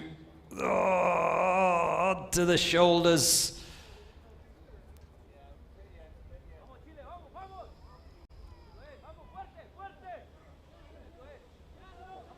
Well,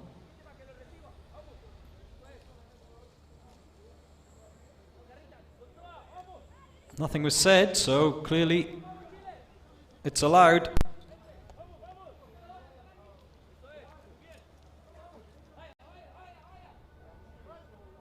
They're over and on their way to the finish line. The Chileans, apúrate, apúrate. Hurry up. And they cross in the 5.5 minute zone. A couple of targets left behind on the handgun section for Black Wolf of Chile.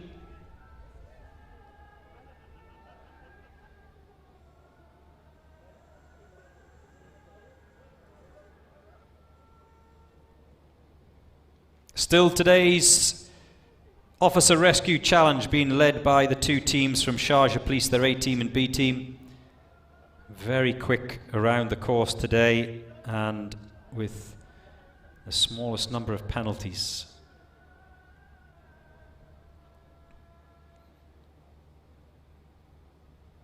The Dubai Police C team, the ladies, they led the standings for a large part of the morning. Not because of their time. Their time was not quick. As you see there, the temperature rising now to 25 degrees centigrade, so it's heating up here in the Dubai desert. But just coming back to the women's team, the Dubai Police C team, by far and away not the quickest team this morning. They finished in a clock time of 4:41, but because they were penalty free, it meant that they led the standings for most of the morning. And only now are they slipping down the leaderboard a little bit. They're currently in 4th, but just goes to show you how being strategic and being clean around the course can result in a fabulous points haul.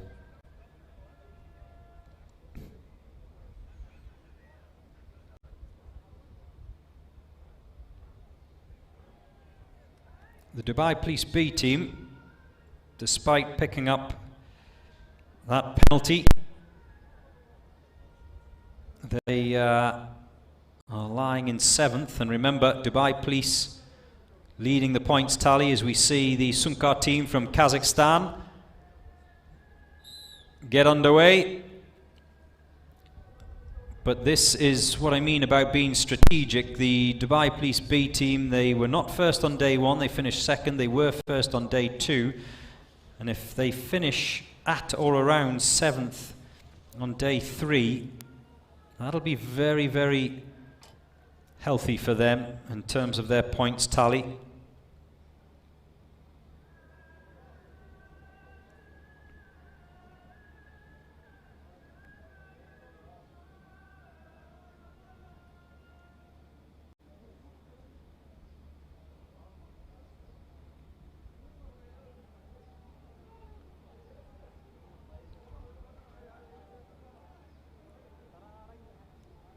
And just worth contrasting that Dubai Police B team finish this morning of 4:41 on the clock. Like I say, quite slow, but only 30 seconds of time penalties. If you contrast that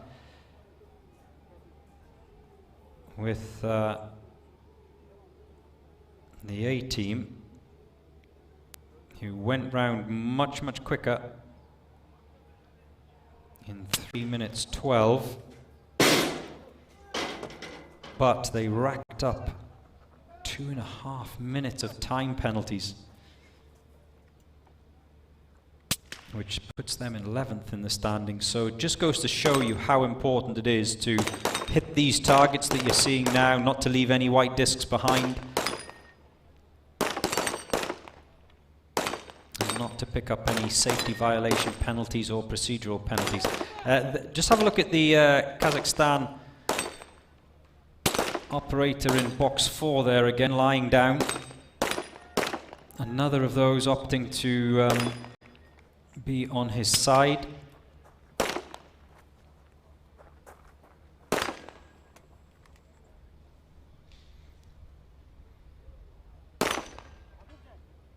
There's a discussion here between one of the team members and the judges. In box 2, quite a few targets have been left behind. 4 I count there in total.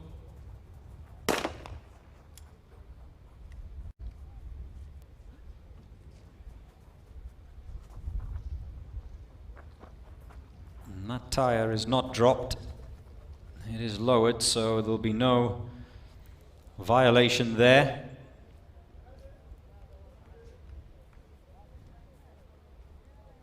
It's getting harder as the temperature lying in 3rd at the moment. Dubai Police C team, the women, in 4th, followed by SOBR of Russia. SOBR of Russia, actually, they finished yesterday in 2nd place. Today, they were quick, very quick indeed, 3 minutes 13 clock time, but picked up 1.5 minutes of penalties.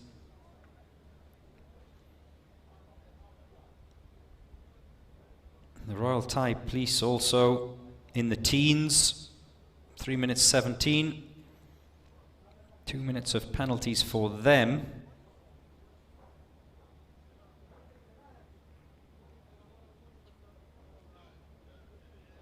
The Dubai Police A team, like I was mentioning earlier, also in the teens, 3 minutes 12.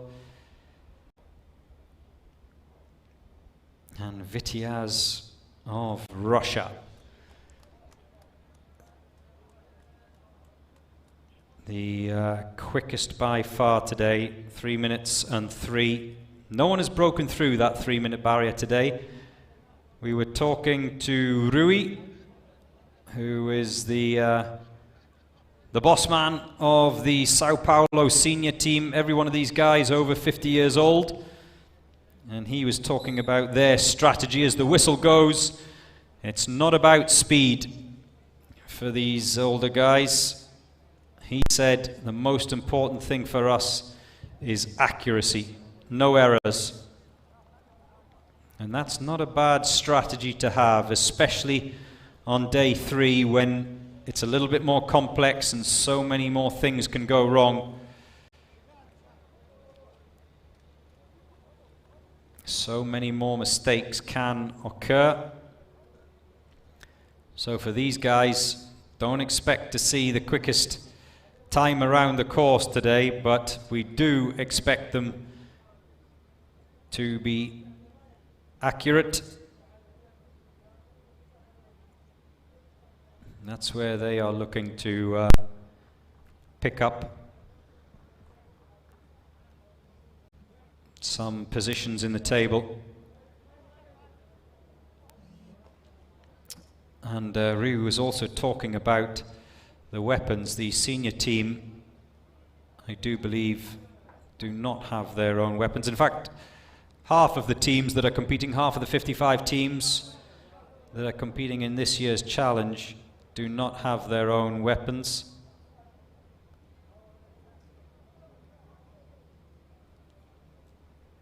And that familiarity with your weapon can prove vital. That bolt is jammed at the moment. Now there is a round in the chamber.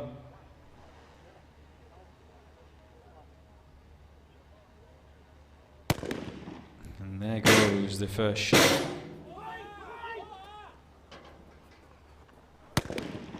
Different technique. What would you call that? The left-hander with the breaching ram through the door. Everyone else seems to have been a right-hander so far this morning. And this is where the Sao Paulo senior team from Brazil hope to make up for their lack of speed.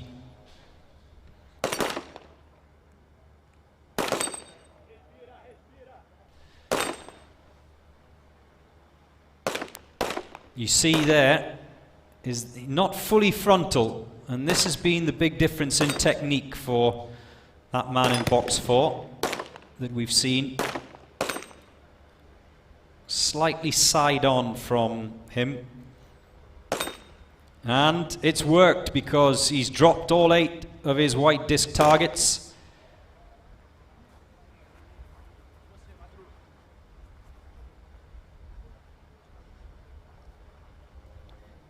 A few left behind from box 1. And team members 2 and 3 still taking their time. There's still a lot of targets up there for them.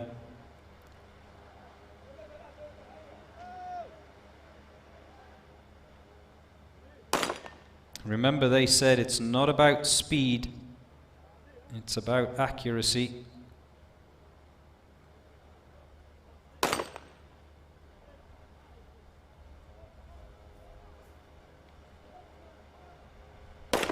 Every white disc that's left behind is a 30-second penalty. And that team member in box 3 on the right of your screen there, just resetting himself, taking another deep breath. You don't want to waste shots today on this challenge. Only 10 rounds, 1 magazine only. Yeah, he's left behind a few targets, hasn't he?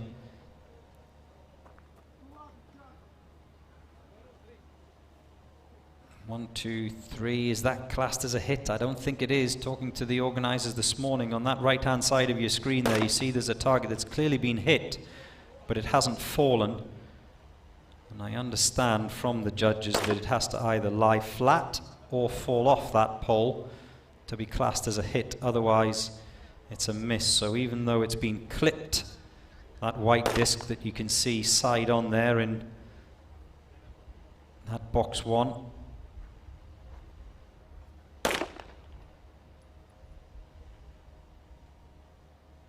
Still taking his time.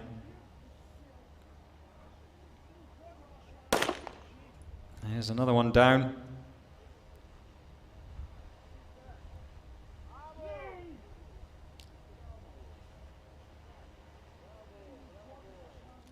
I suppose it gets to a point whereby the time taken to target those white discs becomes the same as the penalty for missing them. And that's the dilemma.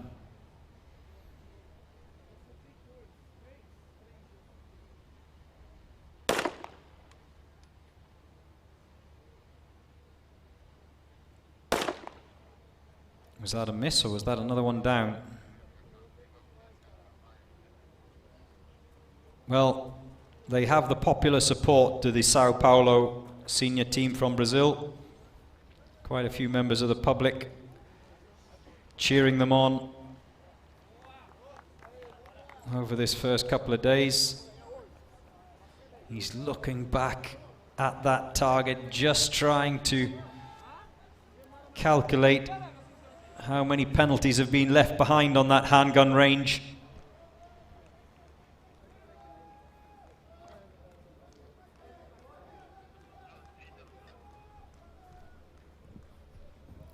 Great effort from these guys. Like I said, all over 50 years old. Put the rest of us to shame.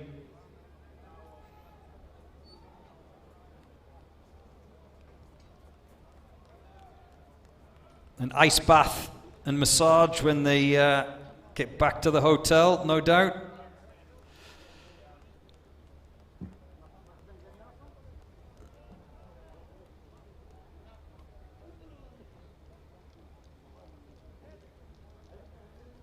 They carry that deadweight sniper.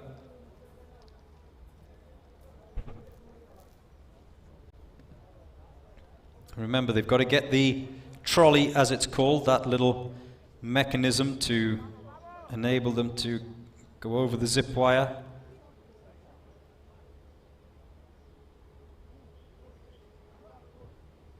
And it has been fascinating, the different techniques employed. Most of those we've seen go so far have put the pulley on to him lying on the ground.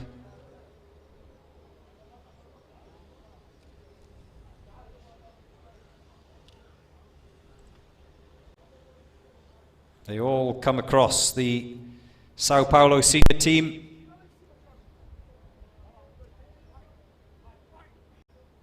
Oh, just struggling to get that trolley off the zip wire.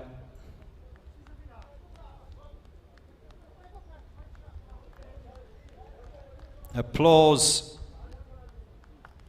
and encouragement as they cross the line. And all three in unison, carrying the deadweight sniper towards that finish line. And a great effort from this popular bunch of guys from Brazil. Look at the applause from the other teams. The Saudi team in the background there we saw, and over the 8-minute mark. And I think it's just worth pointing out what an effort. What an effort from the Sao Paulo seniors.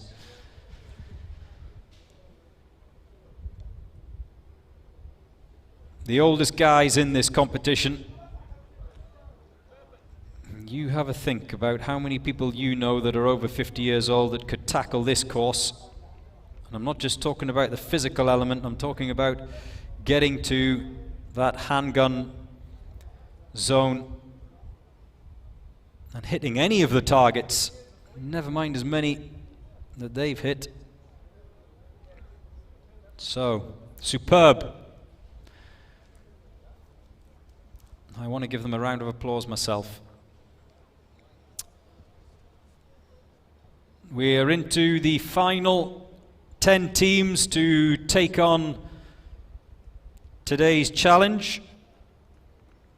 And this is the Rwandan Team 1.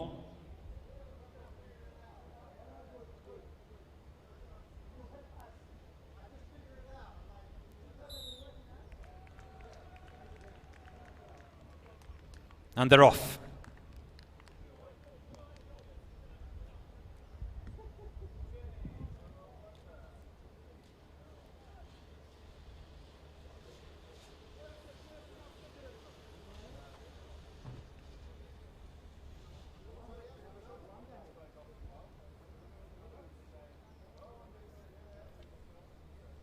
Now, their own personal competition will be with their compatriots from Rwanda.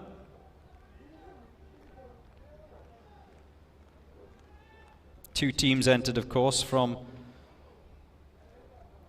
the Rwandan SWAT teams.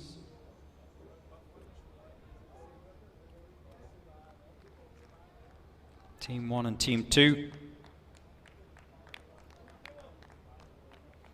Team 2 finished their attempt at the course earlier on this morning in 4 minutes 29. That was their clock time.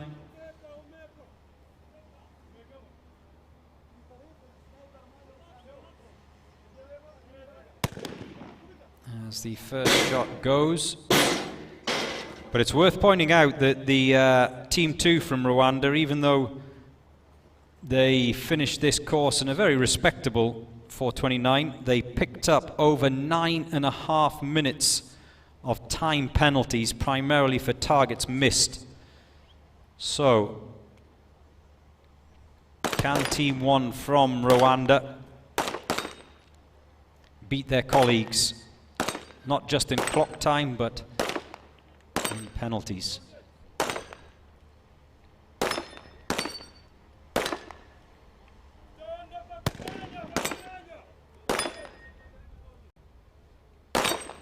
Well, those white discs are dropping nicely. One team member is done. It seems to have been the most successful box to be in, is that box 4, the line position, the prone position. Been more clearances in that box 4 than the other 3.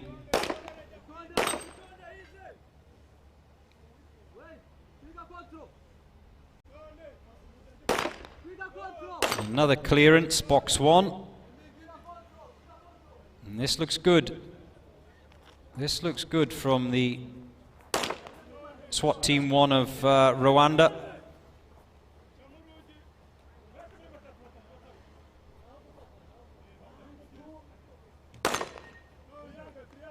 There's definitely going to be one time penalty to be added for that missed target. But so far, not bad at all from the Rwandan team.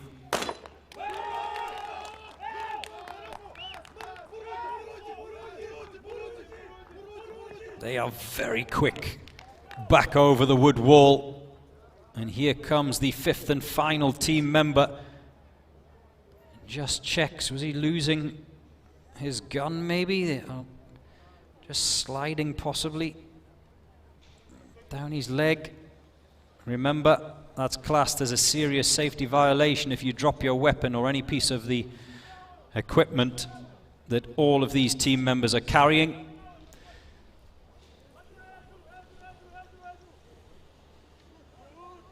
That looks quick as well. This is looking good. This is looking good for the Rwandan SWAT Team 1 as they cross the finish line just over the 4-minute mark.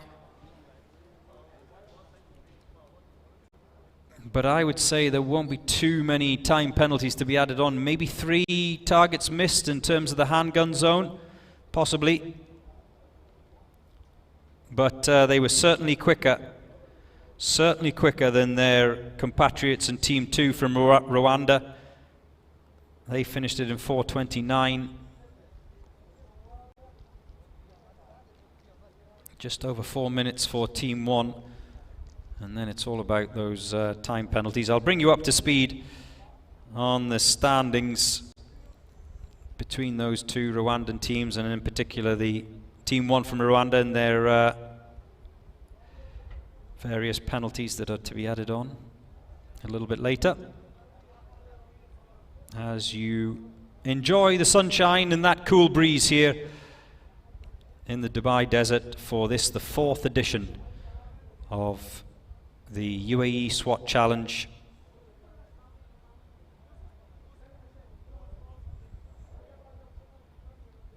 As we see the counter-terrorist unit from Montenegro line up at the start. And as the whistle blows, they go.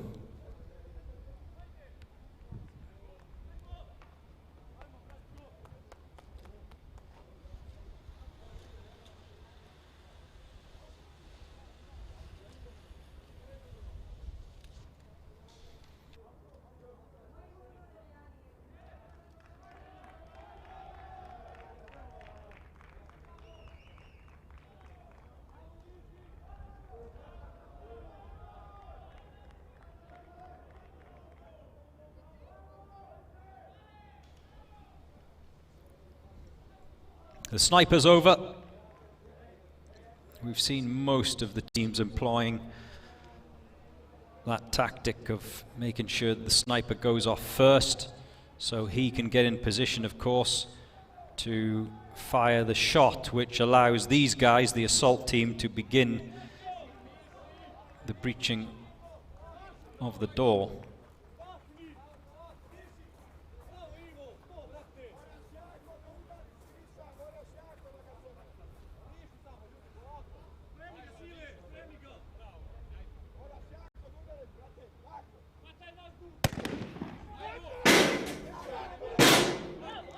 Got it at the second attempt.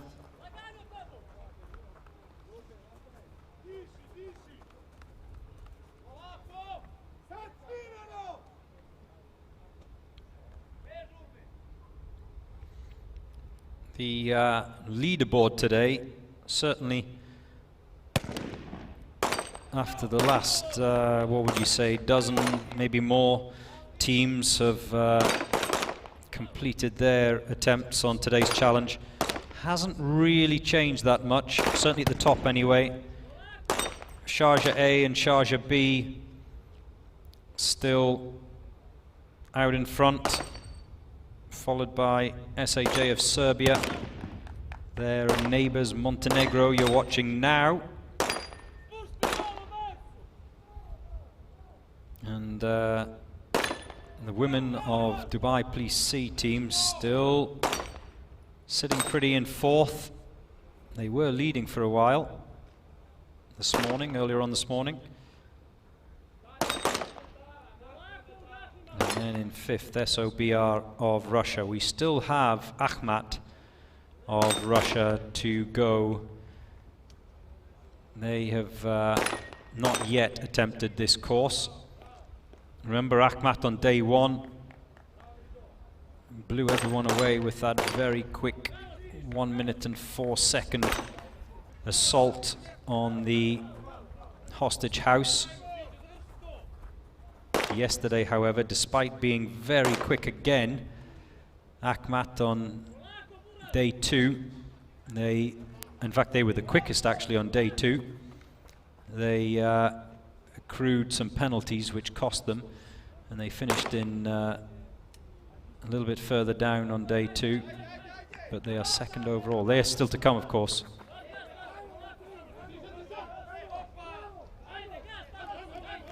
As we watch the team from Montenegro carry that 120 kilo tire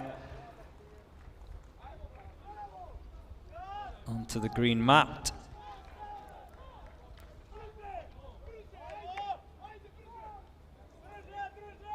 Sprint up and over the wooden wall.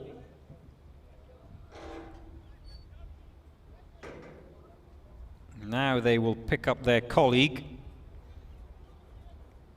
Well, I beg your pardon, they will pick up their colleague's sniper rifle. He's already gone.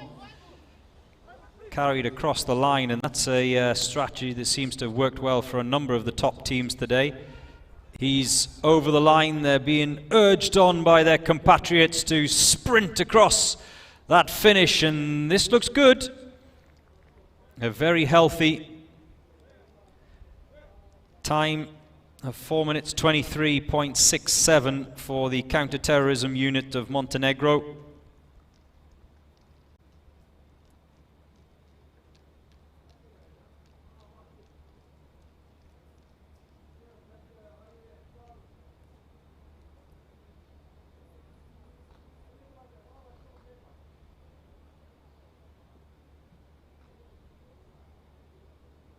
We still have to come before the end of day 3. The Abu Dhabi Police B team from here in the UAE, the Philippines Police team, another of the Bahrain teams, the Ministry of Interior Special Operations Unit, the Indonesian A team, the Saudi Security Forces A team, and to close out today's third round challenge, it will be SOBT of Bulgaria. Right now, it's Vietnam and the police force flying the flag for their country.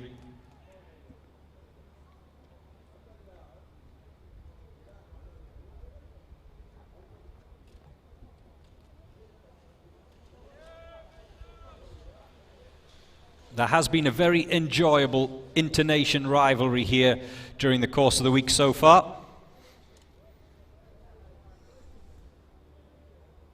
I have found it interesting to see which of the teams the public has warmed to, the neutrals if you like. Those of you watching at home, maybe you've picked a team that's not your national team. Only 28 countries involved. There are 55 teams, but as you've probably seen already, a number of countries entering more than one team, so 28 countries represented. This tournament just getting bigger each year. This is the 4th edition.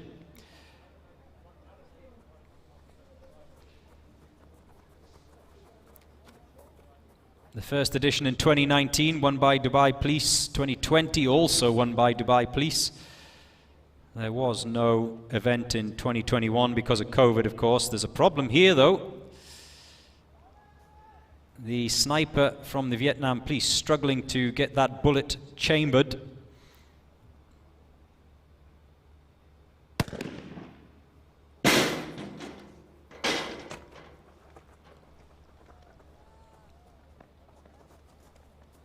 And this is where it's all been won and lost today.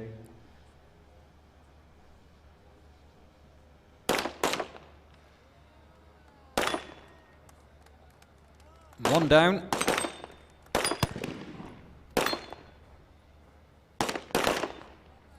So for the sniper, the key is getting that first shot away as quickly and as accurately as possible. For those of you who've joined our broadcast late, the sniper today has only 4 bullets, but he also has 4 targets, and they're much smaller targets. They're called minute targets. So they're much harder to hit, but it's that dilemma, isn't it, for the sniper of getting that first shot away so the assault team can go, whilst at the same time remaining accurate. He can take his time, of course, with the other 3 targets. Oh, this looks good from the Vietnam Police. A full complement of targets from Vietnam. A clean sweep from the Vietnamese.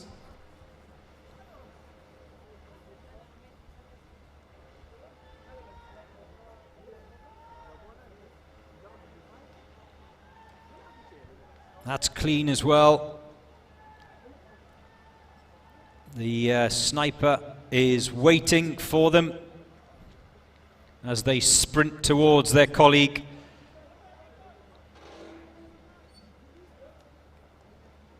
And there's a lot of thought and preparation and tactics goes into each day's challenge. They will have talked through before this officer rescue day where they want their sniper colleague to position himself so it's easier for them to pick him up, collect him, get him across that zip wire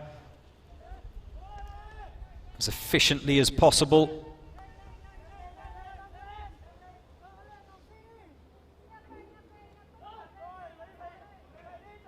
They've collected all of their trolleys. Have they got all their equipment? We hope so. We saw one team earlier on today leave behind a sniper's rifle, which cost them dearly.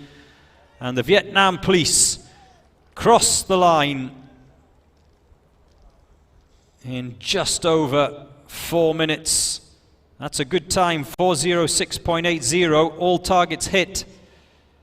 So there will be minimal penalties, if any, from the Vietnamese team. Oh, look at that little cutie with the salute as well. I love the uniform. Immaculate.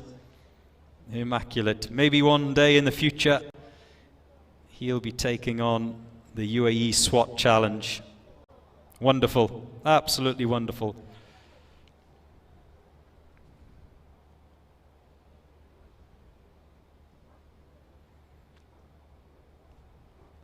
And it will be another of the UAE sides up next, the Abu Dhabi Police B team.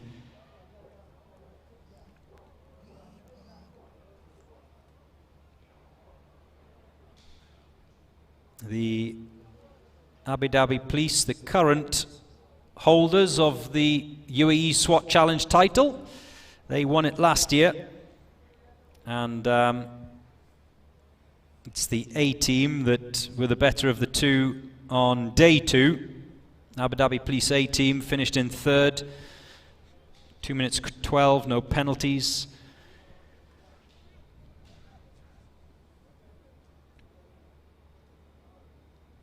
Here it's the turn of the B team.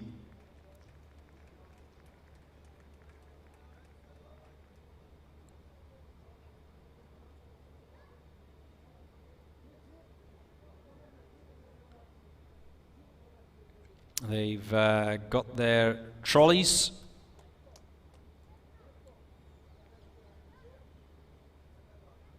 And they will make their attempt. Stopwatch ready. Here we go.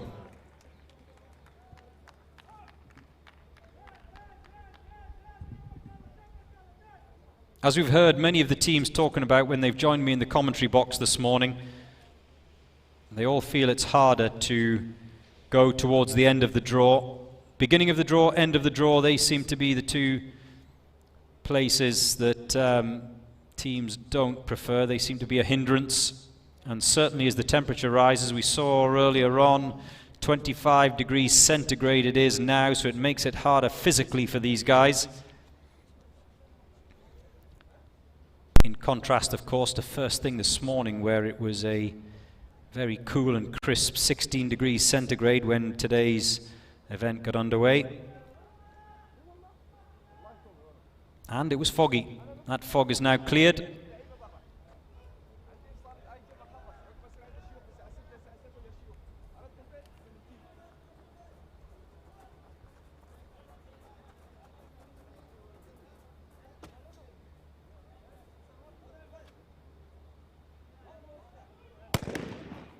There is the first shot, and they are quickly through that door.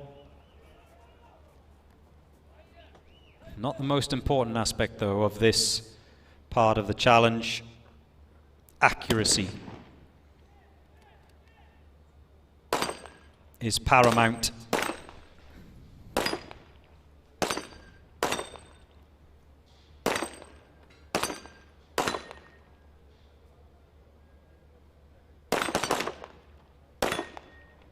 those white discs are dropping nicely for Abu Dhabi Police B team.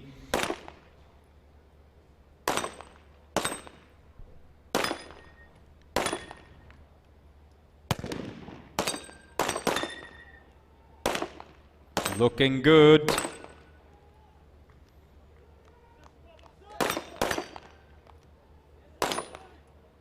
Oh, that white disc in box 3 clipped but not toppled.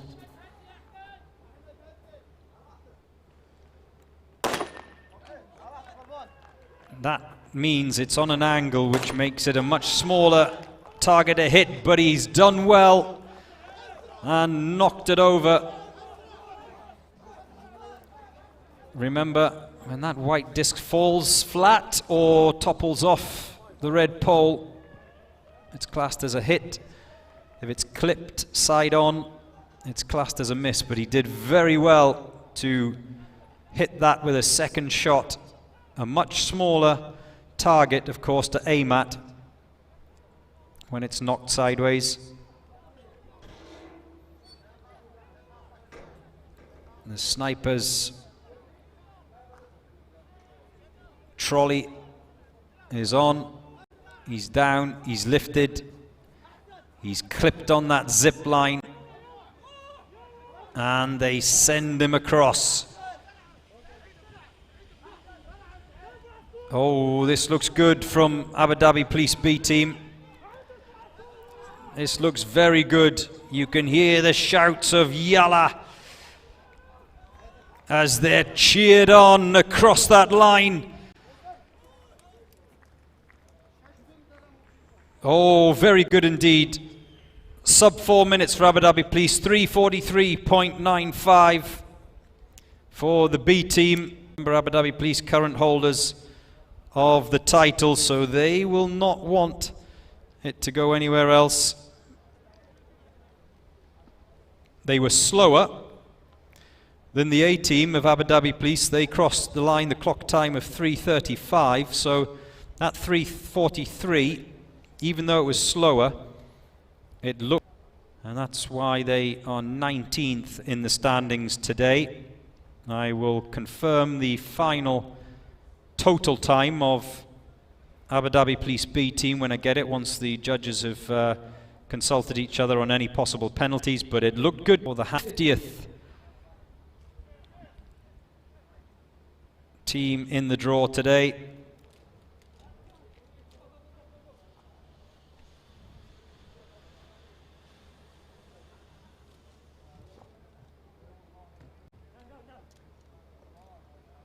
Looking good so far.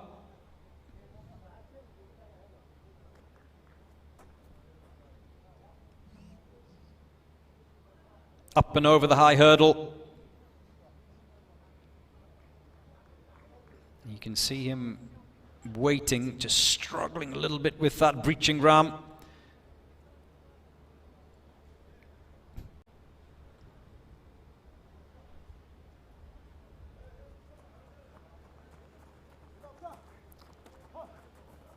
Is there any benefit to being last in the draw or late in the draw? I guess it's an opportunity to sleep in, isn't it? They're still waiting. The assault team, they cannot go. The assault team, they cannot go through that door until the first shot is fired by the sniper.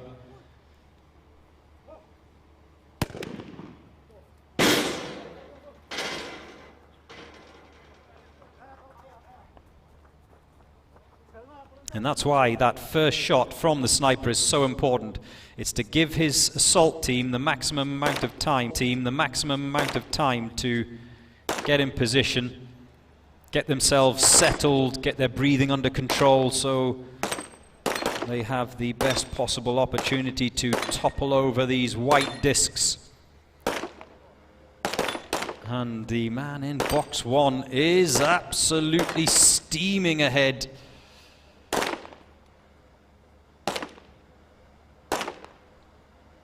A miss or two in there.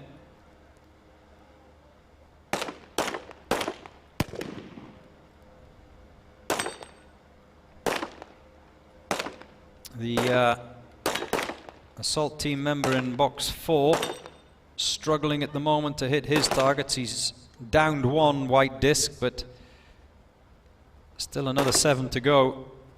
In fact, I think he's abandoned it. He's obviously emptied his 10-round magazine, and a lot of penalties left out there by the Philippines national police team. Oh, they've dropped the tire. That will be a procedural penalty. That will cost them.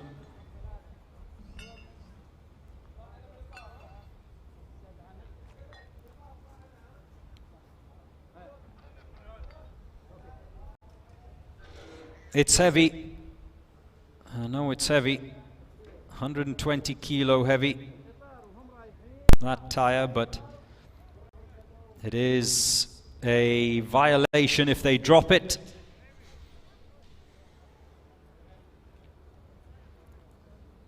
The sniper is down, waiting to be collected.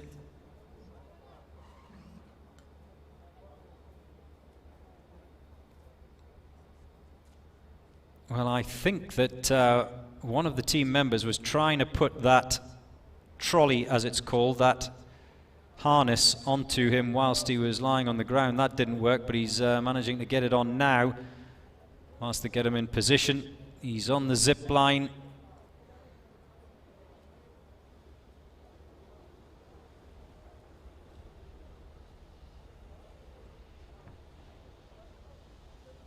Well, it's fairly quick. He has to go back. There's one team member who has clearly either touched the ground or forgotten something. I think he's forgotten a piece of equipment, so he has to go back. So 4 members of the Philippines national police team have crossed the line. They're still waiting for the 5th. He had to go again. Did he touch the floor? Possibly. Just over the 4.5-minute mark, but a lot of penalties left out on that handgun range by the Philippines national police team, and that'll cost them dearly. So, the UAE SWAT Challenge 2023 has thrown up quite a few surprises.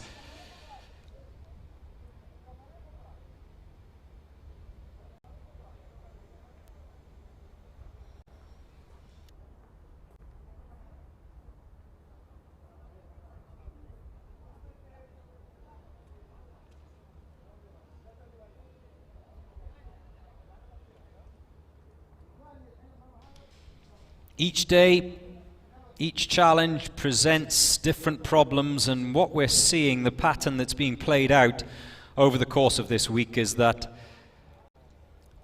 some teams are very adept, very comfortable with certain aspects of each day's challenge, but they struggle with others. As we see another of the teams from Bahrain, the Ministry of Special Operations Unit,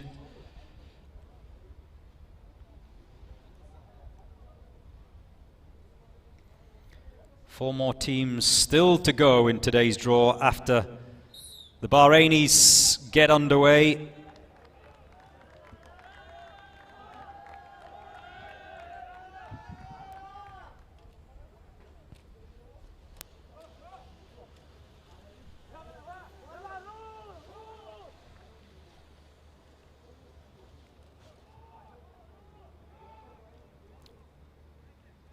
Sniper out in front.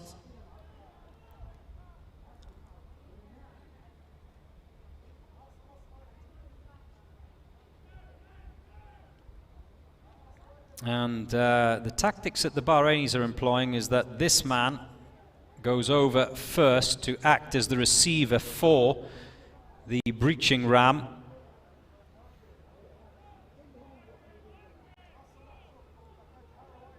So they've thought that through.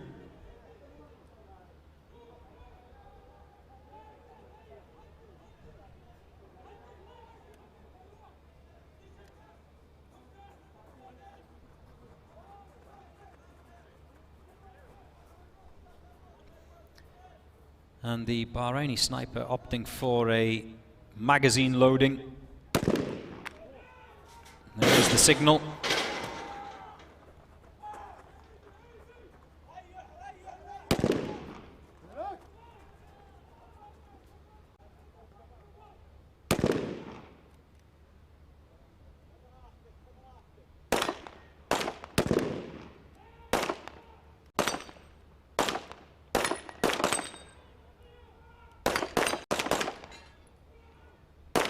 And they're dropping those white discs nicely at the moment.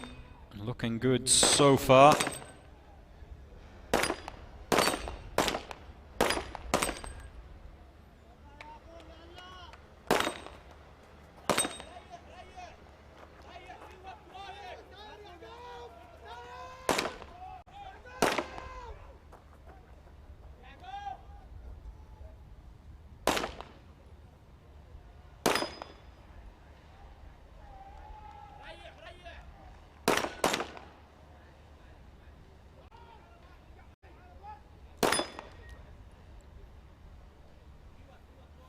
The sniper is down, and again another of the teams that is employing this strategy of one man going ahead, taking the he's struggling a bit at the moment, taking the deadweight sniper. He just managed it. Technique is everything at this particular stage. Gets him on the zip line, and you can see there a number of targets left behind by the Ministry of Special Operations unit from Bahrain. No errors on the tyre though, unlike the police force of, I think it was the Philippines, wasn't it, that went before.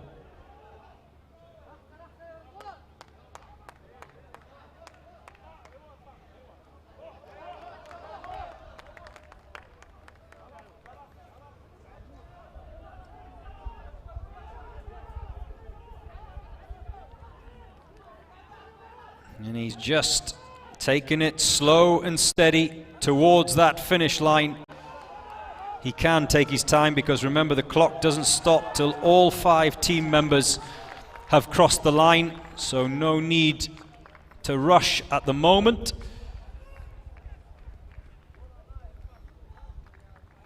And they finish on a very respectable just over 4 minutes. Time for the Bahraini side, 4:03.75.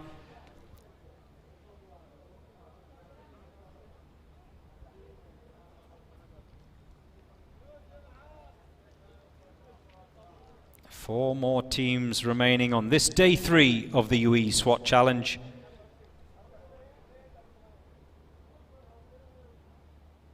Two more tough days. If you think this was tough, wait until you see what's coming tomorrow and Friday.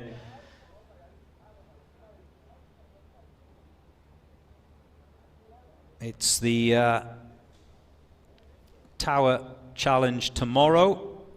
The tower that the camera is currently on, from which you're viewing the course today. Looking out across the desert here in Dubai.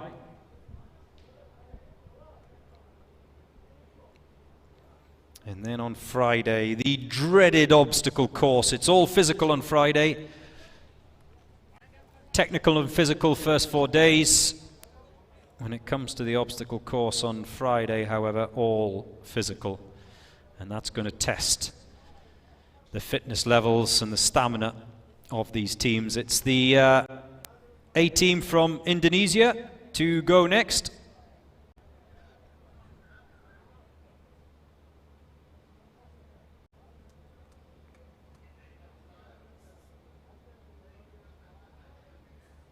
And they're just waiting for the starting whistle.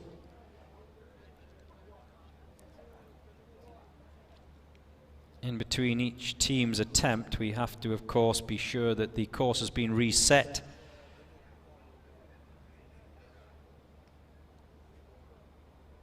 The range guys, the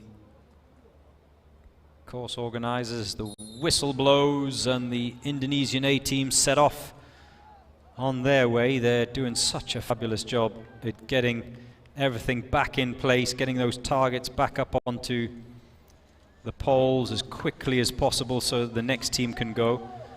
And obviously the more challenging task of returning the breaching ram, the very heavy breaching ram, back to its location where it's to be picked up from, and also that wheel, that tire.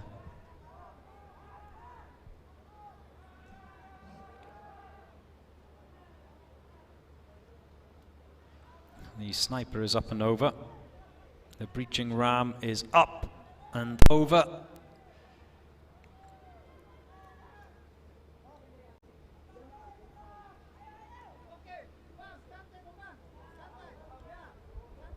As the breacher makes his way towards that door.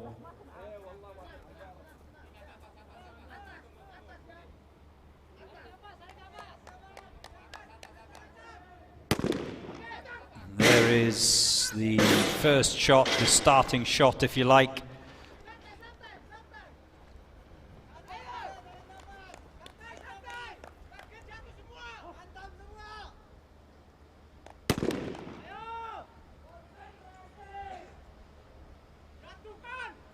And now the difficult part begins.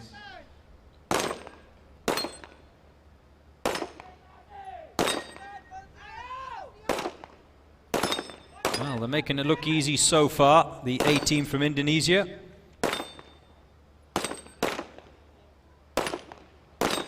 Especially in box 1 and box 4. They're done.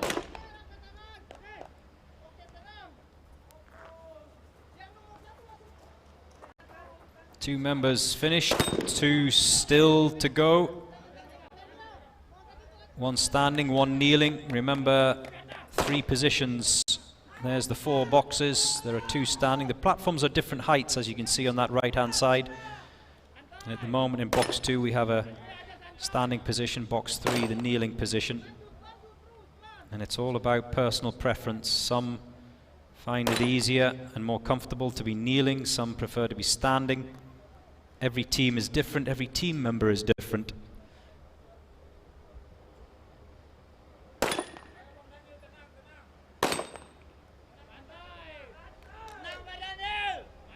The sniper is back to the yellow box.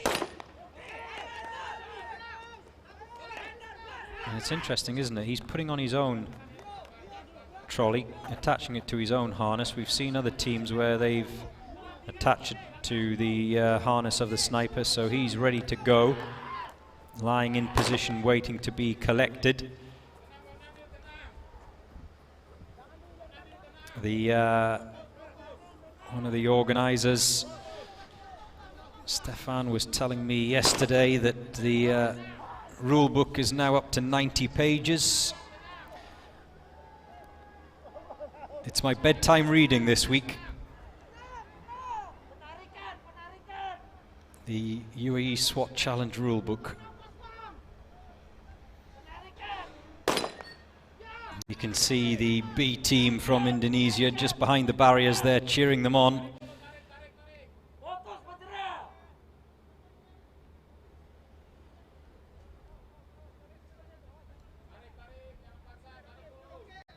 They've got him on the shoulder. Remember, they can't leave behind that rifle.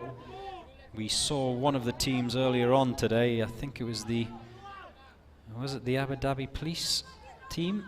One of the teams that sprinted across the finish line, and as they were doing so, remember that they left behind a weapon which resulted in quite a hefty penalty.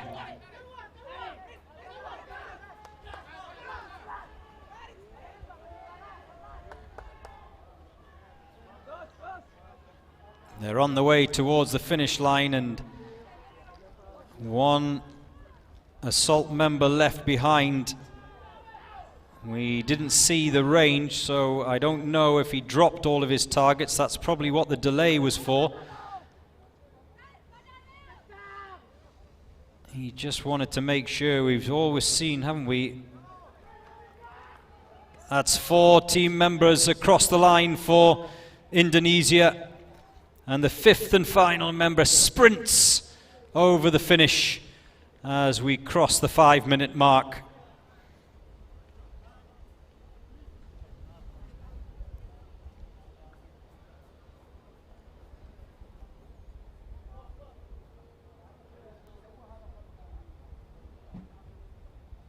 And we will see how things stand. Just a few more teams remaining. Up next, Akhmat of Russia. They topped the standings on day 1.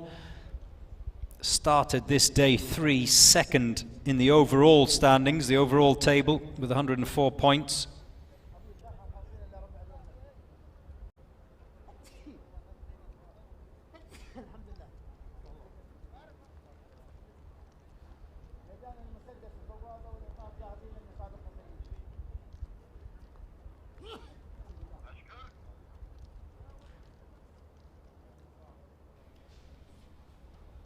And I think I personally, and probably a few others watching on here today, will be very interested to see how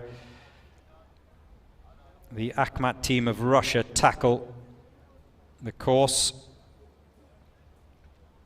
Here they are, the side from the Chechen side from Russia, one of the strongest teams in the competition. They had a very good time yesterday, but penalties cost them dearly yesterday, so I'm sure they will have looked at that and assessed it. And off they go. Team Akhmat from Russia, lying second at the end of day 2. Where will they finish at the end of day 3?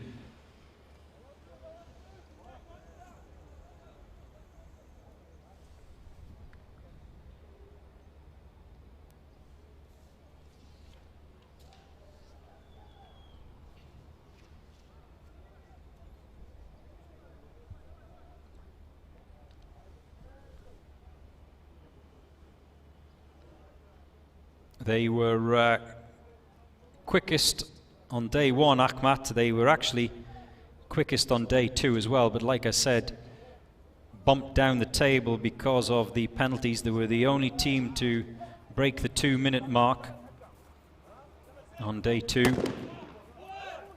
Can they break that magical 3-minute mark here on day 3?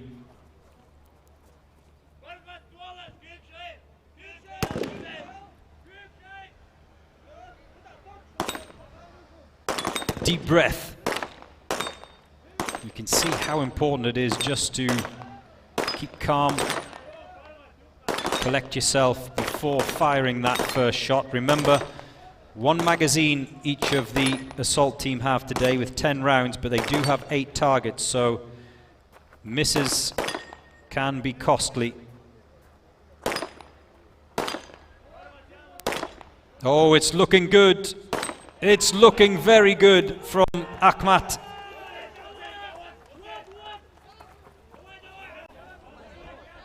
A little bit of a stumble, but that won't worry them too much. They carry this 120 kilo tire to that green mat. It has to be lowered, which they do. No procedural penalty there. A sprint back over the wood wall. And let's have a look at their technique for the deadweight sniper. We've seen a few of the best sides this morning employ that strategy. And he's going to go across with the deadweight sniper, the officer that's being rescued. Working well as a unit are the Akhmat team.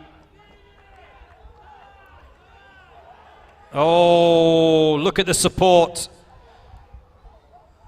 Sprinting towards that finish line.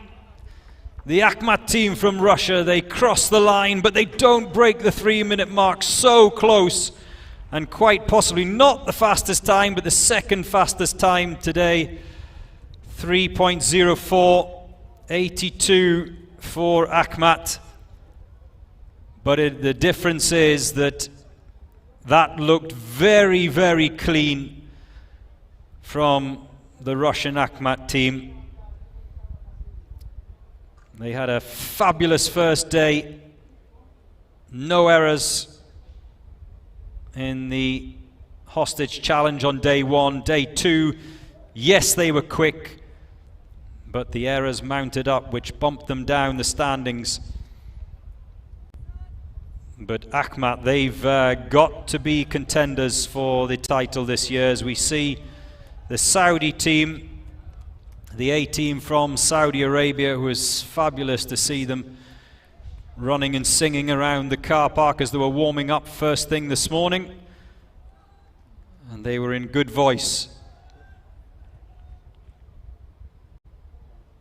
They are good singers as well.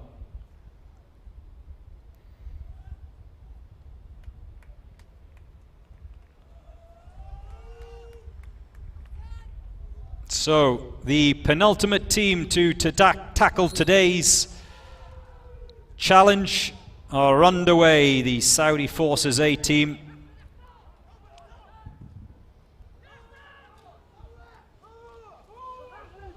I doubt they will have seen what the Akhmat team did. They will have been busy preparing themselves to get underway. Won't matter to them. Many of the others, though, will be watching on, in particular Dubai Police. Remember the Dubai Police B team, top of the standings at the end of day 2.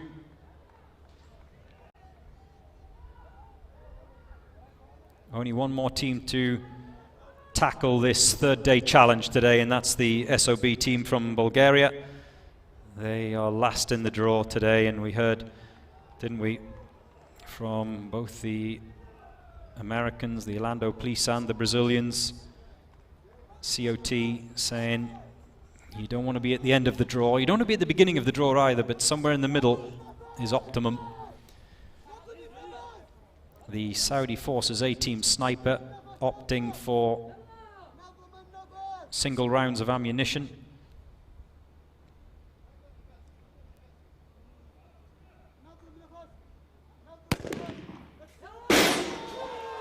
There is the shot. Now, we haven't seen a full clearance of targets in the handgun zone on too many occasions this morning. We've seen a few, but not a lot. We just witnessed a full target clearance from Akhmat of Russia.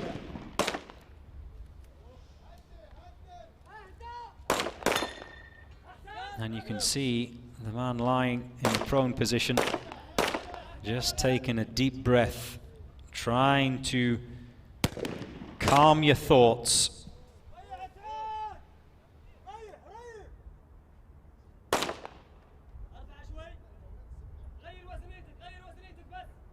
And that's the challenge after getting your heart rate up, coming over those obstacles, the zip wire, the wooden wall, the high hurdle. You can see him there just trying to... the expression says it all. That's another miss.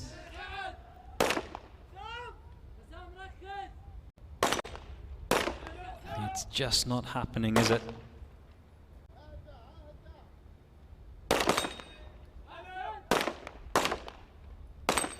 I think there could be quite a few targets left out there at the end of this.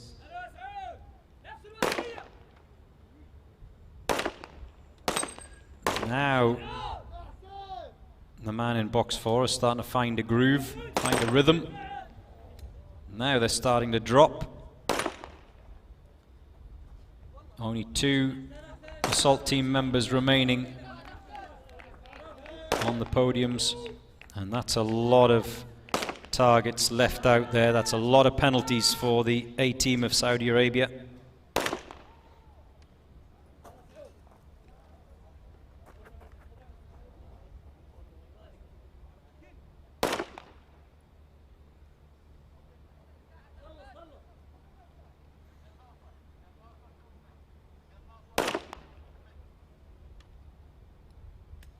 That's going to be costly.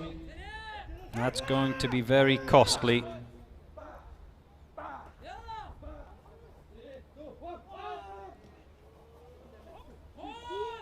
Oh, don't drop it. Just kept it afloat.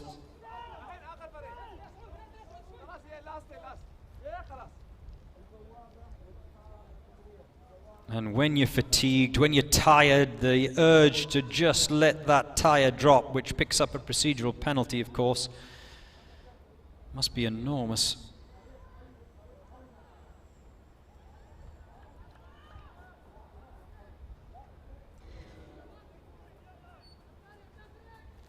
And just confirmation that Ahmat have moved to the top of the table. We'll get a look at the day 3 results in a short while once the Bulgarian team has finished their attempt. But that Ahmat effort, no penalties for them, and a very quick time indeed. Not the fastest time of the day, but it doesn't matter. It's not about being the fastest, it's about being the cleanest. 3.04 clock time, no penalties. That's how it finishes for them. Sharjah Police B team lying in second as the Saudi A team races towards that finish line. Don't drop him. Oh, just made their way over.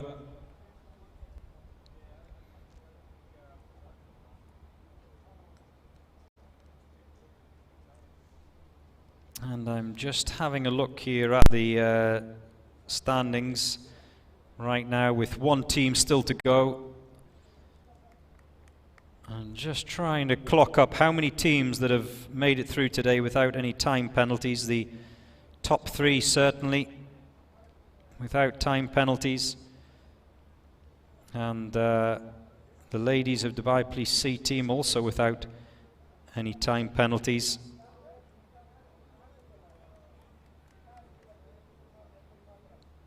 And that's it, if I'm not mistaken. 4 teams in total. Wow. 4 teams. Can the Bulgarian team follow and make this a penalty-free round?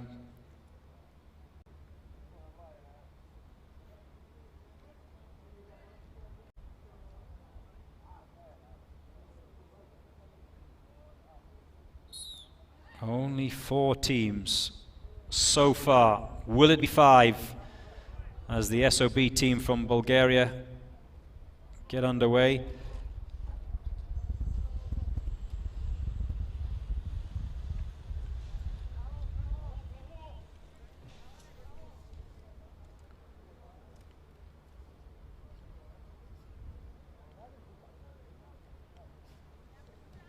They're up and over the wooden wall. Sniper seems to be struggling with what looks like the biggest rifle we've seen so far today, certainly the longest anyway. Like I said earlier, approximately half the teams bring their own weapons. And here's the dilemma for the sniper, the comfort of having your own weapon, which, as we heard from those who joined me in the commentary box earlier on from Brazil and from the USA, said it is a benefit, but if it's as big as this rifle, it can be a little bit cumbersome. It can get in the way.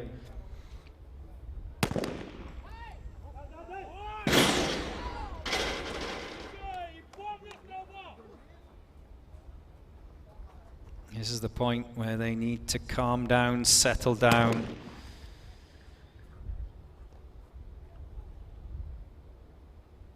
just set themselves and try and get a full clean sweep.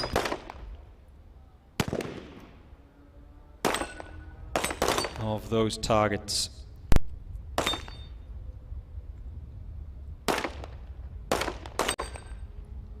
And just as I was talking about penalties, it's interesting that the fellow countrymen of the Akhmat team from Russia, SOBR, they also had a very quick time around this course earlier this morning. They were one of the first ones around this morning. They clocked in at 3 minutes 13, but again the time penalties hurt them. Remember, SOBR finished in second place yesterday, but with no penalties. So just to contrast the two teams from the same country, just to illustrate how being quick, yep, that's important, but not as important as being penalty free.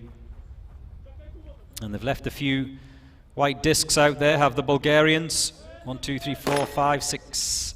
Is it? They're still going. They're waiting for that final man, just urging him on. We didn't get to a final look at that range to see whether it was 5 or 6. There was certainly 5 discs. Oh!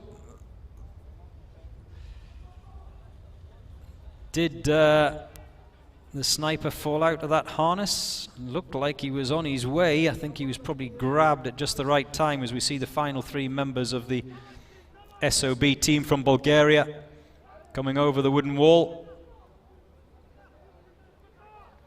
Well, he's managed to keep a hold of him. Thumbs up as he crosses the line. This will be good from the Bulgarian team, but expensive in terms of penalties.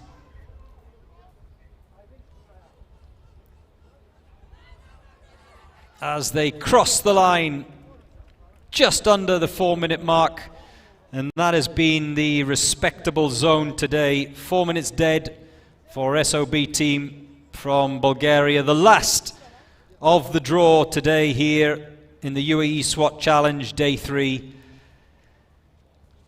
The final team round the course. And even though they came in there in 4 minutes dead, between 3 and 4 minutes, a very respectable time zone to be in for any of the competitors today, sorry.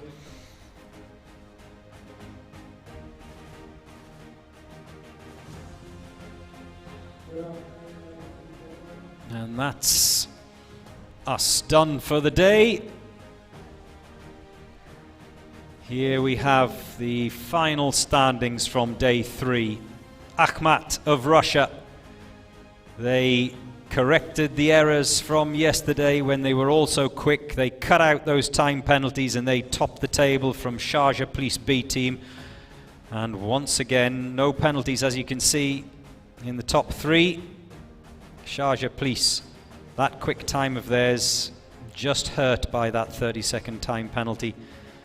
Followed up by SAJ of Serbia and Dubai Police C team. The women, they finished in 10th spot yesterday. They've moved even higher in the standings today, finishing in 6th. Next up, we will see the prize giving as we look back on the day's events. Like an obsession, give it all I got. Gotta fight, no, I won't stop. Taking no chances. It's the final shot to come alive and reach the top. It's the Uae Swat Challenge, hosted by Dubai Police. This is an emergency. Don't stand in my way. I'll take pleasure from pain.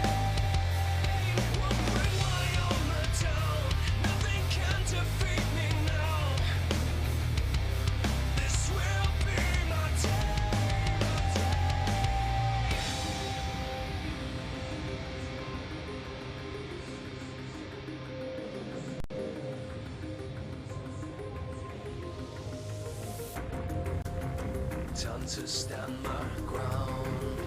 I will never take no shame. I won't play this like a game. It's the Uae Swat Challenge, hosted by Dubai Police. This is an emergency. Don't stand in my way. I take pleasure from pain. Bring my armor down. Nothing can defeat me now. Yeah, this will be my day. Together with the MOI, hosted by the Pleaser Enterprise. Here come the SWAT, giving everything that they got. They're gonna touch the sky, take the world by storm tonight. With the special forces through these courses. Don't stand in my way. I'll take pleasure from pain. Bring my armor down. Nothing can defeat me now. This will be my day. Don't stand in my way.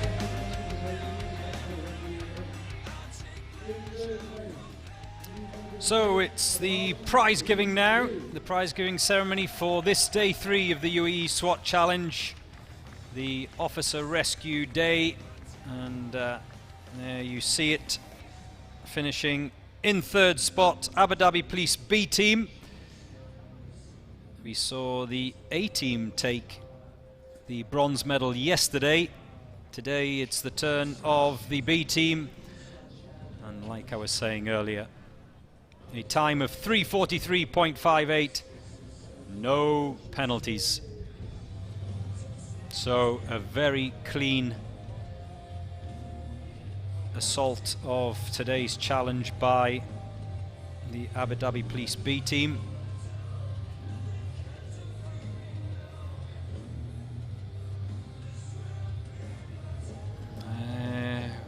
The discussions that'll take place after this. Yesterday it was the turn of the A team, today the turn of the B team. Who will it be tomorrow? That's the question, which will be answered tomorrow, of course.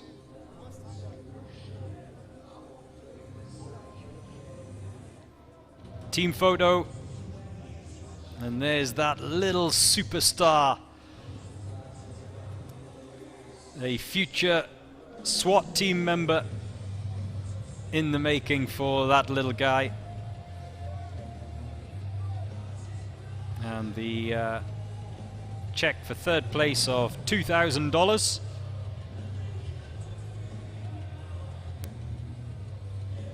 For the Abu Dhabi Police B team.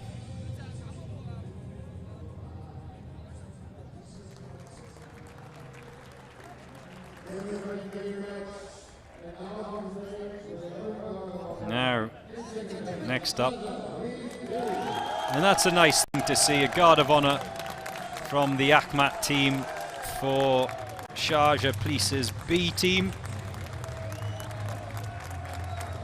They have the runners-up spot.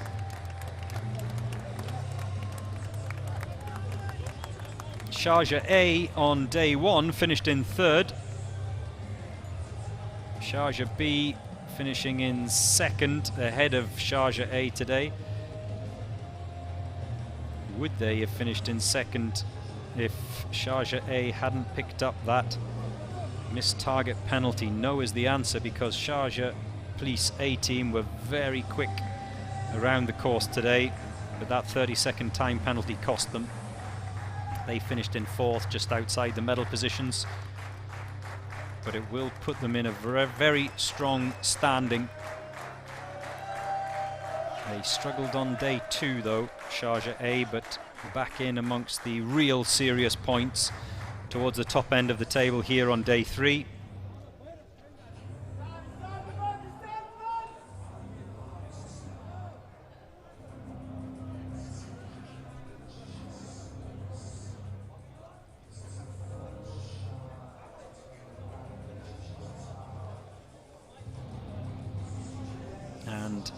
52 points to be added to their tally for Sharjah Police B.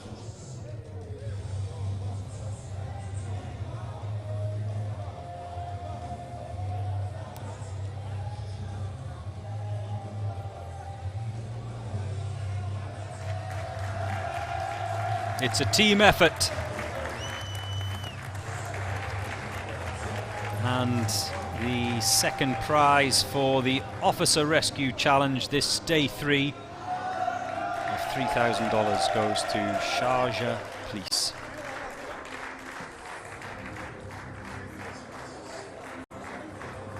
Silver medals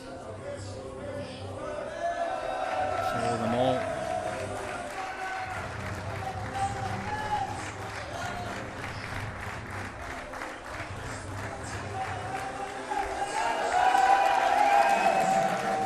Big cheer for the Emirati side. And today's winners, the Akhmat team from Chechnya and Russia. Quickest on day 1, quickest on day 2, quickest again today for the Akhmat team. The difference between today and yesterday, though, a very slick, quick and clean round in this day 3 challenge. Yesterday, like I said earlier, those penalty points cost the Akhmat team. They're looking strong, and I think you'd have to put them down as one of the contenders for the overall title this week. The Akhmat team, if only they can keep those mistakes, those penalties down, then they've got a very good chance of taking the crown from the current champions, Abu Dhabi Police. The Akhmat team, before today's event, were lying second with 104 points. They will add another 53 points to that tally today, and that'll put them in a very strong position, because Dubai Police B team, not their best performance today. They finished in 9th.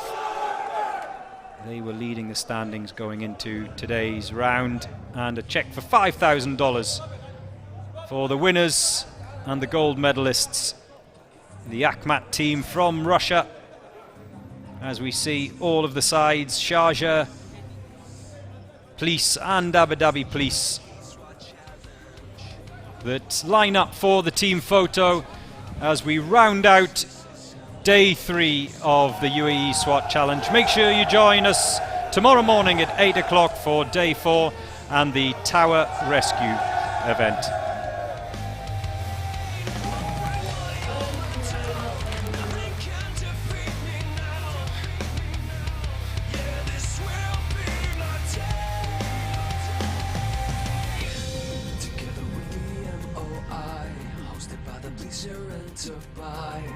Here come the SWAT, giving everything that they got.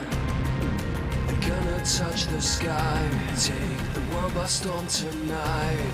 With the special forces through these courses. Watch as they come alive. Don't stand.